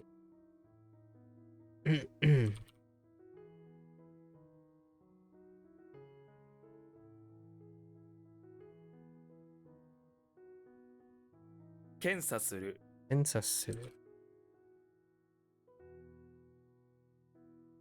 One of my yesterday's words was Tian Cha, which by coincidence Kensa Kensa, yeah, Kensa Suru, or Kensa is Tian Cha.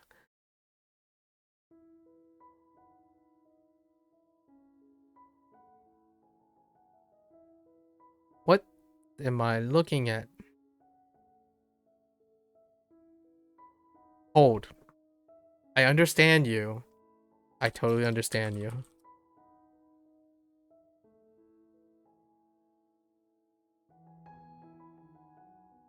It's so weird seeing that as castle. This is Chang. Changchang is also part of castle, sort of, kind of. Interesting. It's kind of a castle. It's more city. It's replacing Xi. Chang. Changshi. Like part of Changshi. But the same Shi is city, but Chang is not. Chang is Shiro.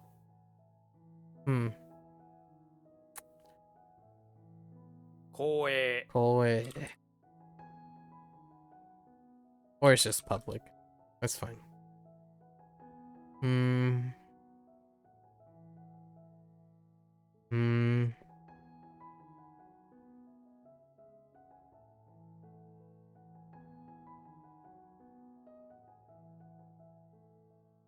Okay.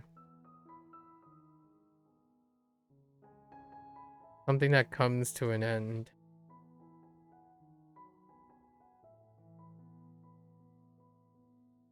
Sumit. Sumit. 住む Oh, Sumit.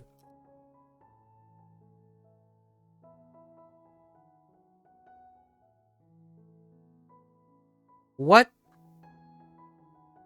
援助 Typo. Enjo.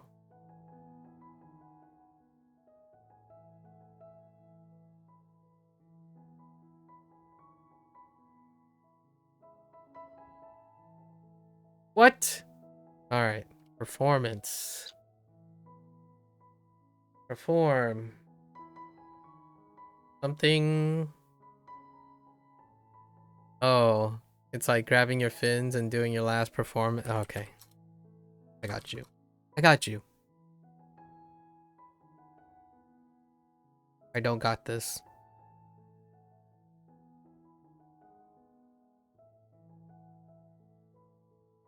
Hyo. Yo.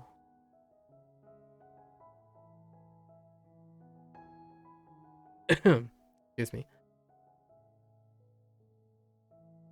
お土産 Miyage.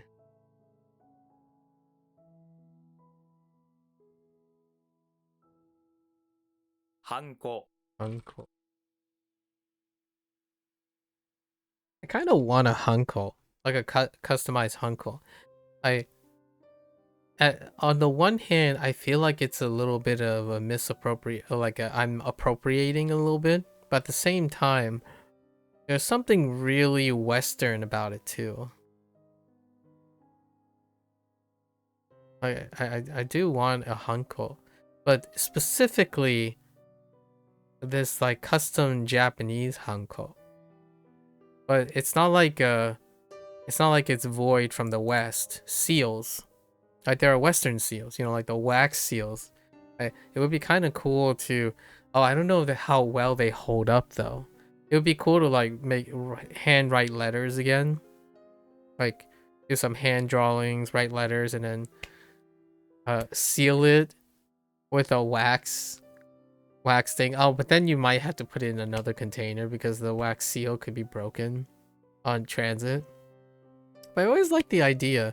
And then, you know, this particular seal, the hanko, is also used for like the putting your stamp on the thing, right, as a signature. But it's not like the wax seal is also a very similar thing where you use it to press down the wax seal on a piece of mail with your crest, right? I always wondered. But the problem I have with this, with getting a hanko, is maybe another 4 or 5 years when I have a deeper connection with the representation, the character representation. Gotta think about it for a couple years of what the hanko would have on it. Would be really cool. It would be a interesting alternative source of motivation. Want me to write letters again, like handwritten letters. Obviously, I can't sign documents with a hanko, but I don't know if you even can. I'm not even sure if you can go to like a notary republic or something. It's like, hey, I want my signature now to be designated by this hanko. I'm not sure if that's a thing that is acceptable in the United States. Probably not legally binding anyways. My signature is pretty good. I worked on my signature for some time too. Back in the day when I still write in cursive. Now I don't write very much. And write very much. I write more kanji and hanzi than I do English.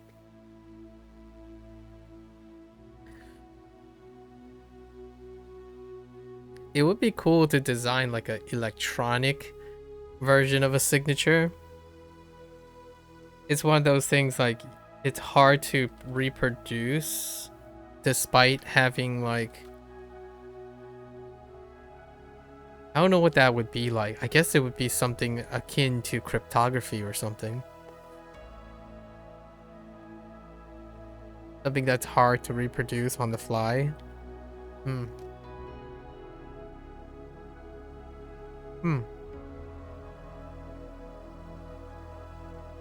評価 Yoka.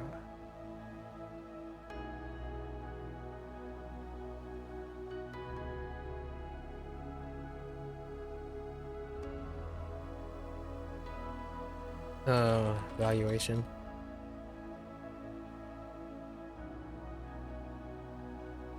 不可能 I don't know.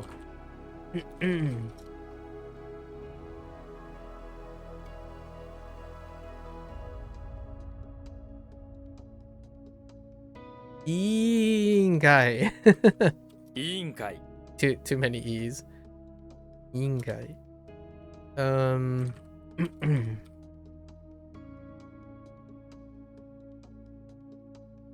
産業 Sangyo.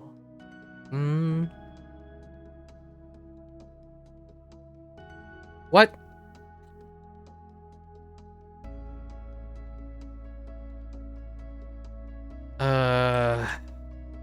Okay.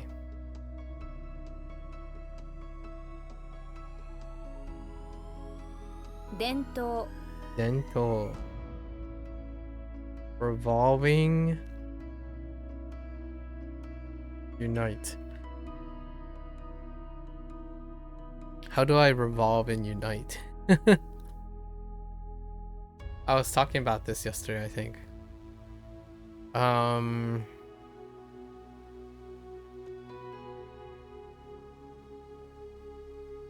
Like I had to like jerry-rig the idea of revolving. It's not unification.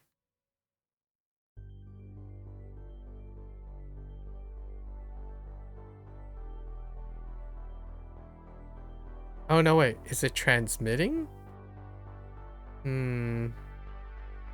It's not revolving.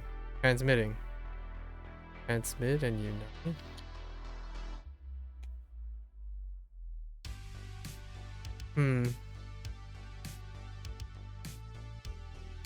So you're uniting people by transmitting in tradition.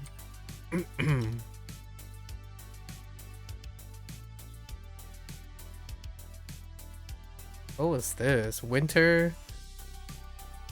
Winter direction of dirt. Seki extravagant.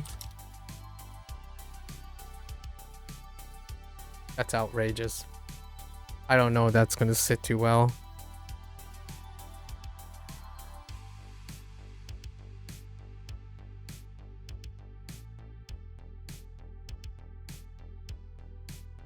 The heck?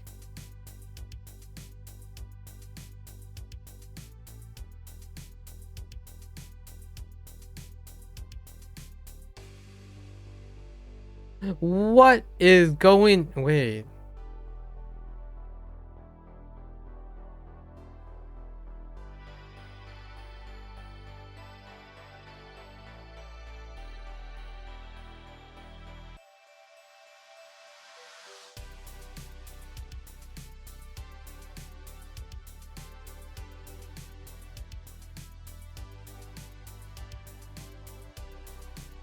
Oh,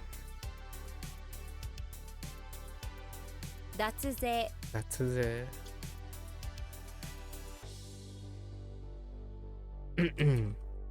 Shows how much I know about tax evasion. お手洗い Alright.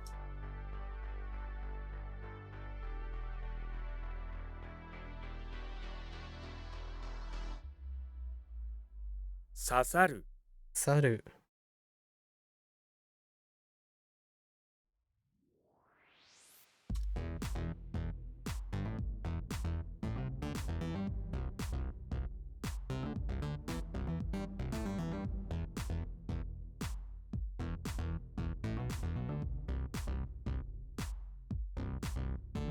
What?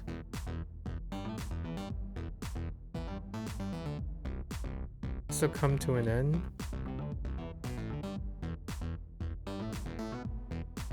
Simultaneous. Is that not simultaneous? No. That's to come to an end. So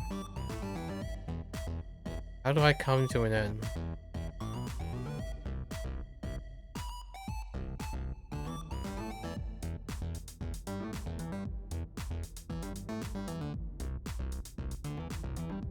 It's off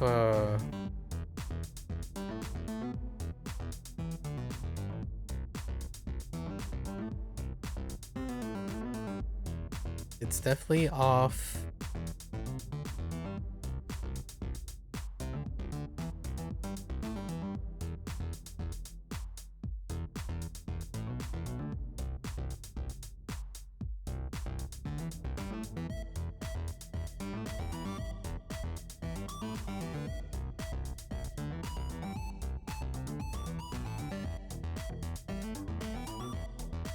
Definitely off the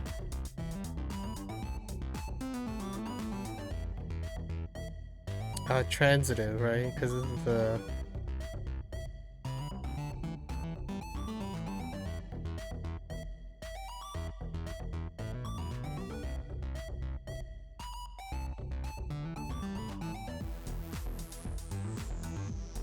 did I write something with cyborg?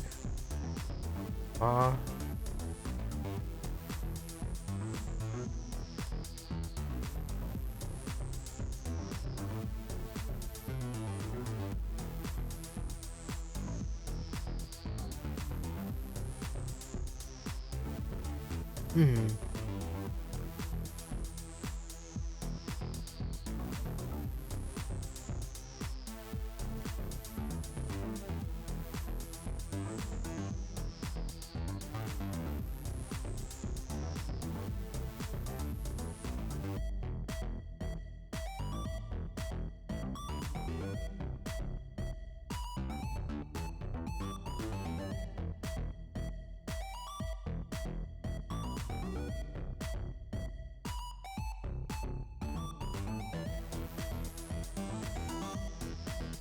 Yeah, it's gotta be Su? No, right? 済ます Masu. I just said Sumu earlier. Like to just end. Oh, to finish something is better. That's transitive. Or is it transitive? I think it's transitive.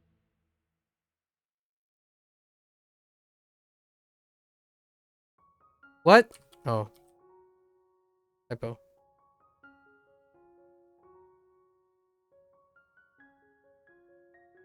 建築家 Inch got coincidence got archetype on the same day in both both WaniKani and Hanzio at the same time.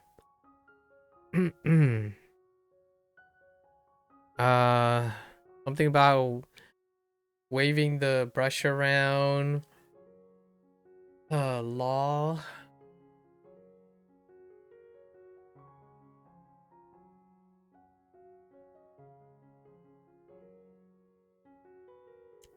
Sounds nothing like Lee. It's nothing like Lee.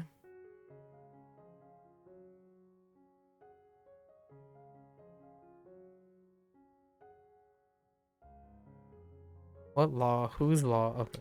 Ritsu.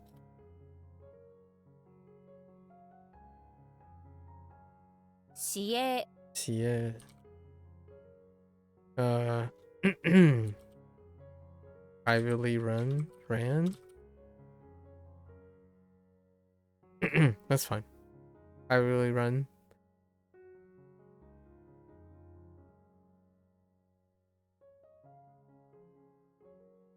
What? Oh, I thought I nailed that. Drunkard. Cross. Clothing. Oh, it's Shoku.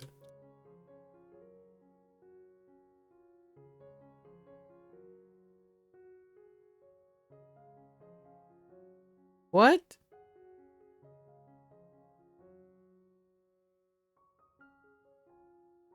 Or is it Shaku?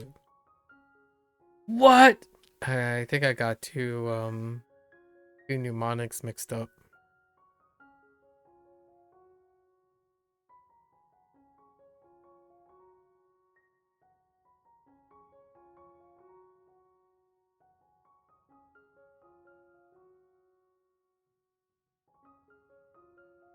I got two mnemonics mixed up. This is the judging thing, right? Sai.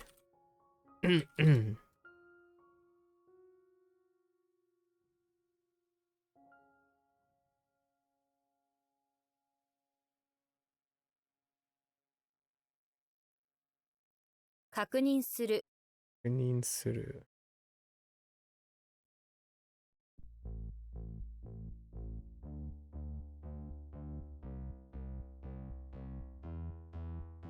脱衣 That's a typo. 脱衣。脱衣。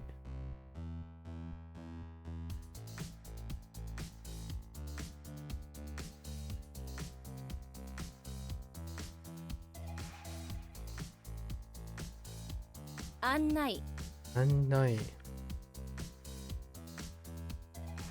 はい。資本資本。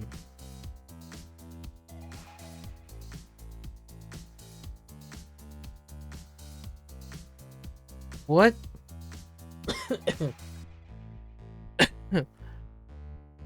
A property book? This make me think of a ledger. Oh, it's probably not a ledger, but maybe like a record? Oh no.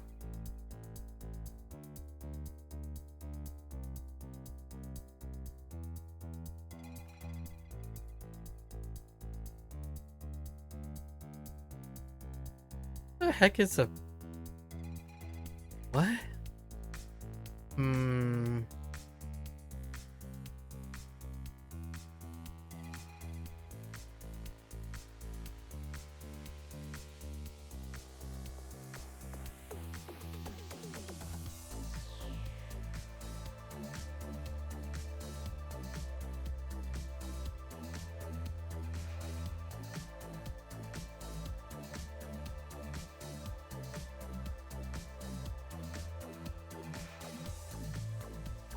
Ooh, had to cough. Hmm.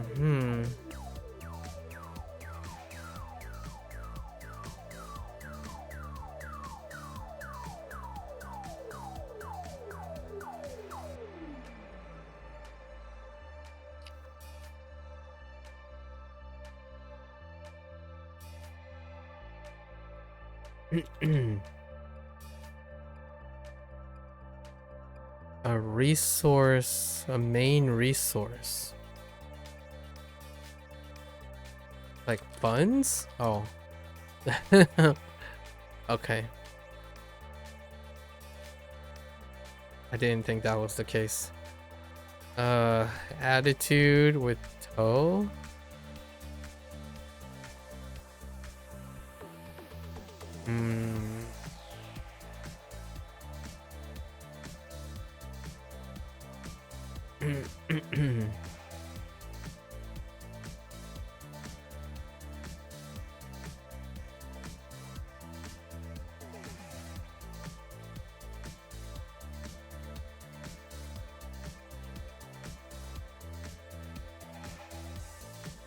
Hmm.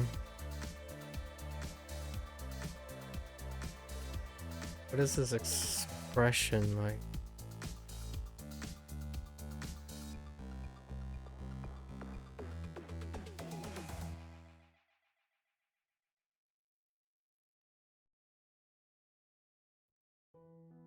On purpose?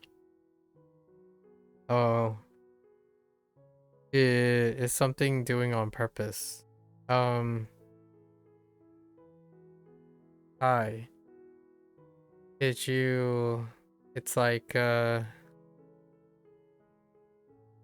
Was that the funny tie on purpose? Right? わざと Wazato.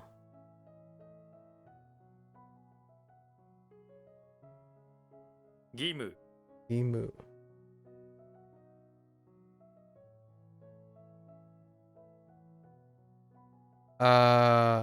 YOLO. Okay, it's not YOLO. This had something to do with like flying. Oh.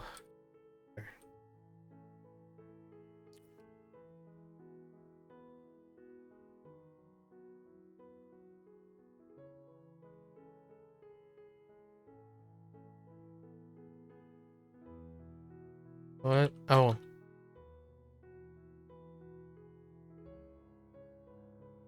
評判 Yobam.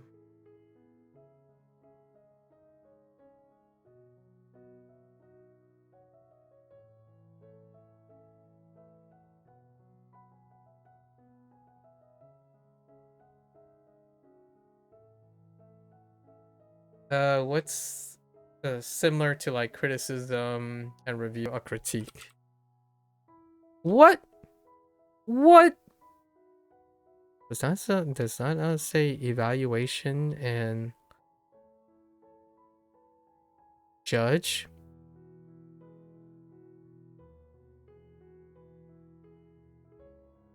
Excuse me.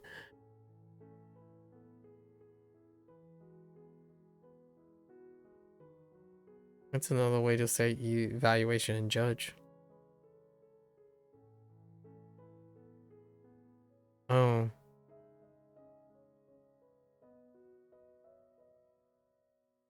Reputation.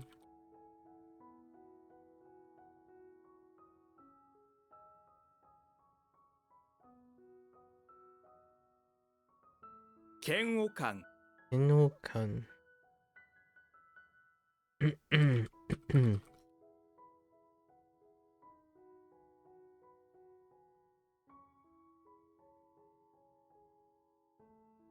提案 Aeon.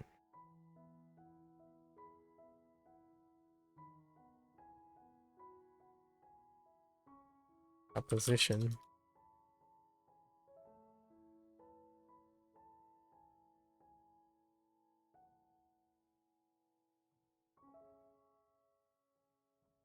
Daito.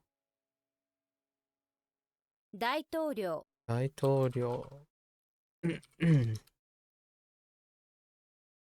Oh, this one was what I was thinking of. Right?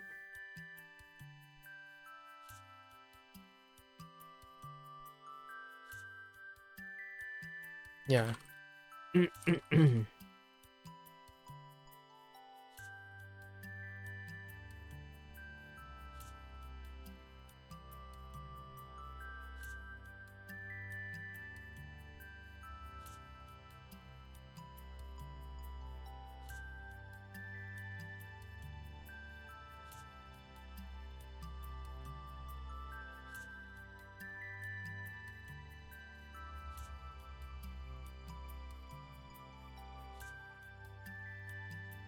Machi 町外れ Machi Hazure.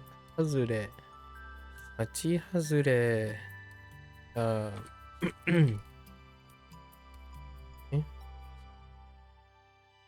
あげる Geru.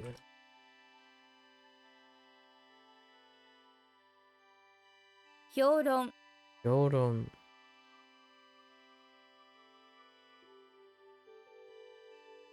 Evaluation theory. Oh, this is critique.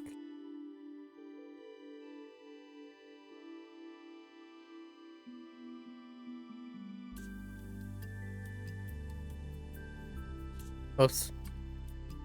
県営 NA.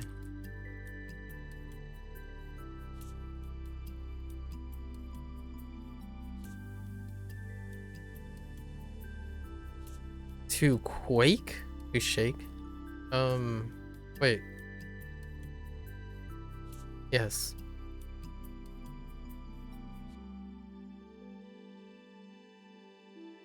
震える Urueru.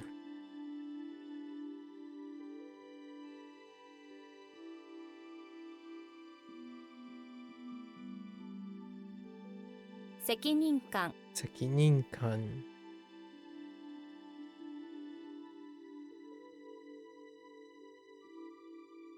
How to feel responsible. Guilt?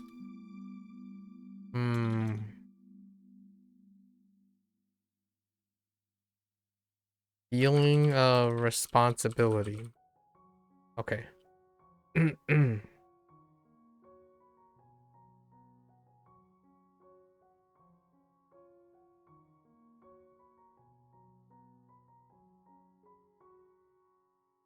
YOLO. Okay.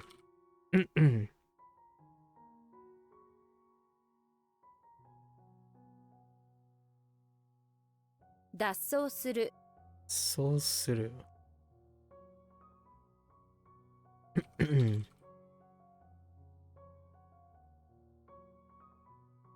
uh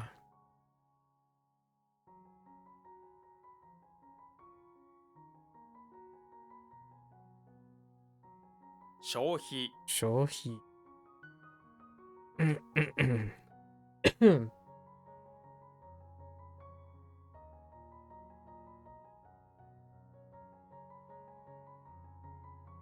What?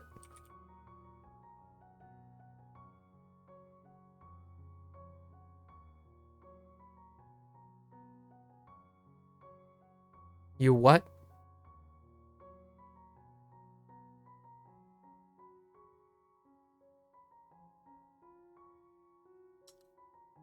What is going on? Okay. This is completely different, right? It has something to do with one line, characters, the machine, serifu, serifu, セリフ serifu.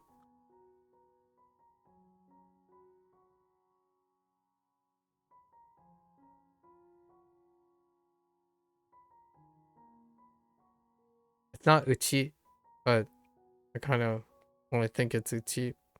So you know that's a fur ball. Realize that's a fur ball.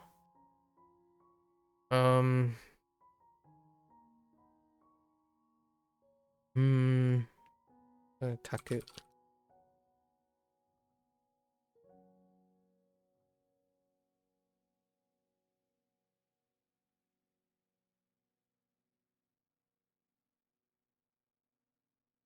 経済的経済的.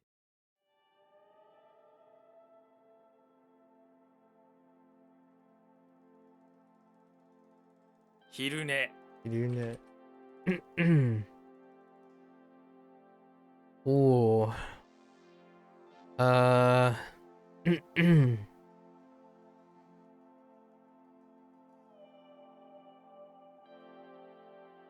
The elements.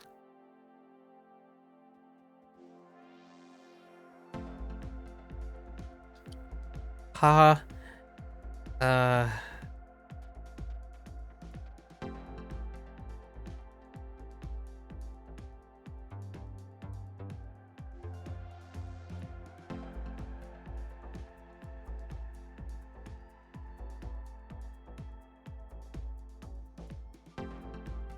Oh no, I'm thinking of something else. Urarashi. No.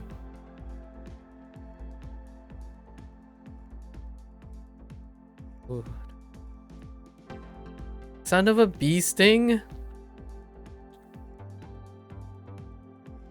Suharashi. No, Shibata. Oh no. Subarashi. 素晴らしい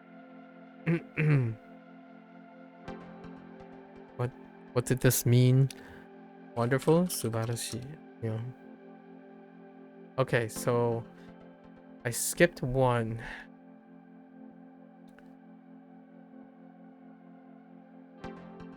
Don't know what you are.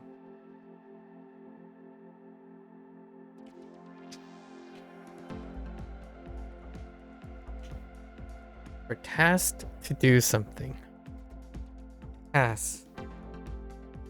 Probably incorporated meh in some way.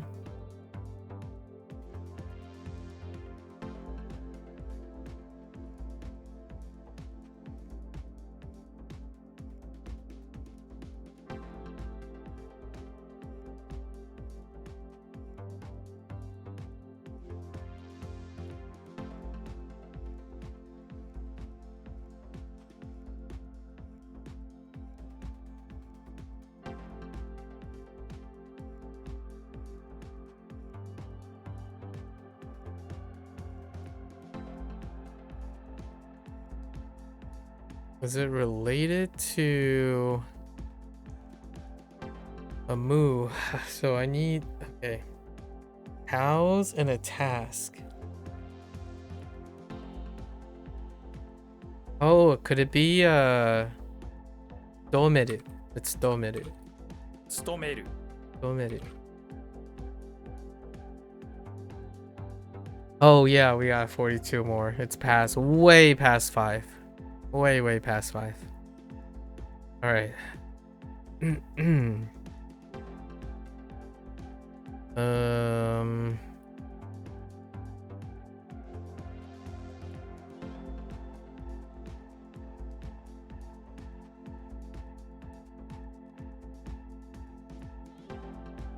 «事務所 Jimusho.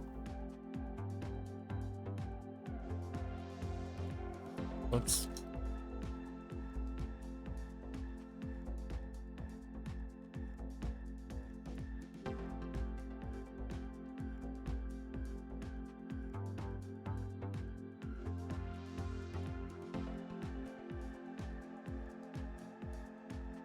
待機 Eiki.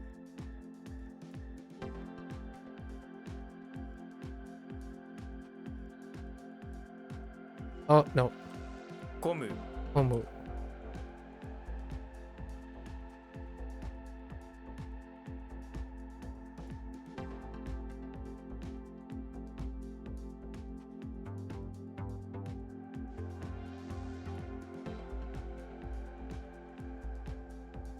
被害者 Ingaisha. »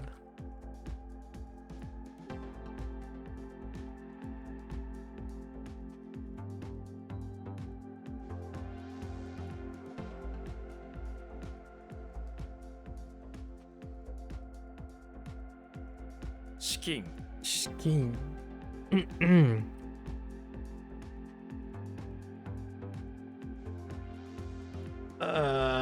Hold? Hold. «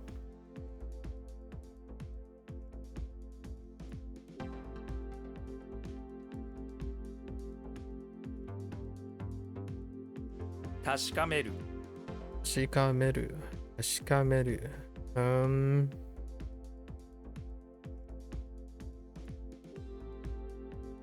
Or to be certain, I mean. It's fine. That's not a burn? Oh wow. Okay. 尻尾 Shippo.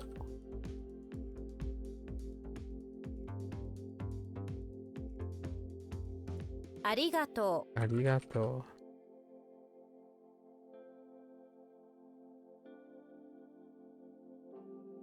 Oh, this is where we got the envy thing, right?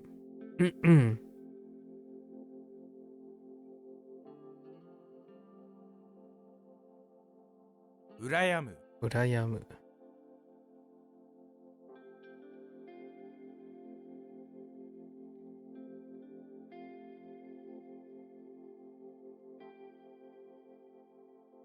嫌味 Yami.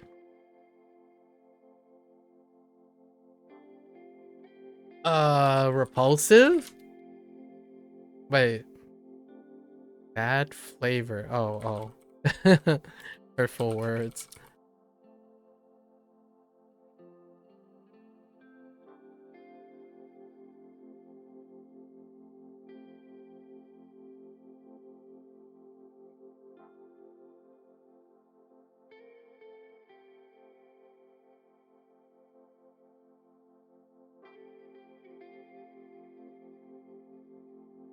Something about passing the time. Tatsu. 立つ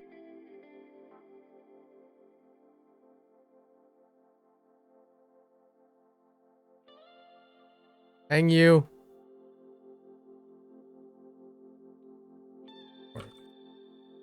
Place input.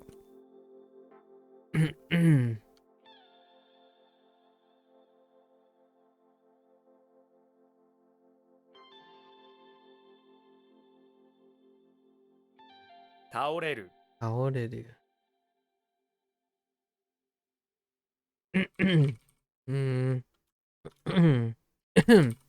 To overthrow? To overwhelm? What? Oh, to get knocked over.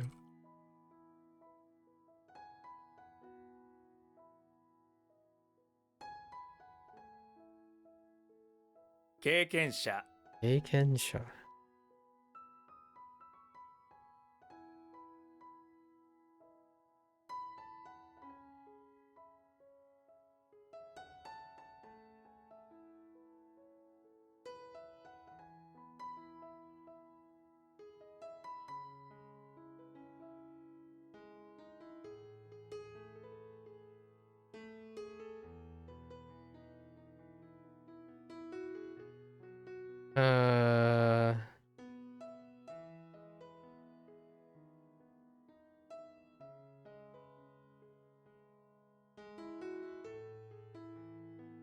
Financial? Statistics? Wait. Passage of time and test person.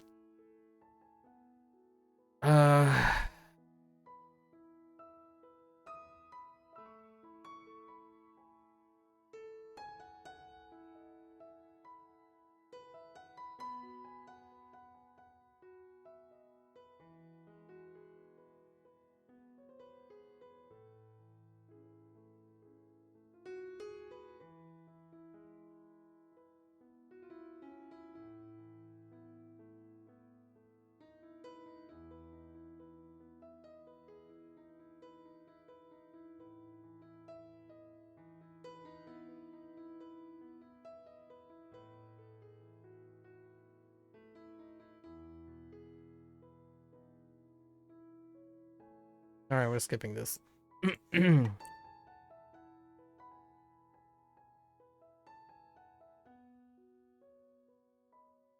判断 Undone.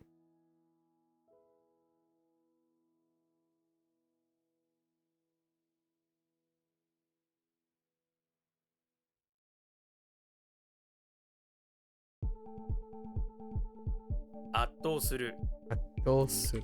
That's too long.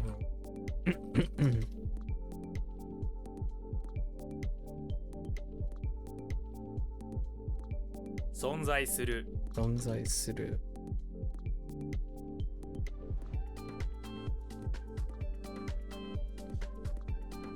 What? Oh.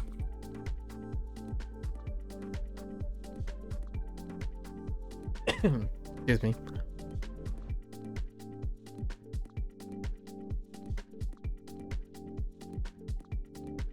Oh. What? Ah, I keep typing the wrong. 経済 Is I.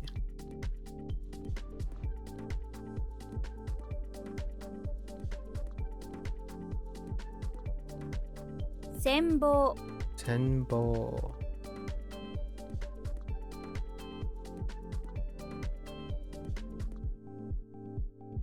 任務任務.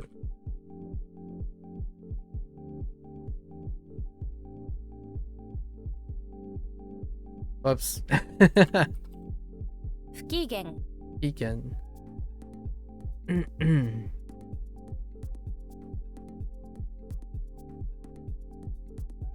無償 Musho.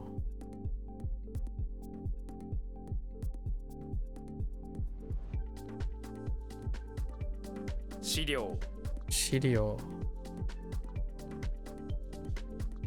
Material resources, I guess.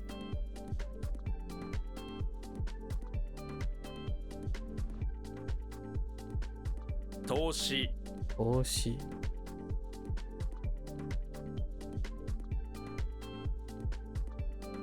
批判 Ihan.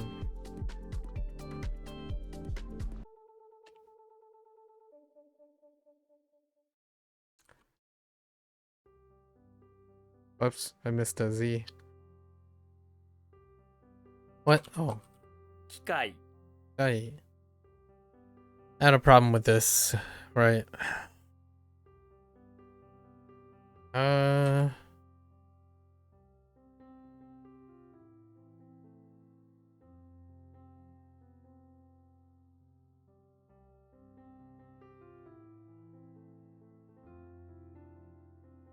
Ikai. Ikai with opportunity.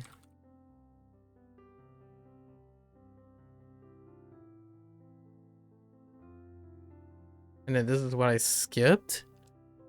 Ooh. Okay. Definitely someone. And they're testing the passage of time?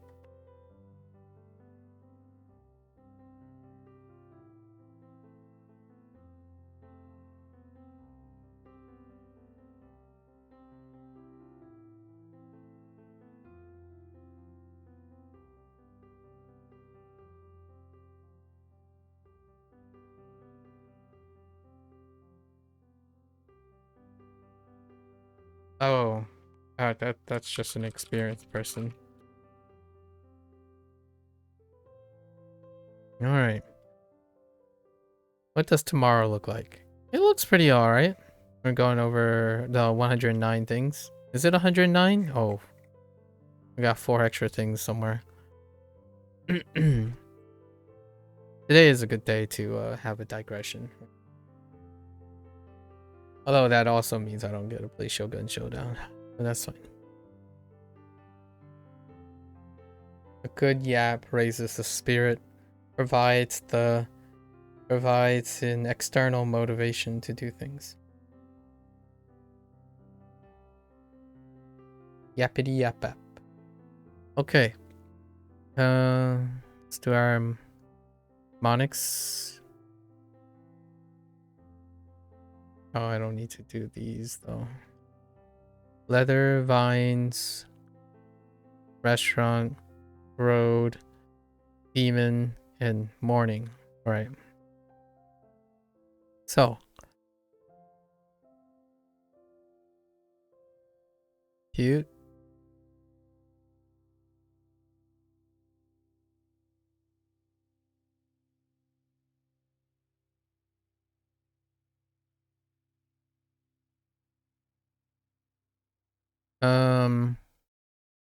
I don't know how Murasaki works again.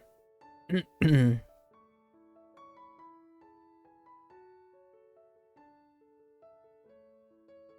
we're just gonna stick with Murasaki. I have no idea. Let's look.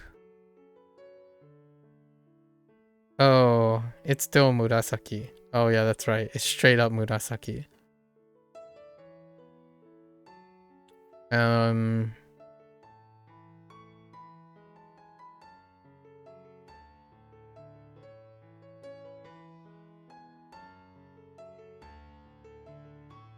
Okay. Shock.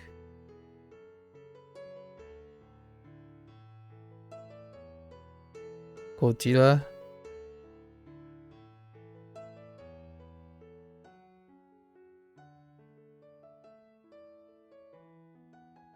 This one is rough. I'm banking off Chinese. Let's see.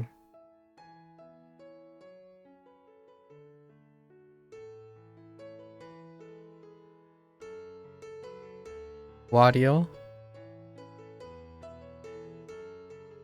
I got this one mixed up with Shoku.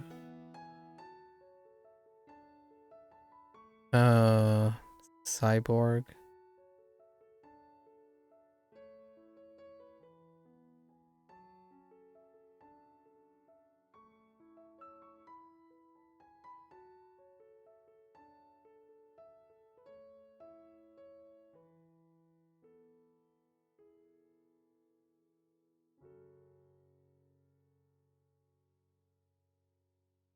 Saki. Saki.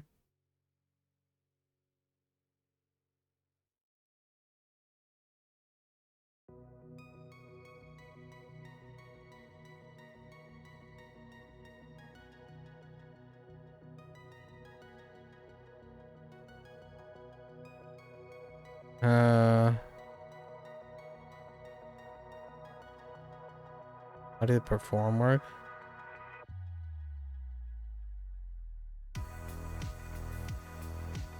N.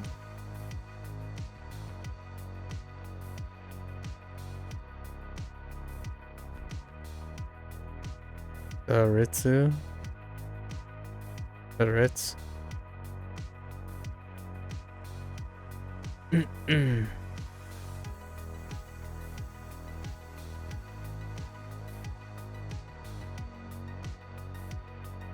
That's fine. Sheet.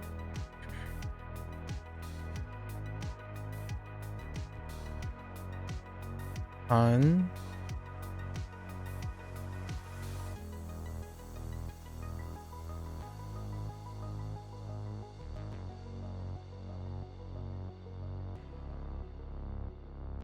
June.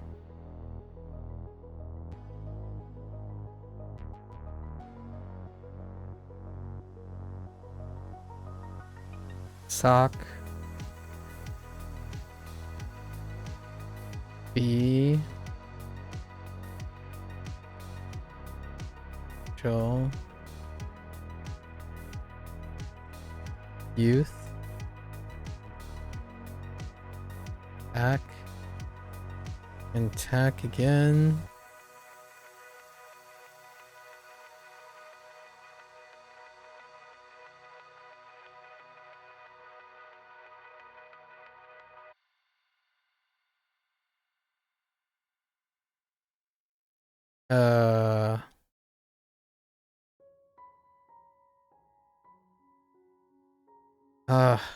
Took me a while, but this was okay too.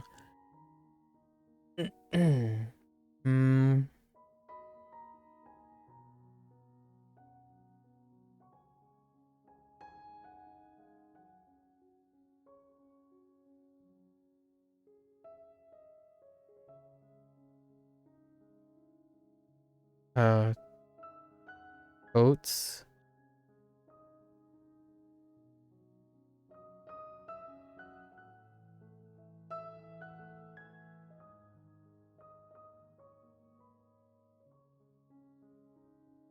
Zaber.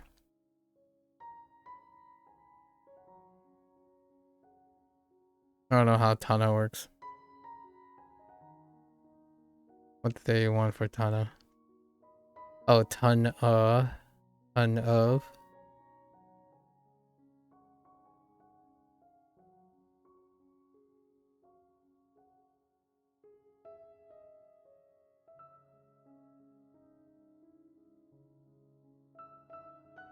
Sheep. Genji.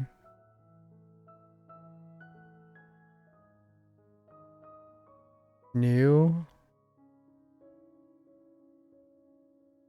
Yo.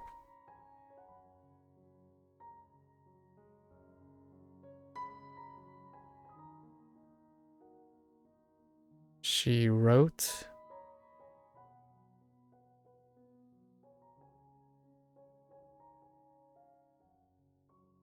Haiku.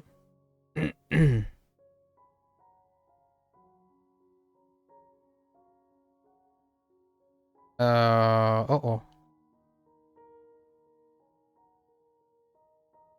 Shoo. Alright. Free time. So, kayu. Kayu. Murasaki. Choku. Go. Wari wa. Sai. Saki.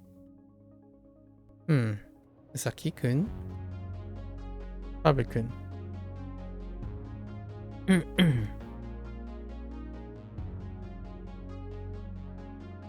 En. Ritsu. Shi. Han. Jun. Soku. Bi. Cho. Yu. Haku. Taku. Totsu. Ze. Hana. Shi. Gen. Nyu. Yo. Shiro. Han. And Shu. Alright. That's a wrap for WaniKani today. We're gonna watch this later. Arigatou gozaimasu. As always, feel free to follow along. Pick up WaniKani for yourself. Give it a try. And you're more than welcome to stop on by, do a little bit chatting. Today we got a little bit chatty. Talked about pretty much everything from the beginning. So talked about jobs, right? Then jobs led to the whole thing about motivation and passion. Motivation and passion. But it started with like effort, money, and then the idea of the how passion and effort have like some interesting interplay that I like to share, that I have shared. It, you know, may not define most things. It's interesting narrative that I constructed. Then talked about the interplay between passion and motivation, how to differentiate between passion and motivation, and then the difference, running parallels between passion, motivation versus passion, delayed gratification versus motivation, which is instant gratification, and then how that presents its context in the form of the internet, right? The internet is filled with sources of motivation. However, those motivations must also be sustainably weaved into a habit, and that habit contributes to a lifestyle, and lifestyles are often paved with passion. Passions are things that are sustainable and are often independent. They tend to be incredibly consistent. That's refractory to influences of things like money, hard work, and perception of difficulty and whatnot. However, that does not necessarily mean that the output from passion is not clouded. A lot of times people can be incredibly passionate but placing a lot less effort, because oftentimes passion has this interplay. When you're very passionate about something, the things that may seem like require a lot of effort actually doesn't require a lot of effort, while things that are incredibly important to them are very effortful. For example, the stuff that I talked about today and the things I do on stream, it's relatively low effort. I do a lot of it because it's low effort. Passion removes what you call the negation, the negative aspects of effort, but it also can possibly obscure when someone's working very hard, right? When you don't feel like when things are easy going, it's difficult to know if it's easy because you're not outputting as much, or etc. And so often, in order to challenge your passion, you pick up challenges. And what is a challenge that I to give a little bit of teaser of the challenges that I typically cite towards my passion? People don't like learning. People don't like talking about learning. They don't like learning about themselves. They absolutely, 100%, I have close friends who dislike the way I talk about things. We're still friends, right? But the idea is people don't like talking about these things. The stuff I like talking about, that's my passion. And they're usually very refractory. The internet doesn't care about this stuff. It's not that marketable. It's not trendy, right? It takes a lot of time. It's inefficient. Passion is inefficient. That's what makes the characteristic of delayed gratification very satisfying. You work towards something. You are driven by yourself. You are the source of some of the major motivations, regardless of an external source. External sources that complement your passion is excellent. Being able to surround yourself with resources that bolster, but ultimately passion is internalized. So it may seem like low effort, or it may seem like high effort from the outside.